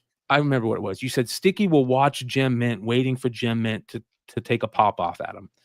That's how I know Sticky is the type of person he is, because if you put somebody else in that example, you couldn't pay me to watch Renovision content. waiting for somebody at Renovision to pop off at me. You couldn't pay me to watch Renovision content because I'm like, fuck these guys. I'm just going to get mad and watch them. But what happens when I'm at a con and I see one of those guys and something pops off because of it? Boom, we're back in the cycle all over again, because that's the fucking human condition. It's just the way it is. Part of me has heard, Nate Marco many times at Renovision say that anytime he sees anybody from Beyond Wednesday's crew at a con, you better watch out. And I'm waiting for that to fucking happen. That's what I was telling PTC. I'm gonna go to what is it, Heroes Con this year, man, just for the hell of it, because it's I think it'd be hilarious to walk around and actually bump into people and see what the reaction would be. Just because all I'm gonna do is just ask them about their collecting and how shit like that. But just to see the reaction, because it's hilarious to think that the drama it will spill out into the streets. You know what I mean? Like, let's. Speaking of spilling out to the streets, check this out, Brian. We got somebody backstage who's claiming to be Sticky Goose, man. I don't know. What do you think? Watch out! It could be a porn bombing the place, brother. In the private chat right now. But Razor, it goes back to my initial question that I had for you. What are your intentions when you go to Heroes Con? Is it to create the next drama post, or is it to just continue the comedy and continue the parody and troll? It's just gonna be a bit. Exactly. So I forgot. I don't have it with me. I got to show you the ghost of Comic Book Pass, Brian. I got the Doctor comic book from friggin' Brian LCS again in my haul video. So I'm gonna walk around as the ghost of Comic Book Pass, and I was gonna do like an interview with him as the comic book. It was a whole bit, but man, it's funny. I have a Sticky Goose, supposedly a Sticky Goose backstage, but he's not showing his picture, of course. I his face. let them up. If they're not showing their face, then that's the other thing. You can't trust that anymore if they're not showing their face. There's been genitalia that has been shown on. I'm Sticky Goose. I'm sitting backstage, man. Go ahead and bring me on. Yeah, okay. It's I got the balls either. Okay, no, we're on a troll engine right now. Do you get that on your show, Brian, where you get some guy who'll pop up claiming that he's Sticky just so they can? No, I'm gonna say this right now. That is, I see Darth Lopez every once in a while bring up that, from our side of the Flipperverse, we never really did the thing where you just throw the link out, right, and it just allow people to come in. And the reason why is because and this isn't taking shots at anybody, so I don't want this to be shots taken at anybody. No, not at all, bro. That's why I only allow certain people on the panel, but I know where you're going. Go ahead, man. Yeah, there are certain people out there that just aren't good for a show. And what I mean by that is it could be they don't have a mic that works well. They don't have a camera that works well. They don't know how to jump into conversation well, because some people that you have to learn that with who you're talking to. And it just kills a show. It immediately kills a show when that happens, and it becomes kind of awkward. And people kind of go through that. So I mean, you have to learn to do it, but there's sometimes where you're just allowing people to come up and fuck with you and turn your show into a fuck all, which is fine depending on the show. Like sometimes I'll do it on Saturday nights because Saturday nights can be crazy, and I'll throw the link out there. But I'm not going to do it on every show. I'm not going to do it for the Hot 10. I'm not going to do it for the industry show anymore. I've done it in the past, but now I have to preface it by saying only these people are going to come up. Because then I feel bad if you do come backstage and I don't let you up, then you could take offense to that. Like, oh, Brian's not letting me up because he doesn't like me. No, it's because it just doesn't fit this show. So it's hard to be that type of show where you just throw the link out there and allow anybody up. Absolutely. Yeah, I agree, man. And what I learned that too from a couple live streams is I changed my comments on the live chat to where in order for you to comment in the live chat, you have to actually be a subscriber now. And I think there's like a 5 or 10 minute waiting period. So you have to subscribe and then you still have to wait 5. Whatever. Yeah, 5 minutes before you can actually start to That's to smart. comment. So I Yeah. did that. And I don't drop the links all the time anymore. And when I do, it's only to have certain people on. And I learned from our buddy Comic Journey from the whole situation that occurred with him. You know, what I got all the heat from where I'm supposedly calling him a racist on my show, which we never did. You know, it was a whole bit of we're asking if this is a racist Yeah, joke you're or not. asking the community what they think. But I got that. You know, I learned the lesson from Comic Journey because Comic Journey does that with his Insomniac show. Is he'll drop a link, and then you'll get all these characters that'll jump on, and you don't know what they're going to say, what's going to come out of their mouth. So he's promoting his Kickstarter, right? Knowing that if something controversial comes out, more than likely is going to affect what you're trying to do. Having somebody that you know that's going to say something possibly controversial, giving them the go ahead and allowing them to say that controversy, it's like, bro, how's that my fault? You know what I mean? You allowed the guy to come on. You allowed the guy to fucking to drop the the racist bomb. I'm just pointing it out. It's like you invite that on your show when you drop the link and you have these different characters and you can't control what's going to come out of their their mouth. Man. Here's the thing about CJ that I will say. CJ is one of the smart guys, right? And I've always said this. If you really want to come on to content and create content, and you want to be like a person that can just say whatever they want, you better not be showing your face, first of all, right? Because the second you show your face, you put yourself out there as people can find out more information about you. Like Sticky, for example, he complains that people went real life on him. Bro, you're the one that show your face. You're the one that brought your wife on the show. You're the one that put yourself in that position to let people.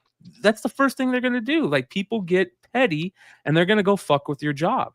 Right. So when I first started on doing content, I would never talk about my job because I was still working in the space and defense field at that time. And I would not say where I worked.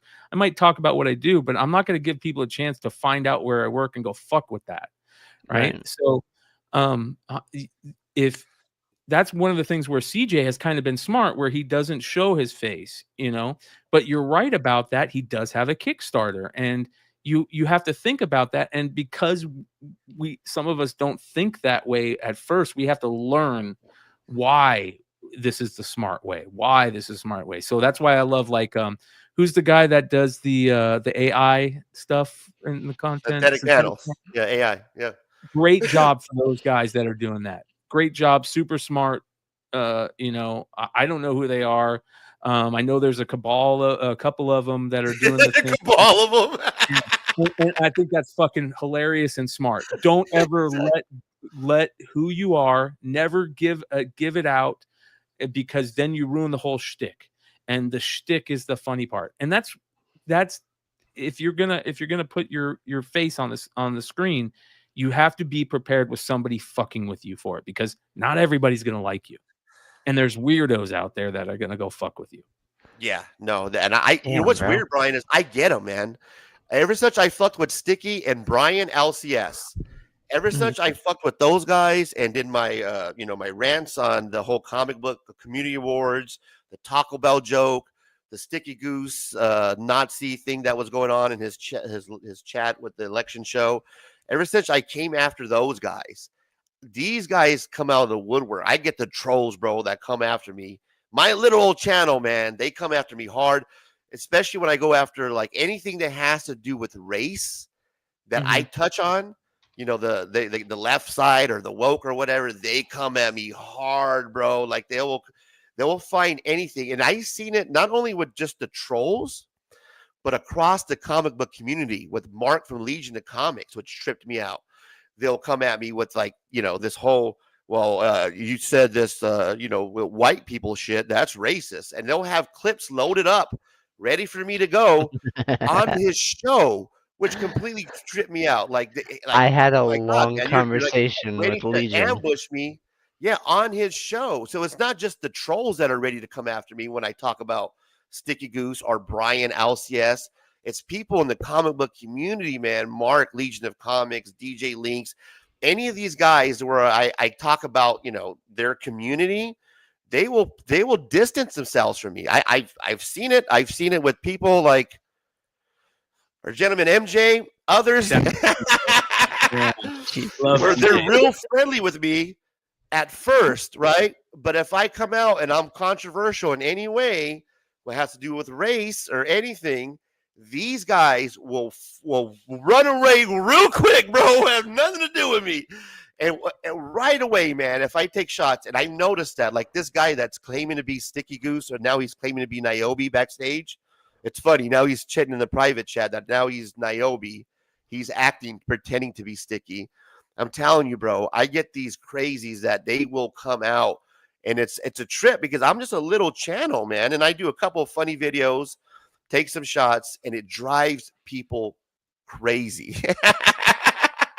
Well, it might be Niobe. Who knows? Show your face, brother. Yeah, Niobe goes, let the goose in. I gotta bounce. I gotta go take a piss and call it a night. But I wanted to stop in and just shoot the shit with you and let everybody know that make sure you guys sub up to this guy. He's doing great shit, and keep doing the content, brother. So what's your channel before you go, Brian? Beyond Wednesdays. Beyond Wednesdays. Okay. Cool. Beyond Wednesdays, Brian McClay, thanks for stopping by, my guy. We appreciate you. Have a good night. You've been speaking the freaking truth for like an hour and a half right now. So I'll talk to you later, Izzy. Nice meeting you, Promiscuous. Good shit. Yeah, my name's Kyle. Very nice to meet you. Good shit. All right, later, guys. I'll talk to you soon. Later, brother. I'm gonna good stuff, right? Absolutely. Oh, yeah, Brian from Beyond Wednesday. 3K subs. That's freaking nuts. But it goes back to like you step on certain people's toes and then it turns into like a big deal. You know what I mean? Because like what Brian was saying was there'll be another person. There'll be somebody that comes out of the woodworks, doesn't understand like how the drama stuff and how the backlash stuff works. And then they'll step into the little trap. They'll get swarmed by comments and then they'll either disappear, like scuttle off into the wind, or they'll leave and then come back, turn comics off. And I don't know, it's fascinating to see how different people react to something that's supposed to be escapism. It's supposed to be fun. We are here for disconnecting from reality and making like this kind of obscure community that's based around comic books, which is it's fun. It's interactive. Everybody has like their niches. Like I like this book. Oh, I don't like that book. I like this book. And then you like relate and you like get to know each other, and it's very interesting. The other thing that I'll say is that what Brian said with revealing your face. That's when you draw the line of now there's a person, now there's a region that you're from, and that's when the like personal stuff starts happening. That's when the stuff like the Taco Bell joke starts happening because they realize where you're from, Arizona, what you're doing, like what race you are, and it becomes like this like people know too much, and there's a fakeness that comes with being in front of a camera, but then there's also like little like droplets of truth. And I feel like I'm speaking in superlatives at this point. No. And I think you're doing a very beautiful job of speaking in superlatives. Let me bring on. Let's do this, Kyle. Let's fucking do it. Let's go ahead and bring on Sticky Goose, man, who's been sitting backstage. We're gonna bring on, guys, the Sticky Goose, who's been sitting on. It reminds me of when I had Immortal Biggie Shack, where when I did the show, and he was backstage, man, for like literally 3 hours. The guy would not quit. Like, he wore me down. So we're going to do it, guys. Are you ready? We're going to bring, I don't know what's going to happen. We're going to have to throw him out right away if it's a troll. I don't know. Here he is to the stage. Sticky Goose. So many of the problems that I've had have been due to my strap-on and whether or not the strap-on is legal. Going forward with this, the strap-on has caused much grief. It's caused a lot of problems. I'm rocking a strap-on wherever I go. And, I can see how if you don't wear strap-ons, how it may affect you negatively. Thank you, Sticky. That was very informative information. I thank you for joining us, man. Welcome to the show. Welcome to the fucking show. So many of the problems that I've had. I have the same. Going forward with this, I'm rocking a strap-on wherever I go. I totally understand. I totally get it. And this is a once-in-a-lifetime opportunity to sit down and conversate with you. So do you have any other words of wisdom?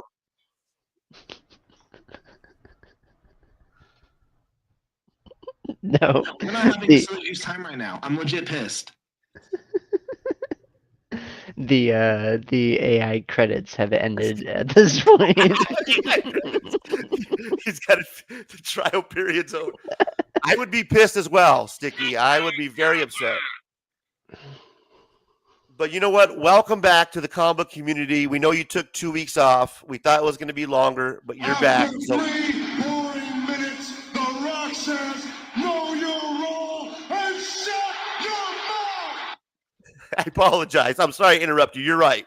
Continue, Sticky. My apologies. The stage is yours. I know the answer, Mr. Garrison. Shut up, fat boy. Okay, I think we ran out of the stick. That was it. That's all the sticky we got. Oh, man. Whoa. Wait, it's not sticky. Hang on. That doesn't sound like sticky. Well, when you wear a strap on, it can cause a lot of problems. Sometimes when I wear a strap on, I don't know if it's even legal or not. And then I put these comic capsules on my wall, Razor. They did like $5,000 worth of damage. They left these black marks all over the place. I bought like 6,000 of these things at a 15% discount because they were giving me a deal as a sponsor, paying me $5 a video. This was just a scam. I fucking hate comics, man. I'm gonna throw out all my comics. I'm gonna burn all my slabs, man. And even these omnibuses, I'm just gonna take a big shit in them. How much? Well, I'm sorry to hear that, Sticky. That's horrible, man. I know the comic capsule people give you a hard time. You bought a shit ton of them, and you supported them, and look how they treated you. They treated you like shit. Like I'm trash, like the rest of the comic book community treats me like trash, All I ever tried to do was be friends with Gem Min and Comic Tom in the worst possible ways I could think of. Well, here's one guy that wanted to be friends with you, and you my friend. I like the gif of this young kid. He's a good kid. He really wanted to be friends with you. He was wholeheartedly heartbroken when you denied his friendship. I denied my wife too, so don't feel mad. MJ thought that he made a true connection with you and was very hurt that you did not consider him a friend. Well, look, I already be friends with the top guys in the industry, right? If you're not Comic Tom 101, put ones in the chats if you're Comic Tom 101, okay? If you're not Comic Tom 101 or you're not Gem Mint Collectibles, and fuck, even comics with Bueller, let's put him in the list. If you're not like one of these guys, then you're really beneath me, right? You're gonna be the next person on my next roast video, and then I'm gonna get together with Brian LCS and we're gonna go out for some Mexican food, okay? Sounds about right. Well, it was nice having you, Sticky. I appreciate you, man. Well, You look, know, before welcome I back. go, I do want to give one shout out to my mortal enemy, Niobu Comics. Okay, he does this thing called the EFAP, and he's got a Kickstarter out right now, Niobe Outbreak #4, and he's only got a week left. So if you thought this was entertaining at all, maybe go back his book and tell him that the sticky one says hello. Thank you for promoting that. I appreciate All it. right. And you know what? You have a we good night, good, Sticky. Razors. Is our heat over? Like, are we? You know, we're buddies now. Right? You're my first friend in the comic book community. Yes. Yeah, I want to say that, Sticky, but we appreciate having you on the show. Wait. What? Enjoy your night in West Virginia. You and your wife have a beautiful night, and we'll see you when She we left see me. you. I gotta go find her. Ladies and gentlemen, that was the old Sticky Goose. Oh, that Stickster, making his appearance for the first time on Razor Comics, Rick Hughes.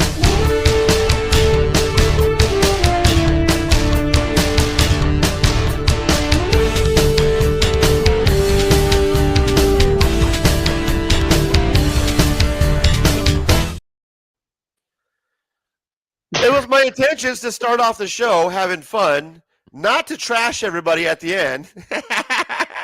That's all. That's how it always ends up here, man. We our intentions are to have a good time. I have a skit planned out. You know, we did the circumcision, Brian. You know, the whole Ghost for Comic Book Pass, and it's just, you know, it escalates to, and unfortunately, we end up burning some bridges, pissing some people off. But that's all part of the fun, right, Kyle? I, for one, have tried to cancel myself and it didn't work. Other people have tried to cancel me and I jumped ahead of them in line.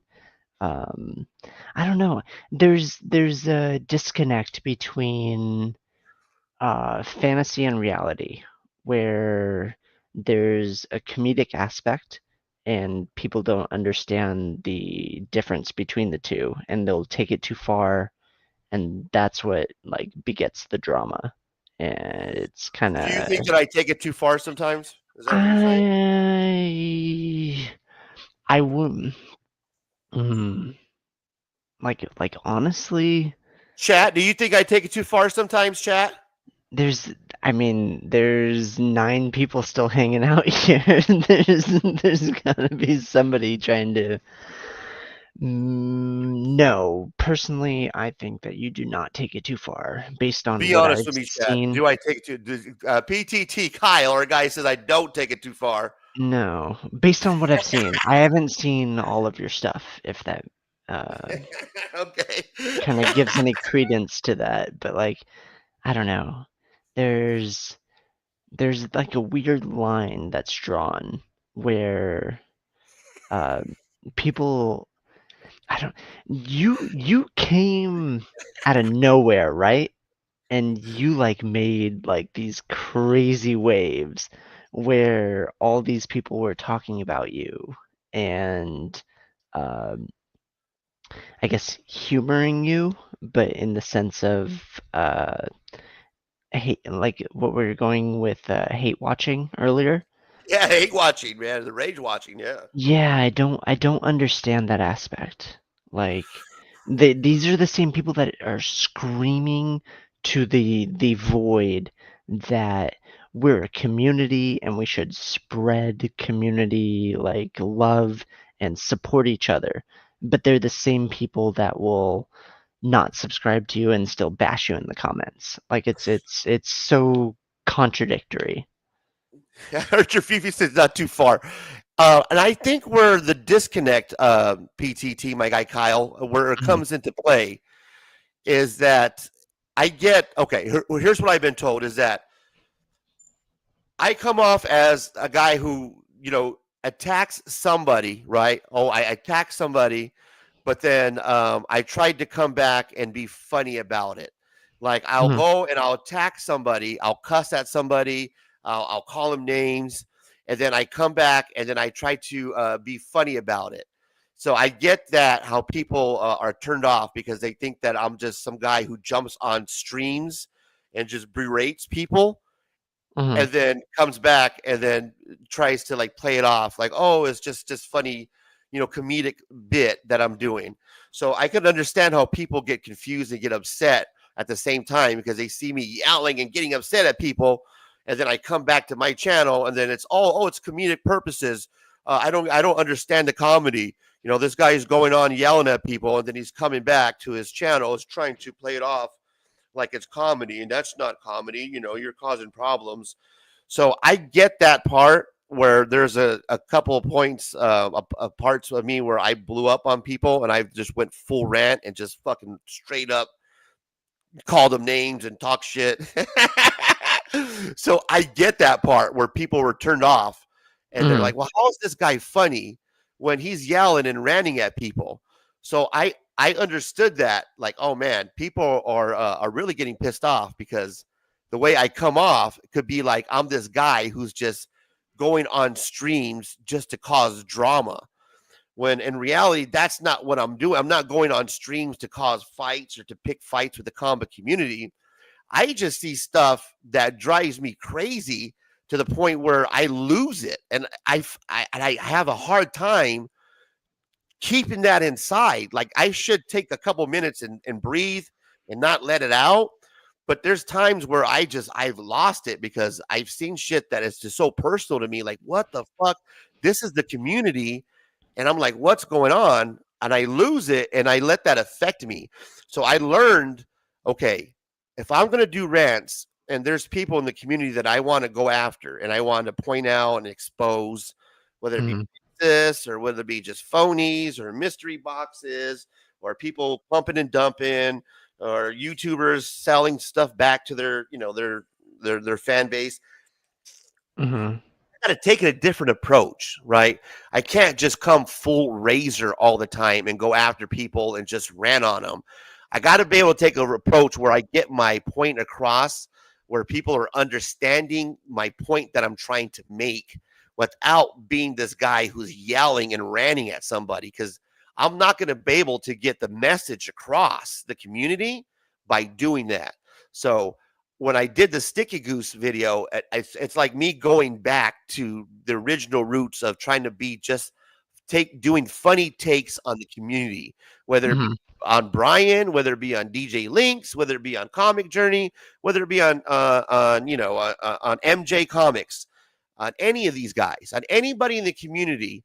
I want to feel like I can make fun of in a fun way, a funny, playful, skitful way without having to rant on them, to get the message across, whether it be if it's Taco Bell racist joke, whether it be fucking mystery boxes with BTC that I think is bullshit.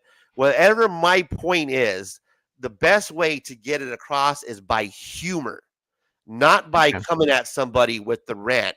Now, the rants are going to get the views because people want to see me lose my shit on somebody. But the humor is going to be more of a way to get the message across of what I'm actually trying to convey, if that makes sense. It does, but also I don't think that you should be ashamed about vocalizing your opinions because there are other people that also share those opinions. You're shedding light on things that like make you very passionate, like Rogue is saying. But at the same time, there are other people that share that same passion.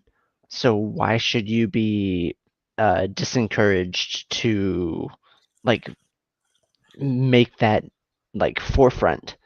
There's no reason for you to be ashamed about it or like walk certain things back, because I've seen you walk a lot of things back where it's maybe you went too far and you're the first person to say like, hey, make me big screen. I'm going to get close up. I'm going to tell you like what it is. I'm going to like be realistic. You cut that line between the comedy aspect and you be real for a minute and you're like, these are my intentions. This is what I'm trying to portray. If you don't find humor in it, then I'm sorry, but also these are my opinions and I should be allowed to state them. Like I'm allowed to feel certain things. Does that make sense? Yeah, no, I appreciate it, man. No, I think you nailed it because I've been told a lot, like, get over it, move on, stop talking about the same stuff, stop talking about the comic community awards, talking about Brian Ellis, yeah, stop talking about Sticky Goose, stop talking. It's like, move on already, do something else. So it's like, it starts to affect me. Like, am I talking too much about the comic community awards? Am I talking about too much? You know, is it? So it's like, okay, well, you know, maybe I am talking too much about this fucking topics. Maybe I do need to move on. But at the same time, I know that, man, you know what? I feel like I'm holding myself back. Like maybe, you know, I am not fucking really talking about my feelings because people are telling me just fucking move on. Quit talking about it. We want to hear something else. We be funnier on something else. Can you be funny about a different topic? Does it have to be this? So that's why I'm trying, and not trying, but I'm actually putting out different videos where I am doing different skits, making fun of different parts of the community so that people can see it's just not about Brian or circumcision or Sticky or whoever, that I can be funny and still do the rants. I'm not the one trick pony. Like I'm not a Sticky Goose where I got to troll on somebody, or a circumcision where it's a FOC and chill and I got to do a 2-hour show every week, the same show. I want to be that guy where I can do everything. I can do a haul video. I can do a rant. I can do a sketch. I can do a live stream. And another thing, when I'm hearing this bullshit, and I heard it from Immortal Biggie Shack, and I'll be honest with you, I have these different feelings about this guy.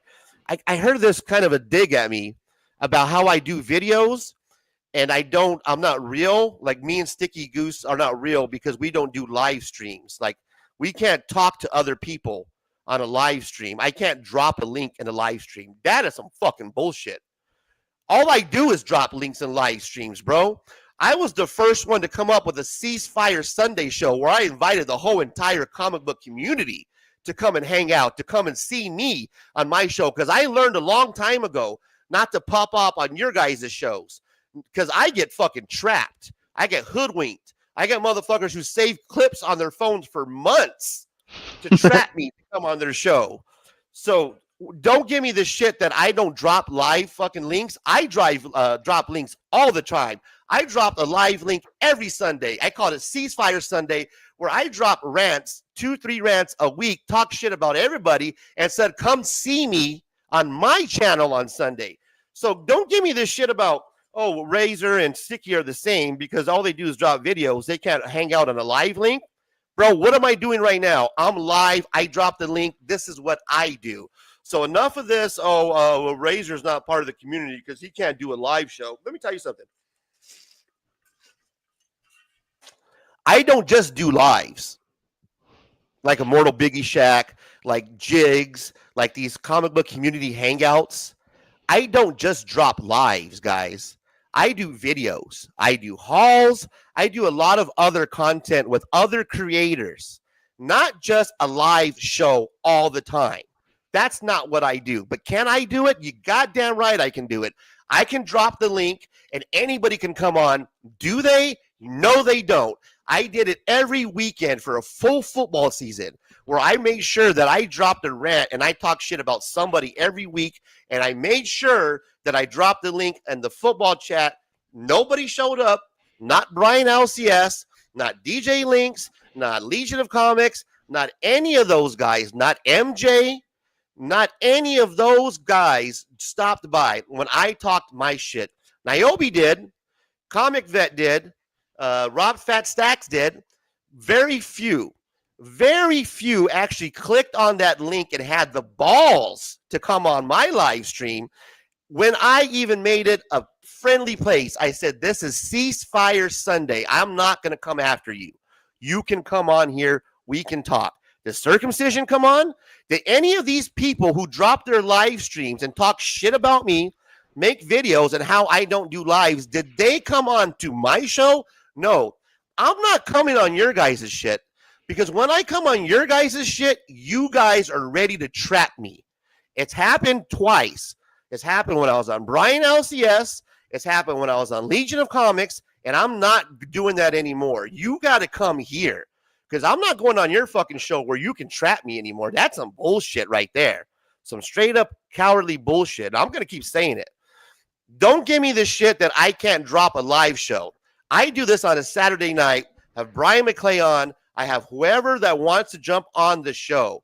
So I'm saying one more time. I'm tired of this hearing this that Razor can't do lives. All he's doing is videos. That's all he can do. He's scared to do lives. He's just gonna hide behind his videos, bro. I'm here on a Saturday night, being entertaining, dropping skits, bits, comedy, bro. I'm not just sitting behind a mic on my bed and doing a live stream, man. I do a lot more for the community than that. I don't just do a comic book community award show. I don't do just one vlog every day. I don't do the same show every Tuesday or Friday. This show comes on at different times throughout the week. It's live. It goes on for multiple hours with multiple people, and I do different things every night. So enough with I don't drop fucking live links. How much more can I do other than a live show every Sunday? Call it Ceasefire Sunday. Do late show late night. Drop links. I don't know what more I can do, guys, other than show you that this is what I do. These people in the community talk so much shit about me, will hate about me, do all these channels, but at the very end, here we are having a good time, doing what we do, showing the haters wrong because they love to watch, man, but they hate to come on. Fucking hilarious. You love to watch me, but you hate to come on, and you won't do it. But you'll go back to your channel and talk shit for multiple hours and how you don't want to talk about fucking drama. But the next 2 hours, let's talk about Razor and the drama. It's got to be the most asinine bullshit thing that I've ever seen in my life. FOC and Chill with Circumcision is all about talking about Razor for 2 hours, but not talking about Razor for 2 hours. It's the most funniest shit I've ever seen. So there's my rant, bro. You guys wanted a rant for the night? We got a rant for the night. Oh shit! They gang up on you, man. They can never face you one-on-one. No, they always talk the shit that they can. That Razor doesn't drop the live links. Bullshit. Brian Alcias will never jump on here. You're never gonna see that, bro. You're never gonna see these big. You're never gonna see. You won't even see MJ Comics jump on here. He'll be in my stream every once in a while. He won't pop on here. These guys won't jump on here. Every once in a while, they'll want me to jump on their show because they're ready to trap me, right? But they will never come on here. And I've done a whole fucking season where I'm dropping a link. Come on here. Fuck no. You think that? No, they'll go on their show. They'll make a whole rant about me and how I don't know what I'm talking about. I don't have any principles, and my arguments don't have anything to stand on. But they'll never show up around here. But I can't wait to see you guys at Heroes Con in a couple months.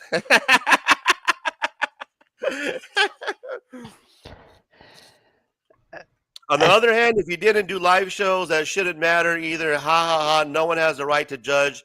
And if they do, that's on them. It's not your problem. Yeah, I appreciate you, bro. I mean, thank you for all the kind words, man, because I do hear and I do watch. I just don't participate anymore because I can't win. As soon as I pop up in a live stream and I start typing and they come after me. Now you see the great legend, Rob Fatstacks had to drop a video to say, guys, this is some bullshit. We can't have people attacking somebody in a show like Rob's Fatstacks, the Slabs Only show, where Rob Fatstacks is trying to give away a slab, or books for the community, a place where you think would be safe, if anywhere, right? And I'm just giving the hashtag giveaway, whatever the fuck it is. The great legend, this guy that pops up on Immortal Biggie Shack and is so much loved by the comic community, who's all about religion and God and Christianity, is dropping a comment that Razor hates all white people. I don't understand that at all. The hypocrisy, right? And this is a guy that will be on Circumcision and a lot of all these other Immortal Biggie Shacks, and no one will call him out for it. How can you be this real Christian and drop that in the comments that Razor hates all white people? I don't understand that. And that's why Rob Fatstacks had to make that video, great legend of the comic book community, because of your dumbass, bro. And that's real talk.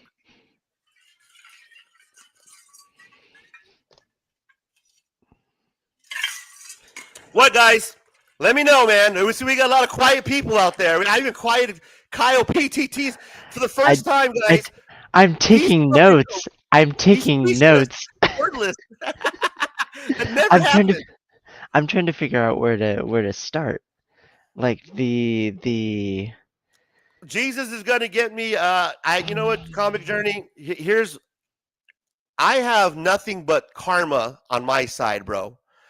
I have the truth on my side. That's why I'm not worried about your private investigator or whatever the fuck that you decide. Who the fuck? First off, who the fuck even hires a private investigator? If somebody is calling your work, harassing your work, bro, you call the cops, homie. You call the police department if somebody is harassing you. Guys, if somebody is calling your work and harassing you, you do not hire a private investigator. You call the cops and you report it. Period. So I don't, Comic Journey, hire your private investigator. Do whatever the fuck you got to do, because none of that shit ever came from my side. And to go on your show and with your heartbreak and insinuate that I was this great leader of the, of this coup to take down your Kickstarter and to put negative comments and to call your work, it's some bullshit, bro. And I took a lot of heat for that fucking show, man. When all I was trying to do was put together something funny, and you know it, Comic Journey. We talked, man. We had that conversation, and you still did that show because of your Kickstarter, this whole comic book shit, man. All because of your backlash of you fucking up on your show by you allowing that comment. I didn't allow it. He asked you if you can do a racist joke, and you said, okay.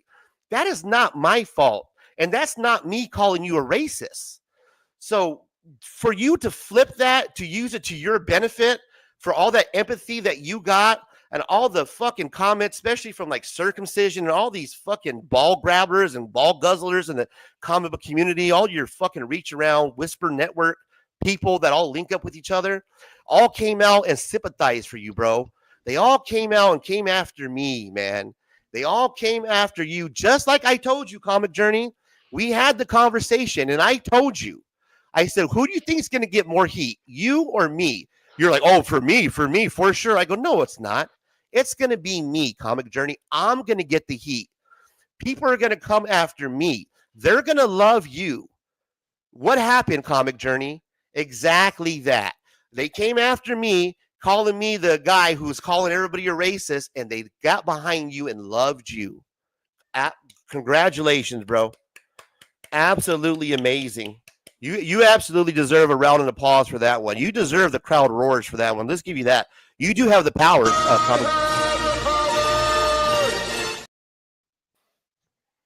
Absolutely was fantastic in how you did that, bro. You deserve a round of applause, man. Let me try to load it up here, because that was amazing. I gotta admit, I saw it coming, but I did not believe that would happen, that you would actually do that, and you did. So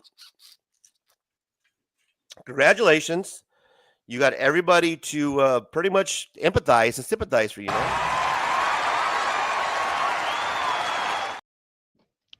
Well done, sir. Bravo. Well done.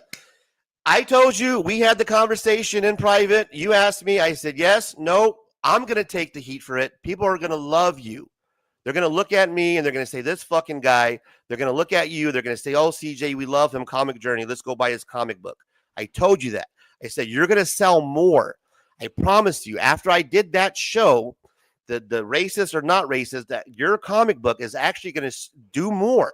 I said, go give me the numbers. You never gave me the numbers. You said people are going to cancel. They're going to back out. You'll see, Razor. They're going to back out. I said, no, they're not. They're not going to back out, Comic Journey. You're going to get more people that are going to back you. I am very interested to see those numbers, Comic Journey. You told me that people were going to cancel. I said, no, they're going to back you. Right? That's exactly what I told you, man. What do you think just happened? That's exactly the fuck happened. If I pull up your Kickstarter account right now, I'm sure it's doing amazing. You got that empathy, man. But all you had to do was just say that I am calling you a racist. And that's what you did. You didn't do the other way.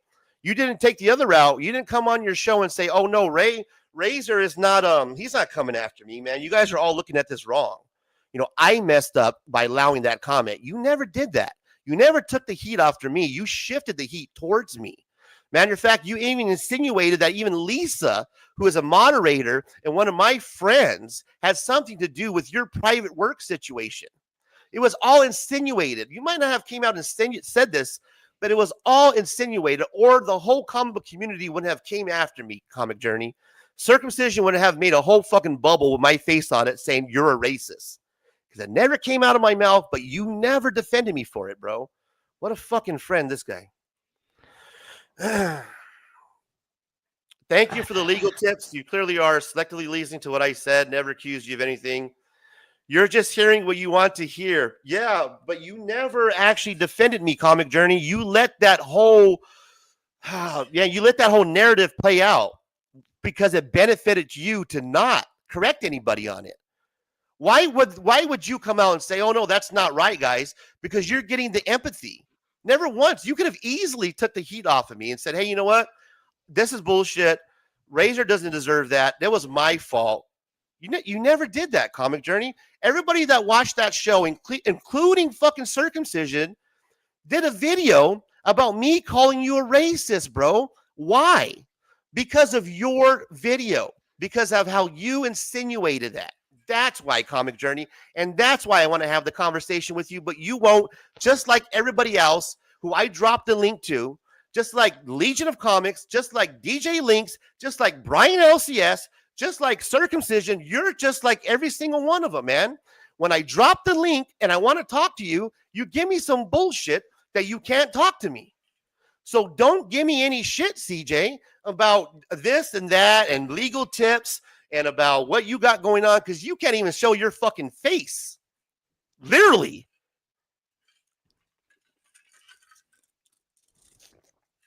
I'm here taking the bullets, bro. I'm here taking the shrapnel, the grenades. I'm here. You're not. You're getting that empathy. I'm the one that got the blowback for a fucking show about races or not, about some guy that you let on. You let Papa Willie on there. You know who he was about. You even told me. You knew what to expect. So how am I supposed to interpret that? If you knew what to expect and you still allowed him on there to say the joke, I'm not even going to get into that. I'm not even going to dissect that part of it, where you knew his character, you knew where he was going, and you still allowed that racist joke. I'm not going to go there and dissect that, right? And I could have.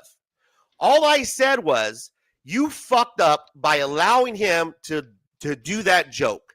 That's all I said about you, Comic Journey. But in reality, I could have really dissected that because you know who he is. He's been on your show. You know what type of jokes he's capable of, but you still allowed it. And then you come back with a shitty ass fucking show about how you're heartbroken about the comic book community. Get the fuck out of here, man. This is the shit that I talk about, guys. And people will laugh at me. They'll make videos how I have no principles in my arguments. You'll hear Circumcision talk about there's no principles. I don't know what I'm talking about. And when I do, nobody wants to talk to me about it. CJ will never come on. DJ Links will never show his face on my show ever.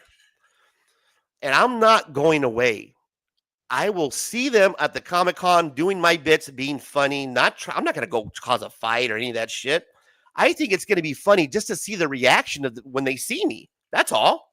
I want to shoot video of them seeing me there because I think they will fucking lose their shit. Because I don't listen to the comic book cronies, the comic book community award people, the Brian cronies, all that group, that chunk, that little small chunk of the comic book community. I think 99% of them are full of shit, guys. They are full of shit. They're a bunch of just phony ass fucking content creators that are trying to get on you, over you, one way or another. And CJ just fucking, he honestly broke my heart, guys. His whole fucking thing broke my heart. To throw me underneath the bus, at least he could have done was defended me. He didn't even do that.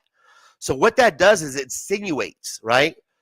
It makes it seem like if I'm the one that's causing these problems.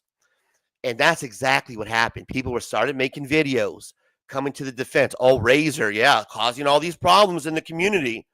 You know that. Oh, In reality, CJ's had Papa on there plenty of times, but I'm the only one that's called this out, right?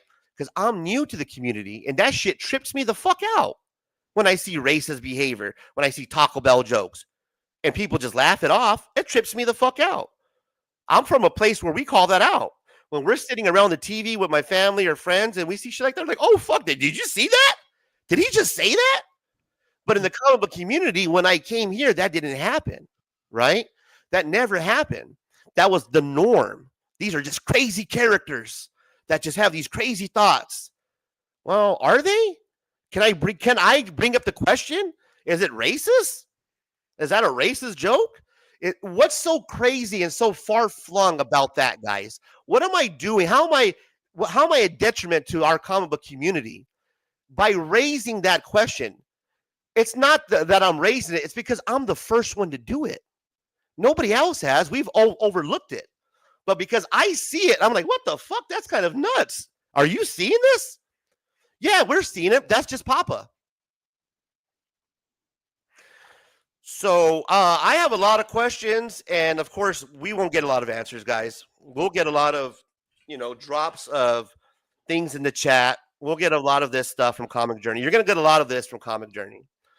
But you're not going to get Comic Journey popping up on here to clarify my words. You're not going to get Circumcision on here to clarify my words. You're not going to get Legion of Comics, Brian LCS. I'm going to say it time and time and time and again. You're not going to get them on here to clarify my words. And why is that, guys? Because they're scared to come on here. They know that I'm speaking the truth. They know what I'm saying is the truth. They're full of shit when it comes to a lot of their content that they're saying. And they will say anything to look good, to sell their comic books, to get their Kickstarter funded, to get their award show going, to get sponsors, to get you to sub them up, to get you to buy their subscriptions, their fucking memberships, to give them their goddamn shout outs and their $20 live chats and all that shit. But will they show up on here to clarify my words? No, they won't do it. But they'll go on their live streams with 9 other people and talk shit about me, just like Comic Journey. I gotta grab a water. Is that okay, Kyle? You got a minute while I grab a water? Yeah, go for it. Joseph, I've shows yours. All right. So, a lot of the people that Razor has been talking about, there's a lot of quantity versus quality, where it's more of just getting out the content and not like per se the actual like entertainment value. They'll say like, oh, welcome to the show, and the show is so goddamn boring and like unwatchable, where it's just a bunch of people like show and telling, like it's like kindergarten or elementary school, where we're just like showing like cool shit that they're like they're able to purchase. It kind of bothers me in that aspect. And some of the parody stuff that I've done has been targeted towards that. If you actually like watch some of my content, I've been preaching about this stuff for like years though. There's this weird club of people in the comic book like kind of niche community where like you have to like pass these like weird tests to get like membership to, where you have to either like certain things or like be involved in certain things. It's not very inclusive. It's quite the opposite, where it's if you're different, you're kind of like this like show animal, where it's like, oh, you're the topic of the day, and we're gonna like point out that you're weird and you're different, and not let you like, I don't know, it's this weird YouTube niche. It's super strange. And Razor talking about him wanting to go to like Heroes Con is like honestly fascinating to me, because it's a convention that I have zero interest in going to, based on the people that will be there, not necessarily like the North Carolinians that'll be there, but it's like the fact that it's like the YouTube club that shows up there. It's weird to me that did you hear any of the things that I was saying or no? Yeah, no, I'm listening. I've been giving Okay, no, you're right, bro. cool. It is weird. It's weird to me, man. And I'm not arguing with you, Comic Journey. There is no part small. of arguing. I'll just be honest with you, man. I gotta put my glasses on to see, but it says I legitimately can't come on tonight. No, I get it, Comic Journey. I'm not trying to get into your whole legal side. I just think it's kind of fucking. I think it's just bullshit. You know, the whole private investigator. I got to get a PI to investigate. I don't know, somebody who's calling your work seems fucking hilarious to me, bro. I've never heard of that. I've never heard of somebody hiring a private investigator because you're claiming somebody called your work. Well, At that's first, what when I I've heard this, been calling out. first, I'll be honest with you. Let me grab my glasses so I can see. Mhm. I didn't believe it.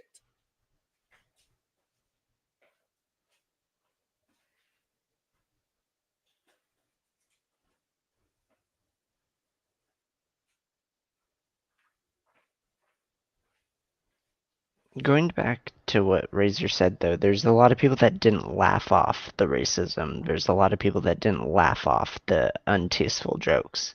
Like you might think that you're the only one like vocalizing it, but there's tons of people that agree with you, and I think that needs to be stated. Yeah, I mean, the private investigator thing was wild to me. When I heard that on Immortal Biggest Shack show, I was like, wait a minute. He's doing what now? I mean, I don't know if he's trying to prove that, yes, this is actually happening to me. It seems like it's just really weird timing that all happened right after I did my show. Like all of a sudden, after I did this show, now he's hiring a private investigator and his comic book and everything is going to shit. And it's really weird to me, man. Like all of a sudden, Comic Journey, who used to be on all the time and would talk about anything, like Mhm. anything that was happening in the comic community, he had an opinion about. And to know that somebody like me, bro, who hasn't been doing this a long time, Comic Journey used to do shows like every week that he would do an Insomniac show. People would go on there, people would watch it. And to know that somebody like me affected Comic Journey that bad, where he doesn't even do live streams, he can't even come on my show. Like that's wild to me, man. Like that does not make any sense to me. Like I'm nobody who's big enough to affect Comic Journey in that position. Like that's not. I'm not even in the But you realm of are. affecting this guy. But you So are. for him to hide, like, oh, bro, I can't come on your show because of legal. Like, what kind of? This is a fucking comic book, man. This is a Kickstarter comic book. I don't know what type of fucking legal action that he's taken. Like, if he's trying to sue people for calling his work, or like, is somebody going to go to jail over this? I'm not worried about it because I have nothing to do with it. I did a fucking YouTube show, and it was funny. But somebody went and called Comic Journey's work and that made negative comments about him. I have no control over that. That's has nothing to do with me. And my show didn't trigger somebody to go out and do that. This whole thing that I'm triggering people, or it's my content is causing people to do this. It's hilarious to me, Comic Journey, that's what you're using, man, as your escape from having to come on shows like mine and to answer questions, bro. Because you really threw me underneath the bus, man. You really fucked me over with this whole racism thing, and you're using this now. It's a private investigator. You're getting all this sympathy and empathy from the whole comic community, and I don't know what to believe, guys. I'll be honest with you. After all this shit, I don't know what's true. I don't know. Like, did Comic Journey just create that story so that way he can get empathy and sell his comic books because he was given so much shit for the racist joke that happened on his show? I don't know. Did people actually call his work? I don't know. He tells me that this actually happened. With the conversations that I've had with him and other people in the community, I can't trust any of these fucking guys because they will tell me something and then it'll be a completely different story, completely different truth the next fucking week. And it's happened to me time and time again with links, with Comic Journey. It's happened to me where these guys will tell me a story, right? And I believe them, and it comes out that they're bullshitting me all along. So I honestly don't know, guys. I couldn't tell you. If it happened to him, it's a horrible situation. If it has occurred, I can tell you this, though. I had nothing to do with it. Absolutely. And that's why I'm here doing live streams whenever I want. That's why I'm out in the public whenever I want. That's why you'll see me at the Comic Cons. That's why I'll drop the dates and where I'm going to be at, because I don't have nothing to hide, bro. I'll drop live streams. Oh my I'll God. do videos because I like doing videos, but I'll do live streams. I'm part of the community. I'm out and about. You'll see me at cons. You'll see me at comic book shops. These content creators, you guys are the ones that hide, bro. You guys are the ones that'll do your content. And then when I call you guys out, you guys don't come on here. You guys hide with your own little whisper network and talk shit about me. Go on Discord and sit there and watch my video over and over and fucking hate watch me on Discord. You guys will go on your live streams and take diss shots at me with all your little cronies, like a Great Legend and all these fucking guys that praise Jesus and talk shit about me behind, oh, Razor hates white people. This is the comic book community that I'm disconnected from. I can't relate to those people. I can't relate to shit like what Comic Journey is doing. Never had to deal with shit like that because I handle shit differently because I am transparent. You don't just see my hands, right? You see my face. You see me out and about. You see me when I do videos. You see me at the comic convention. I am transparent with who I am. I don't have to deal with shit like that. That's a vulnerability, though, I am too. honest about who I am. So there's no reason for me to have to worry about Comic Journey's private investigator or any of that bullshit because this is me, guys. I'm not hiding anything. I don't need to. I'm here. First off, there isn't a private investigator.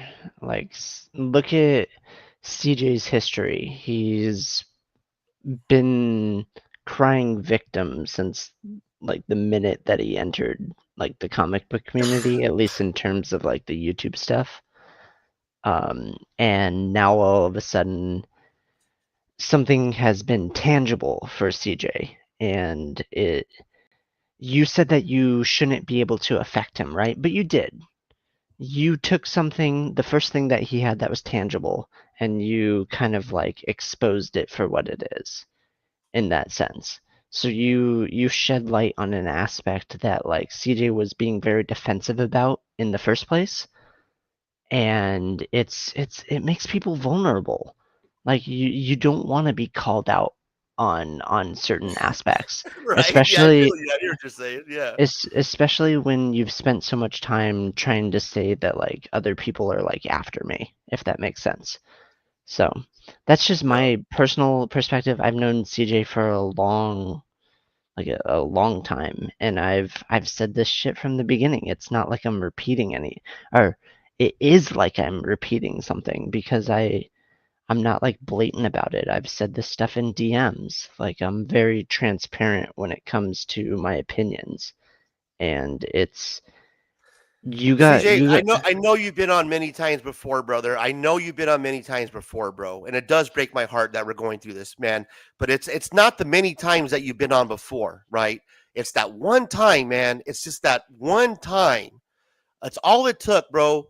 For you, all you had to do, man, was just you didn't have to bash me. You could have just literally said, anything. CJ, that whole show, it was insinuated that I had something to do with it, bro. So yes, you've been on here plenty of times, man, but it just took that one show for to fuck it all up because you threw me underneath the bus to save your comic book is what it looks like. From my perspective, what I'm seeing here is that you threw me underneath the bus because you got blowback from the Papa Willie comment. Because you allowed that to happen on your show and you fucked up, right? And I had fun and I made fun of it and I had a great show. We had a great time. You decided that this is what you're going to do. And you was heartbroken, obviously, with your little heart. And you had the opportunity to not fucking put the heat on me, to say, hey, I fucked up, right? It wasn't Razor. It's not his show. He's not calling me a racist. I fucked up by allowing Papa to be on there. No, you didn't do that, man. You didn't take the opportunity to clear the air at all. You muddied it up, and you made it seem like if I'm not one of your biggest supporter, bro. But in the very end, I was one of your hugest supporters, man. I was the very first one to talk about your Kickstarter. Nobody was talking about your Kickstarter, CJ, until I was, man. I was the first one to mention your Kickstarter before it even was live, bro. I was talking about it. I was your biggest supporter. Even during that show, I went out of my way to tell people about your project. During that show, I even praised you. I said that you're not racist, that I think you just fucked up by allowing the joke. I went out of my way during my show. You didn't even give me that courtesy when you went on your show. Not even once did you even try to go out of your way to help your boy out. Not once. Quite the opposite. It made it look like you were, you were throwing me underneath the bus to save your comic book. That's what it looked like. I hear you, Rogue Fett, man. I'm broken heart too, bro. He was a buddy of mine. I thought he was a real legit buddy. We had long conversations, even after long shows. Him, me, and George and others. I had a conversation the day with him of that show. I had a conversation with him after the next morning when he told me about, or a couple days later when all this shit was happening at work. And it just, I don't know, man. It's like the whole DJ Link situation again, bro. That's why it's hard for me to trust these people, because I don't know if CJ's telling the truth, because I didn't know if Lynx was telling the truth, man. And these guys all roll together. Fucking Comic Journey, DJ Lynx, and then they all have dinner and fucking on the Comic Community Awards. You know what I mean? So I don't know, bro. And I appreciate you, Rogue Fed. You were one of the first ones, and along with a lot of other people, bro, that give me the motivation to keep doing the lives, because there was a point where I was like, you know what? The late night after hours, maybe I shouldn't do anymore. Like, I take a break from.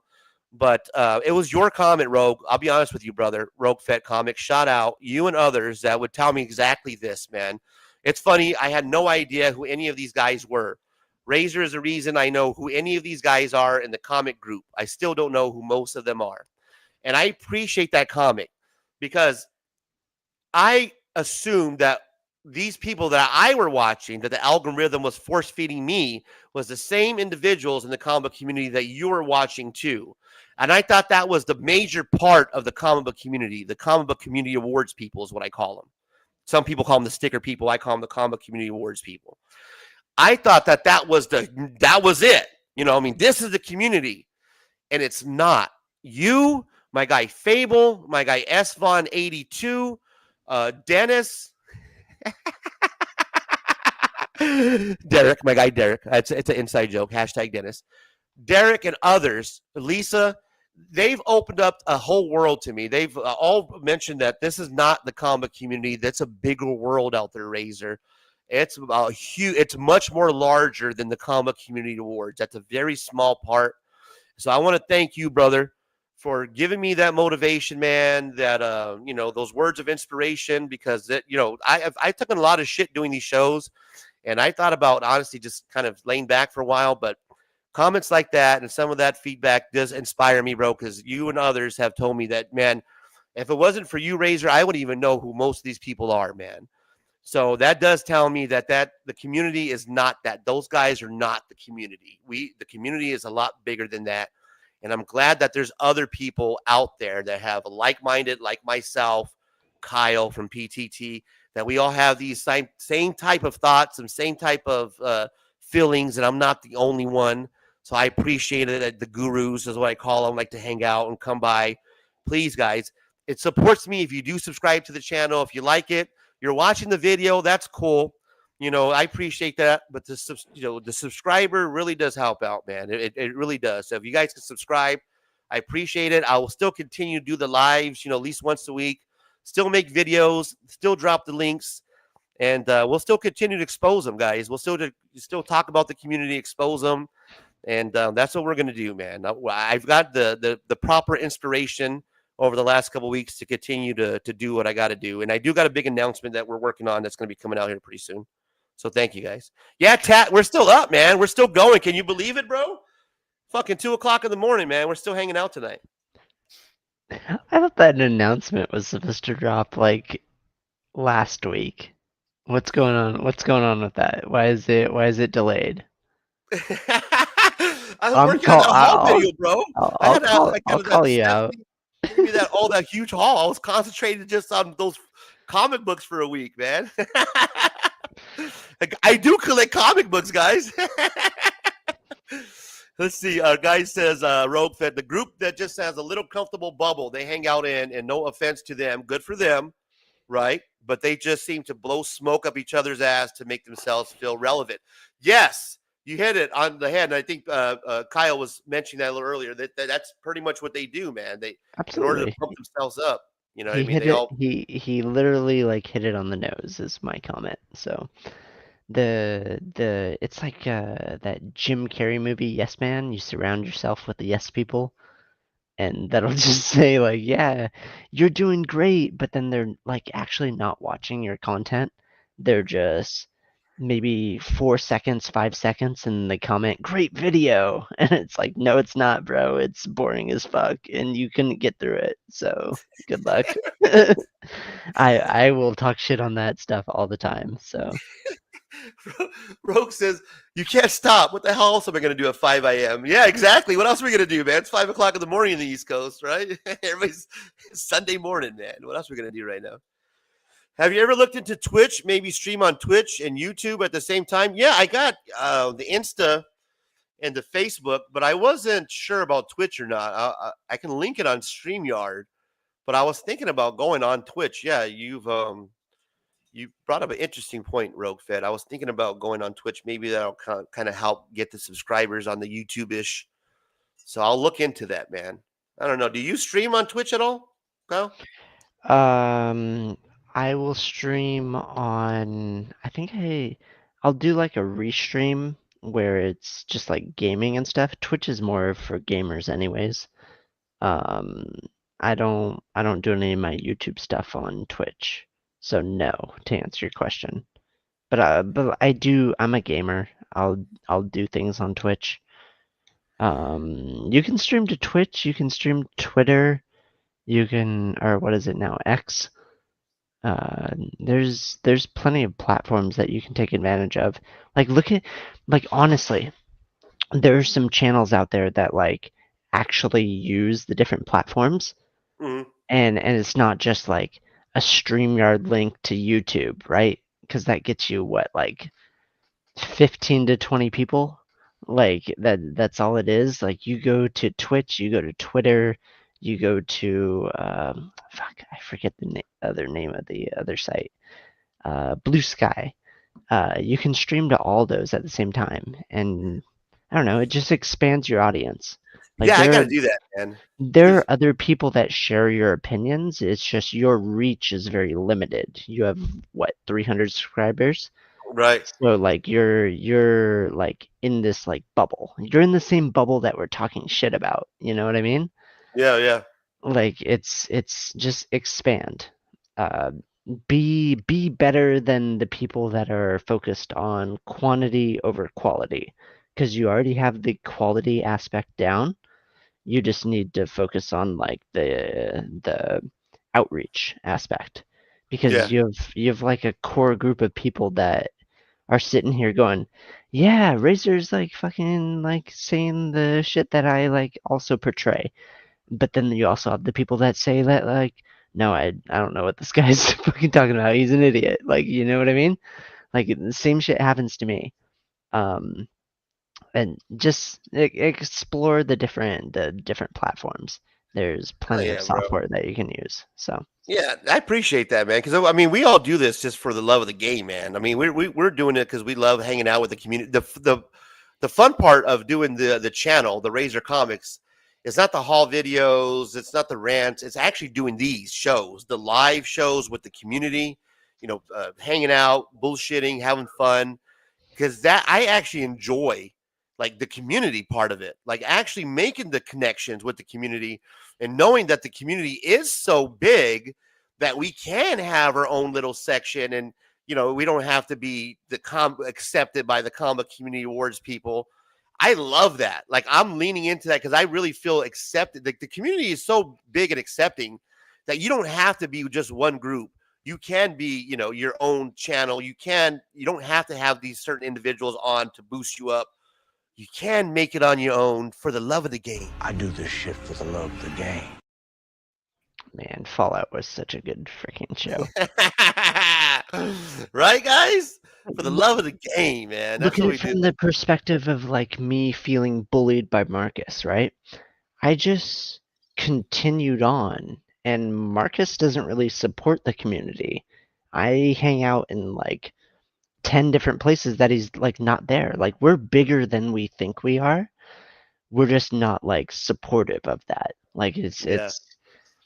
it's interesting. There's like this, like what Rogue said, there's this weird like group of people, and it's not to talk shit on them. It's just to say that, like, hey, you have like a group of 15 to 20 people that are like yours. Like, this is your club. It's this weird, I don't know. I wish I knew the secret password to the No, club. you're right. You said it. It's a club. Because I get that too, that I'm not part of the club because I'm this new YouTuber. I don't know the game, man. I'm not I don't know the guys. I'm this new cat. I hear that a lot.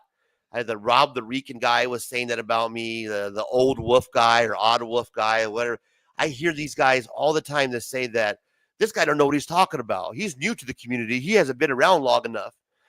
And it's hilarious to me because I'm happy that I'm not stuck in that bubble, man, that I can't be somebody new to the community. That's fucking funny as fuck to me. Like, you can't be new to the community. That's hilarious, bro. Like, oh, this guy's new. You know what I mean? What's his opinion? We don't care about what he's got to say. Who's he? What's he done? Like, seriously, bro, nothing. I've been here a couple years. I'm having a good time making my fucking channel. Because I haven't been doing it for 5 years or 6 years. I'm fucking not part of the club. I can't be a part of their group. I don't know what I'm talking about. Get the fuck out of here. Because you don't know the password, bro. You need to know the entrance password. It's so childish. I feel like I'm like in high school again, and that was like what, fucking 15 years ago for me. And it's annoying, and like, I don't know, it makes me feel I don't know, less of a person. Like, I don't know, it's a weird feeling, and I've been trying to search to figure out what it actually like portrays, but like, I don't know. I try to be It real to is, bro. That's myself. why I like having our conversations. When you text me and stuff on Instagram, I enjoy it, man, because the community, it's awesome, right? But the content Absolutely. creators, the creators, like a lot of the fucking live stream chats and these creators that have been doing it since the COVID days, like, the creators are kind of fucking nuts, guys. I'll be honest with you. They're fucking little loony, bro. Like, the people, let's be honest. You have to be kind of crazy and a little bit of narcissistic to have your own channel, to want to come on fucking on a camera and to entertain people, right? So you're going to Absolutely. deal with some characters, some people that are, a little weird. I get that, especially when you're dealing with comic book people.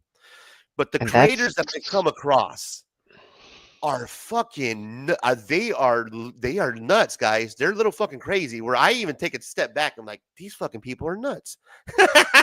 But you can't deny that the narcissistic tendencies also apply to us, because we're also putting ourselves in front of people.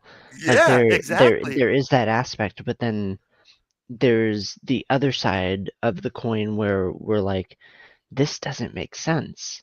Like, this is not how people operate. This is like weird. This is, and then it becomes Yeah, like like, the lady holding that sign at the Trump, right? Whatever the speech he had, where this is not normal. That's how I yeah. felt, bro. As a newcomer in the like, this is not normal. Like, what did I sign up for? I don't remember signing on the dotted line to get like berated by like random people. I don't know. It's just it's Especially when you weird call to me. stuff out. Like, if you have a different opinion, and they fucking lose their mind, bro. When you call them out, and it's like, oh no, this fucking guy's, he's new to the community. He doesn't know what he's talking about. It's like, seriously, dude. I don't, like I can notice things and bring up like the racism. Like I bring up, oh, that looks like a little racist. Like what? Like people like really took like they hate hearing that. Like they got fucking really offended that I would call stuff out. Like I was just amazed that offended people. Me calling out what I perceived would look like to be some racial overtones in the community, that the community, after so many years or for whatever reason, took characters in like Papa Willie and Brian LCS and others and just allowed these kind of jokes to fly flowingly, and no one ever mentioned anything. To me, it was kind of wild. So when I first started, going on these, have seen these kind of racist overtones and no one saying anything, it made it was weird to me that people were attacking me, coming after me for something that I thought that was I was bringing awareness to. Like, this is really wild. Like, that joke just flew right now. Like, here, is it okay for me to tell a racist joke? Yes. And then it just flies, and then nobody says anything. People laugh at it. It's just like, that was weird to me. And normal comedy and normal, just parts of just regular communication with people and outside of YouTube world, I would mention that. I would say, if we're at a party and we're hanging out and Papa was next to me in his wheelchair and CJ we're all having a drink, we're smoking a joint in the backyard or whatever, right? And in conversation, it was like, hey, I got this racist joke. Let me tell this racist joke. I'm like, get the fuck out of here. Who's this fucking guy? Or if I'm at a party and it's something that's racial that gets thrown around out there, I'm going to say something like, I'm going to call it out and be like, did you guys just fucking hear that guy? Did you just see this? Am I the only one seeing it, or am I tripping out? Like, it fucking amazed me that people were just losing their mind, that I'm calling out, questioning, can this be possibly a little racial? And people are like, oh no, that's just how it is. Papa's just a funny guy. You don't get it. You don't know these guys. You haven't been around.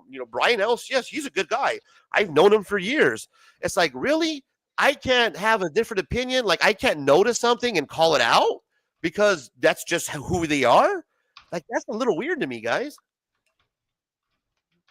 What Brian did was targeted. Like, it was literally directed at you, and he, like, admitted that it was directed at you. With Papa Wheelie, it's a little bit different in just my perspective. Like, when I was See, I'm growing telling up, you, like this guy, Canadian Survivalists, they hate when I talk about racism. They're like, are you still talking about? They want me to move on. Like, stop talking about it. You know what I mean? Are you still talking about it? Like, yeah, bro. If I want to talk about racism and it's my channel, I'm going to talk about it. Like, you don't have to be here. Like, you don't have to watch my channel if it's offensive to you, because I pointing something out that it's weird to me that nobody else is. If you don't, if that's not your thing and you think that I'm this left woke guy who's just has problems with everything, then hey man, go somewhere else, bro. I don't, you know what I mean? Like, you don't have to be here. I think you might be reading too much into Canadian Survivalist comments. I've always known him as like a brother in comedy. Uh-huh. I don't know.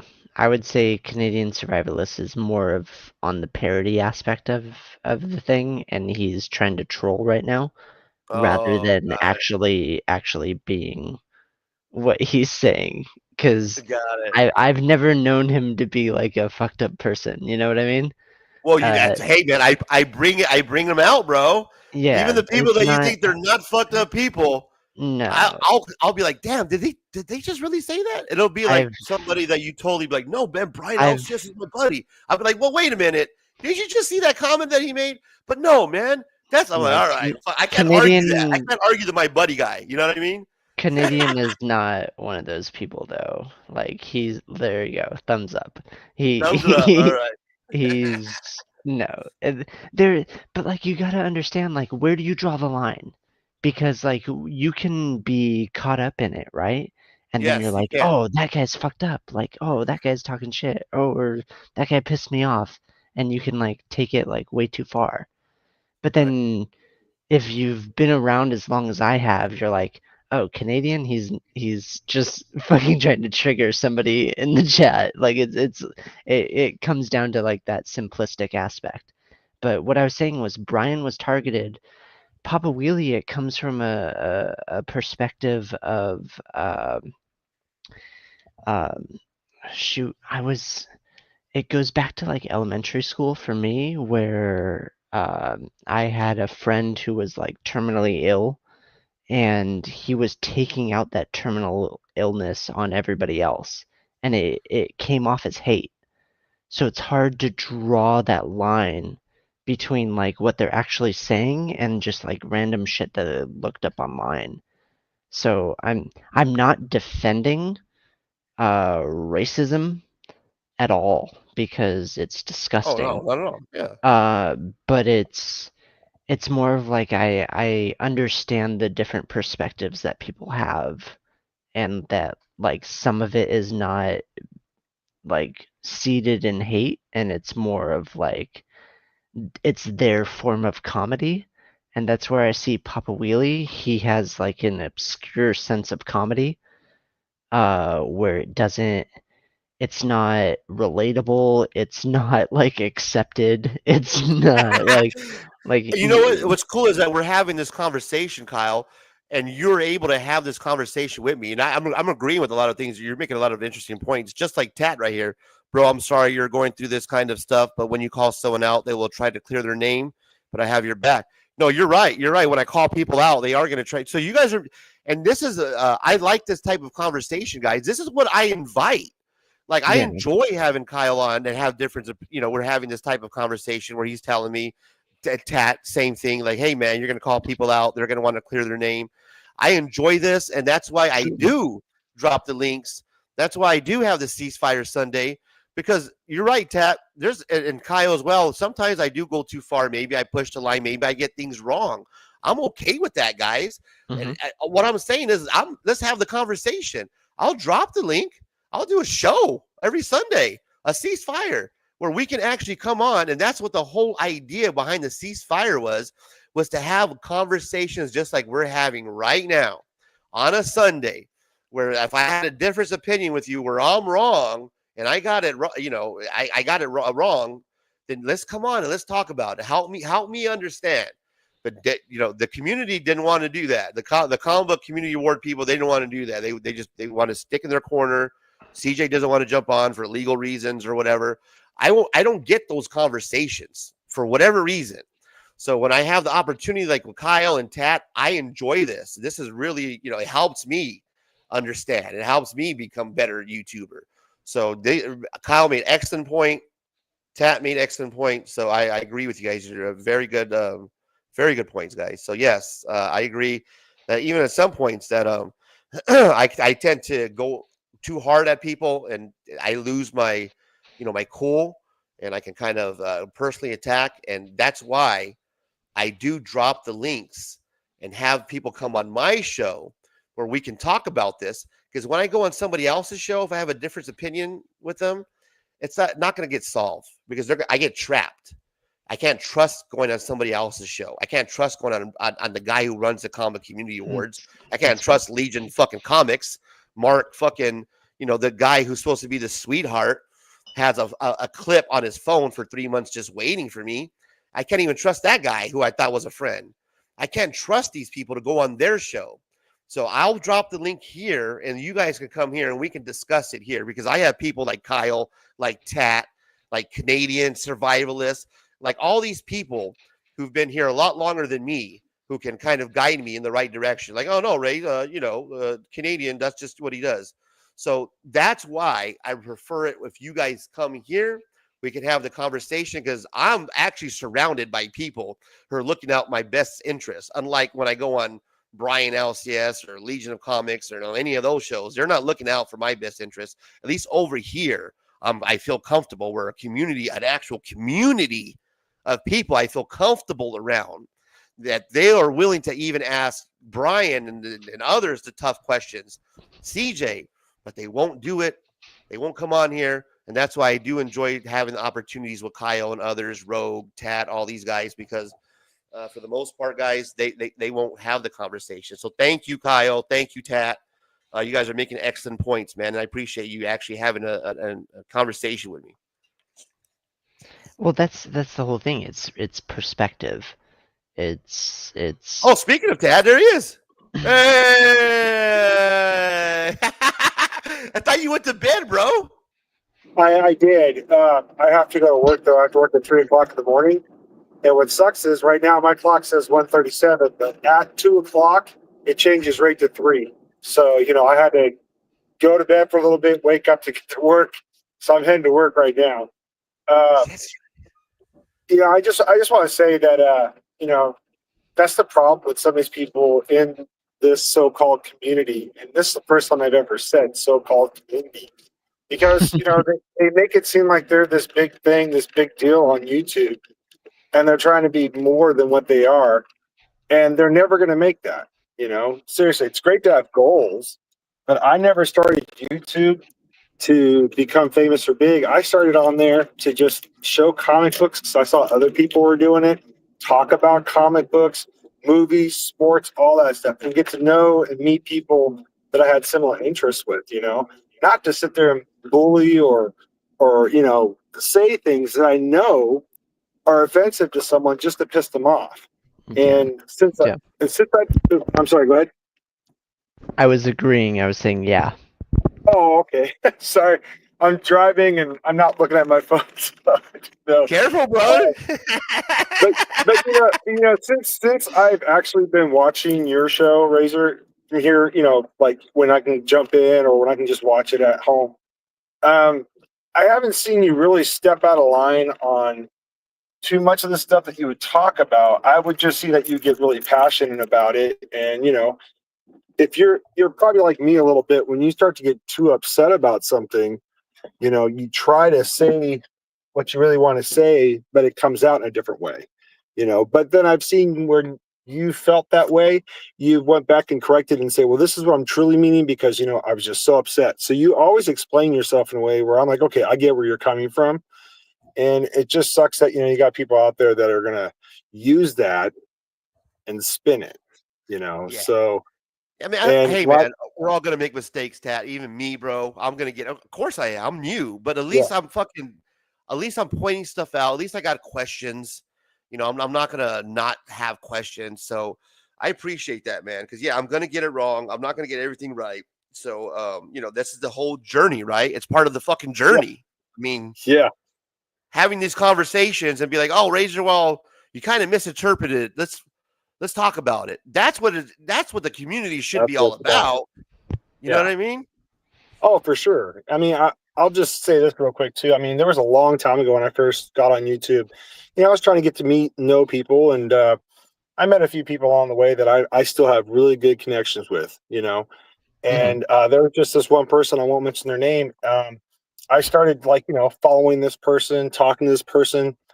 And then this person started having a lot of stuff happening to them from other YouTubers, and they started to bash those people. I'm thinking, oh, what am I getting myself into? And she then, now I just gave away, it was a girl. She would then start calling my phone like 24/7, trying to live talk with me all the time. And I didn't mind that the first couple of times. And then, my wife would be like, is that her again? I'm like, yeah, and then I started realizing, okay, this is not vibing well with my wife, that this girl just keeps calling me all the time, talking to me about just a lot of stuff, but mostly about this one person that was belittling her and threatening her and stuff, and just gave me a huge mess. So I decided just to stay away from all that, and I just shut off all communication with that person. And then eventually that person went away, and I haven't seen them since. But I didn't allow her to affect what I was doing on my channel, because I figured if I went down that rabbit hole, then people are going to forget what my channel was about in the first place, which is about showing comic books or getting to know people. So, I mean, my best advice to you, Razor, is, it sucks that this is happening. But what you're doing is, you're trying to not necessarily expose these people, but you're trying to get people to see what you've been seeing, and maybe they're seeing that too, and you're not the only one. With a little bit of humor, or trying to make. I mean, it is kind of hard, guy, to make some of these topics funny. It's not. you know, you guys, if it was easy, everybody would make this shit funny.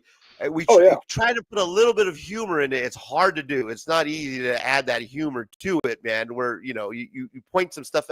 Like, to me, it's funny when I see like people, all the racism, but it's funny to me when I see it.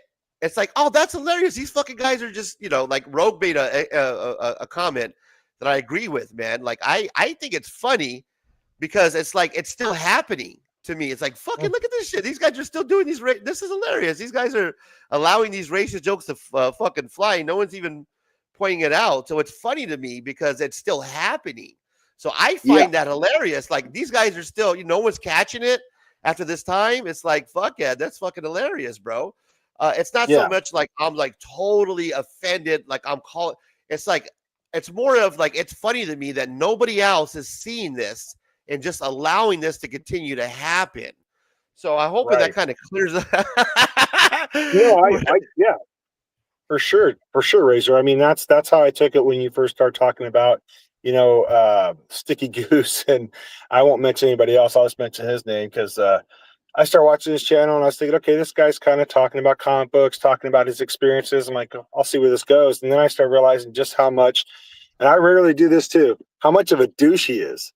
Seriously. And I usually don't bash people, but I don't care what backlash I get from anybody, to be honest, if I say anything bad about him. I think that guy was just a big, I'll try to watch my language. I know I don't have to, but an ass clown. Because if you go back and watch some of his videos, you just think, man, he's sitting there thinking he's playing this game and he's his puppet master. And oh my God, dude, you're nothing but just a phony. You try to come here and be friends with people and you backstab and talk trash. And it's like, are you trying to do a Jerry Springer show or something? We're here talking about comic books. I'm not here talking about someone walking somebody else's dog or mowing some other guy's lawn. It's stupid shit. It is. It's stupid shit. You're right, bro. And I want to try to make funny, man. Have fun, and that's why I come from the comedy of Saturday Night Live. I grew up on Saturday Night Live. Like, that was a big part of my life, was watching Saturday Night Live every Saturday for years, man. So I grew up on comedy sketch, bro. That's the kind of comedy that I gravitate towards. So that's the kind of comedy I try to include when I'm doing my bits. Is the comedy Saturday Night Live take on whatever's going on in the comic book community, whatever drama is happening in the community.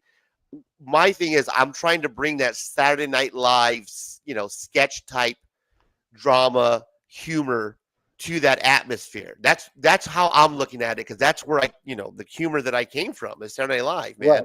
So when I do these sketches and I put together these razor rants and I do the Sticky Goose where I'm hitting the fucking breaking news, I get that from the Saturday Night Live, man, from doing the whole funny bit.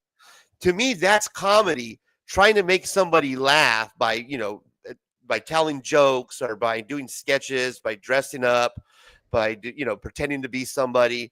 That to me has always been comedy, not trolling somebody on a video or making a troll video. I can see how that could be funny.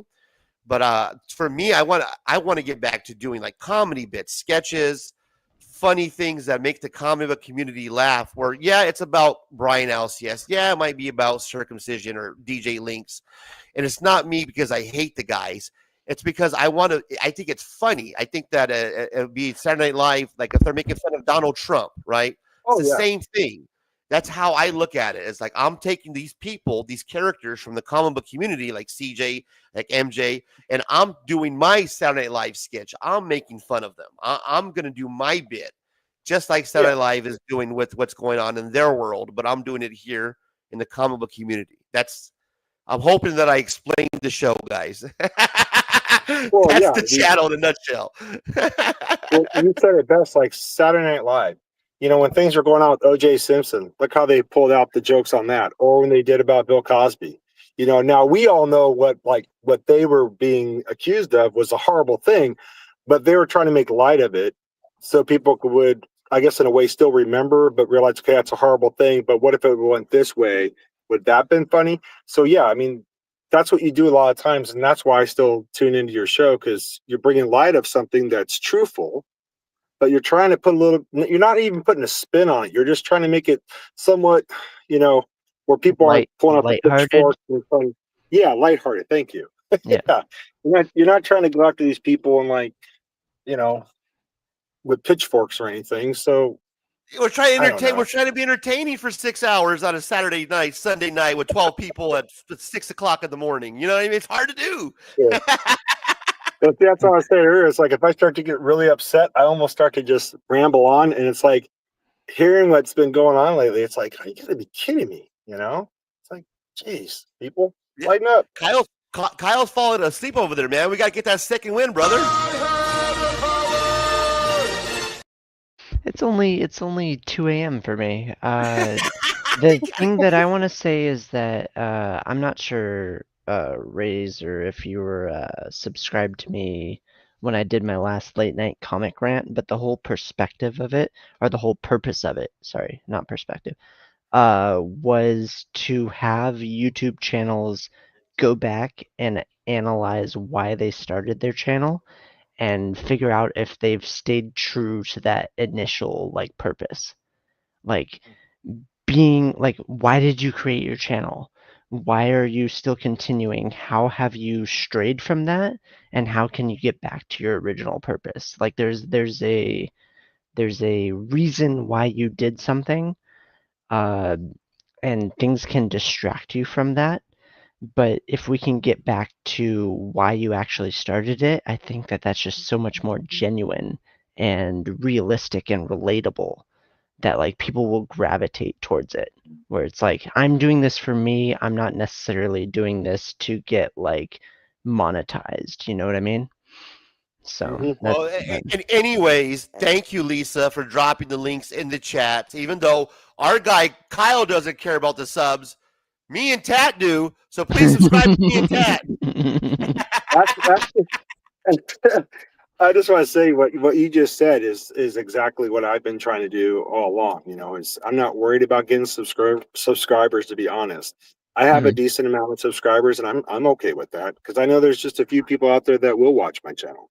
Absolutely. I know that Razor when he gets a chance, he'll watch some of my videos because he said before, "Oh man, I love watching haul videos," you know, and that's what I like to do. I like to watch people's haul videos, like when he got that big collection not too long ago. I started watching half of it and I got to finish the rest of it. But man, some of the books he was pulling out, I was like, wow, that is amazing that someone would gift that to someone like that. You know, just say, here, you can have them. And she knows that Razor's going to love these books because That was Razor awesome, does bro. love comic books. Yeah. So, Right. but thank you for saying what you just did, though. I'll try to go watch that video because I think, you know, it's nice to be reminded of that. You know what I mean? It's not available. I do Oh, it's late not? night rants. Yeah, they're only available 24 hours. If you want access to it, I can give you the link. They're only switched to private, but Gotcha. it's like a stream. I'm on like episode 25, and they're all it's like an experience basically where I want people to like I'll tell you involve. what, sub up my channel, then I can sub your channel. Then when I see these things come on, I can watch them. Sounds good. Fair enough. And here's what I was going to say about the subs. Now, I'll be honest with you guys. Here's why I care about sub count. Now, there's this whole thing about, I don't care about sub count and why I care about sub count. I care about sub count, and I'm going to tell you why I care about sub count. Okay? Here's my round on sub counts. Now, this is the reason why I care about sub count, which is going to be different from everybody else's reason. The reason why I care about sub count is because I want to prove people wrong. The only way for me to do that is to show that people want to come and see Razor Comics. And that way I can say, look, the Brian LCSs, the DJ Linkses, the Mark Legion of Comics, you guys are not just the comic book community. Here at Razor Comics, we're the comic book community as well. And in order for me to do that, to prove these guys wrong, to stick it to them, if you will, to stick it, just to rub it in their face, is to get those subs up, to get to whatever level they think that they're at. So that way I'm in the game with my subs, and it shows them that I'm doing something right. I can rub it in their face because it shows them that we are doing something right here at Razor Comics, that what we're doing is having a good time. We're having fun. People are attracted to it. That's why the sub count is important to me, because I want to prove those fucking guys wrong, man. I want to fucking stick it to them, and I'll be honest about it. I'm not gonna lie about that. I got to go to work, but I tell you what, then anybody that's going to sub my channel, sub up Razor's channel so he could do this, because I can. You're going to take a lot of bullets, but I tell you what, I'll bring a shield to the fight too, bro, and a sword. Thanks, brother. Have a good night, man. Good. Have a good day at work. Thanks for having me in, bro. Take care. Yeah, you too, brother. Well, Kyle, I know you're tired and you've been hanging on here like a trooper. I can go all night, man, but I'm going to call it. I know it's 6 o'clock in the morning. We've been going on for 6 hours. Before we do, what do you got going on, man? You deserve to promote yourself. Whatever you want to talk about, go ahead, do it. Do it. I think I said it before, but if you watch any of my stuff, understand that it's from a parody aspect. Unless I'm explicitly serious about it, I'll do something like this. This is real. This is not parody. I am talking like from my heart, and this is like how I feel. That's usually what the late night rants are for, or like I did like this weird duo with Dink Comics back in the day, where we just like talked about like just random bullshit. But understand that all the other stuff is scripted. It is parody. This is your warning. I'm probably not going to give it to you again. So yeah, that's what I do. So cool. Good stuff, brother. That was amazing. Way to promote your show. I like that. That was an amazing way to promote it. Guys, do me a favor. Smash the like button. Comment down below. Subscribe. Let's grow the channel. Share with a friend. Get the video out. Be like, hey, man, just subscribe to the guy. Let's rub it in their faces. You know, let's get the guy big enough to where we can fucking stick it to the big guys. And I want to thank, because Rogue Fit, you got it right, man. The 300 people that have subscribed, they are the real ones. They show up in the live streams. They actually watch the haul videos. They comment on the haul videos. So I am very proud of the 300 subscribers. The 300, just like the movie, right? The fuck, I'm proud of our 300, man. Because our 300, just like the movie, we're strong. And we can shield up when we get together. We can fucking get our shields, like Tat said. And we can, how they do on the fucking 300, ready? Get the shield. They fucking killed all those guys, right? They fucking, they took the narrow path, right? They just got together, they huddled up, and all the comic book community award people, the Brian LCSs, the Legion of, all of them were coming in one by one, and all we did was just got in our little 300 group, and we did, and we just kept stabbing them with our spears, just kept stabbing them, and before you knew, we had a big ass pile of just bodies that we just stuck on top of each other, right? We just stuck them on top of each other. And then when it was time for the award show, when we had all our subs and it was time, they came up to the truce. They came up to Ceasefire Sunday to finally show up. CJ and Brian and all these guys, right? What do? We get on there and we push all the bodies over. And we run up and we just start killing the rest of them because there's no mercy. There's no forgiveness. We shank the rest of them. We celebrate the bloody bath of the 300 here at Razor Comics, and that's all I got, guys. Thank you, everybody who stopped by. Lisa, Canadian Survivalist, my guy. If I got you wrong, I apologize. I really appreciate you hanging out in the stream. You're a subscriber because you're in the chat and you're in the comments, and I want to thank you, and I would appreciate you. Lisa, as always, I see her name plenty of times because I really appreciate her. She's a buddy of mine. Rogue, PTT, who's here. Who else do we have here? Let's go through the chat really quick to make sure we thank everybody. My guy Tat was here earlier. We got him down. There was Comic Journey. Of course, he stopped by. He's still a subscriber, or he couldn't have commented or chatted. So thank you for still being a subscriber, Comic Journey, and hopefully that we can eventually have a conversation on a live stream. And the reason why on a live stream is because we got to do this in front of everybody and have this open conversation, because I do have some things I want to clarify with you. And then MJ Comics stopped by. I probably scared him away after I gave him some feedback. Probably will never show up at MJ Comics. I'm still waiting for that interview request, MJ. One of these days, you guys might see me on there. Well, who knows? Maybe I'll cross over to the light side of the force, and they'll invite me over there. Ian and Becca, I still love you guys. Miss you guys. Hope to see you in the comic book, cheap comic collectors claim sale one of these days again. Who else do we have here? My guy Beyond Wednesdays, Brian McClay. He stopped by, met Kyle and Kevin for the first time. So we are, building bridges and making friends here. Fish Cat Collectibles, he stopped by. He was talking about Mask earlier. He was fun. It was cool to have him. One Collection Down, he's kind of new to the Gurus, man. He's been hanging out the last couple live streams. I appreciate my guy Fable. And let's see who else here. We got Random. He was here earlier. Random Reads. He's now Random Rips is now Random Reads, and he's doing great things over there, man.